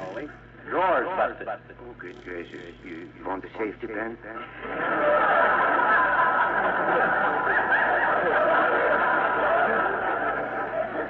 No, the cash register's broke. I'm working on it. You know how Mr. McGee is when something needs fixing, Ole. Sure, I know. I got a ticket for parking by Fireplug one time, Mrs. That's going to cost me $5. But McGee, he fixed it so it don't cost me nothing at all. Well, good for him. After he got through, I don't get $5 fine. I get 3 days in the workhouse. Yeah, that was tough, Ole, but what happened? You said it was tough. 3 days in the workhouse, and I'm making no wages. Just donating my time. Well, you're not making any dough here either. You come in to buy something? Or were you just looking around? I come here for my missus. She wants some hair colors. Oh. She's going to give herself a wave in the head. Well, if she's going to give herself a home permanent, Ole, you ought to get her one of those new kits. Oh, we don't need any new kids, Mrs. We got a house full of kids.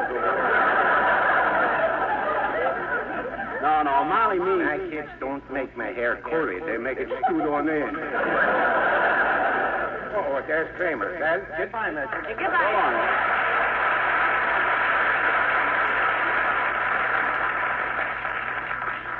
long. Isn't getting this cash register drawer loose. Once I get this thing out of here and tighten up the spring in the back, it ought to work. Hammer, please. Hammer. Pliers. Oil can. Oil can. Now. While the oil's soaking in good all over the drawer, I'll take you over and buy you soda. Hey, Kramer. I'm right over here behind the newspaper, McGee. Oh, I didn't see you. Look, I and Molly are going to have a soda. Watch the register, will you? What do you think I've been doing, reading this paper? We'll be right back, Mr. Kramer, and then you can relax again. Yeah. Thanks, Mrs. McGee, but that's a matter of opinion. Well, come on, kid. Oh, hey, look at Wilcox over there. Who's he jabbering at? I can't tell, but I can guess what he's jabbering about. Yeah, me too. Well, come on, let's drop a few leaves. That guy's the most... So you see, sir, it's not only a brand new 1949 glow coat with almost twice the shine for your floors as before, but with this new offer, the customer gets 1/3 more glow coat without extra cost. Naturally, sir, everybody knows that the new 1949 glow coat is the finest protection for linoleum floor coverings that money can buy. But remember, that during this special offer, the customer gets 1/3 more for her money. My gosh, who does he have? Hey, Junior. Oh, hello, pal. Hiya, Molly. Hello, Mr. Excuse me while I finish with this gentleman here, kid. So, tell your wife about Glow Coat's new offer, sir. She already knows. Yeah, but look, Junior. She already knows how much time Glow Coat saves because it shines as it dries to a beautiful, lustrous finish without rubbing or buffing. But tell her about this new money-saving offer, sir, because with... Oh, who are you talking to, Mr. Wilcox? The man behind the counter there, the well-dressed chap in the double-breasted suit. Oh, cut it out, Waxy. That's the mirror behind the fountain.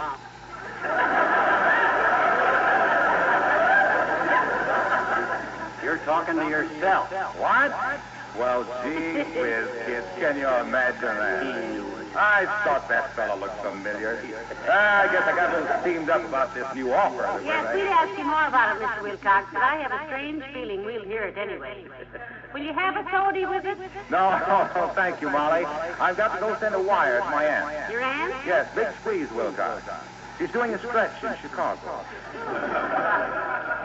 Doing a stretch? My gosh, in jail? Oh, no, pal. She's a girdle model at Marshall Field.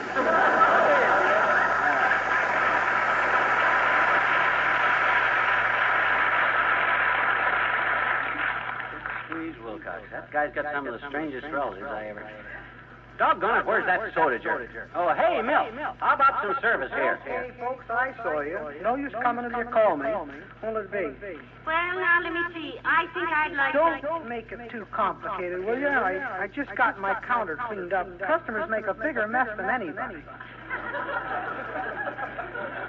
Well, my wants are simple, Bud. Just give me a plain, ordinary banana split with 4 scoops of ice cream, cherries, walnuts, marshmallow, strawberries, pineapple, and a dash of chocolate. Give me just a chocolate marshmallow sundae, Milton. Couldn't you take a banana split too, ma'am? It seems like a shame to split a whole banana just for one order.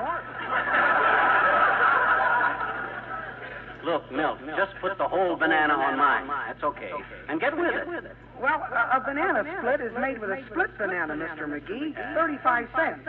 If I used a whole banana and didn't split it, it wouldn't be a banana split. I wouldn't know how much to charge on this thing. Oh, well, just give him a chocolate sundae, Milton. Okay. With vanilla ice cream.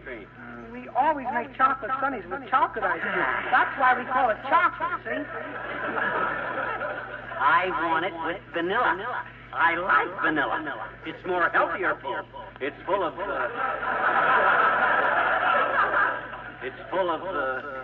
butter, fat. Yeah. Huh? You wait right here. I'll ask Mr. Kramer about using a whole banana. It's the first time this problem ever came up.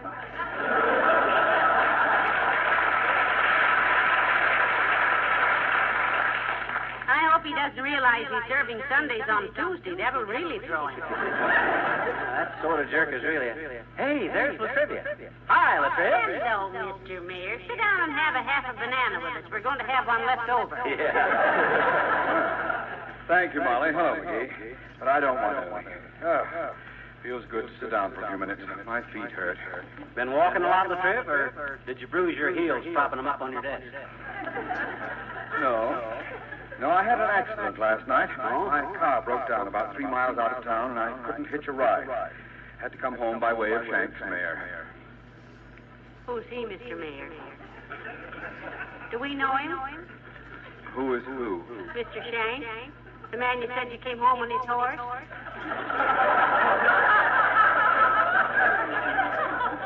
Probably a farmer out that way.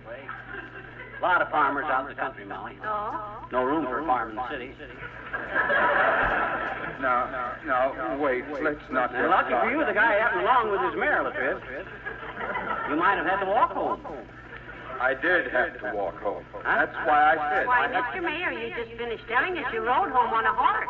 No, Molly, I said nothing about a horse. I know... No, he didn't, Molly. He said he rode home on a mare. You see, a horse and a mare are two different kinds of horses. Like there's two different kinds of ducks, a drake and a rooster. Right, Latriv? Yes. No. Look. I was Did you know this, Mr. Shanks, before, Mr. Mayor? Or did he just come along and offer you his mare to ride? Neither one. I didn't ask anyone to lend me a horse. Mare, you said. Mare. Yeah. Nobody offered a mare to me to ride. Huh? I didn't even talk to anybody. Why, my gosh, Latriv, you mean you simply clumb on that mare and galloped off without asking the owner? Why, Mr. Mayor, that's rustling. Oh, no, I didn't say that. Oh, dear, our own mayor, a horse thief. Is this the first horse you ever stole, Your Honor? On Your Honor? No, it isn't. I mean, yes, it is. Look, you two are trying... I didn't heal anybody's horse. Huh? Shanks Mere is merely... Now, Mr. Mayor, please. People are looking over this way. Pipe down, Latriv. Want the sheriff to hear you? Here, Mr. Mayor, have a glass of water. Thank you. Want an aspirin, boy? Hey, Milt, get the mayor a bear.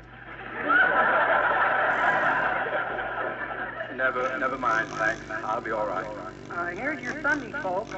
And I couldn't find the bananas, Mr. McGee, so I put an apple on yours.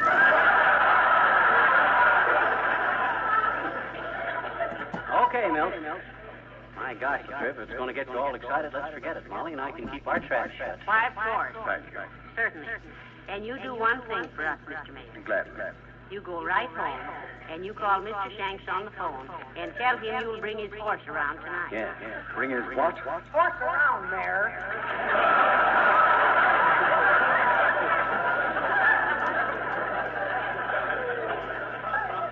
We know you're no horse thief, boy. You may crowd a ballot box here and there, but by George, we'll tell Shanks... You don't have to sell Shanks anything. Huh?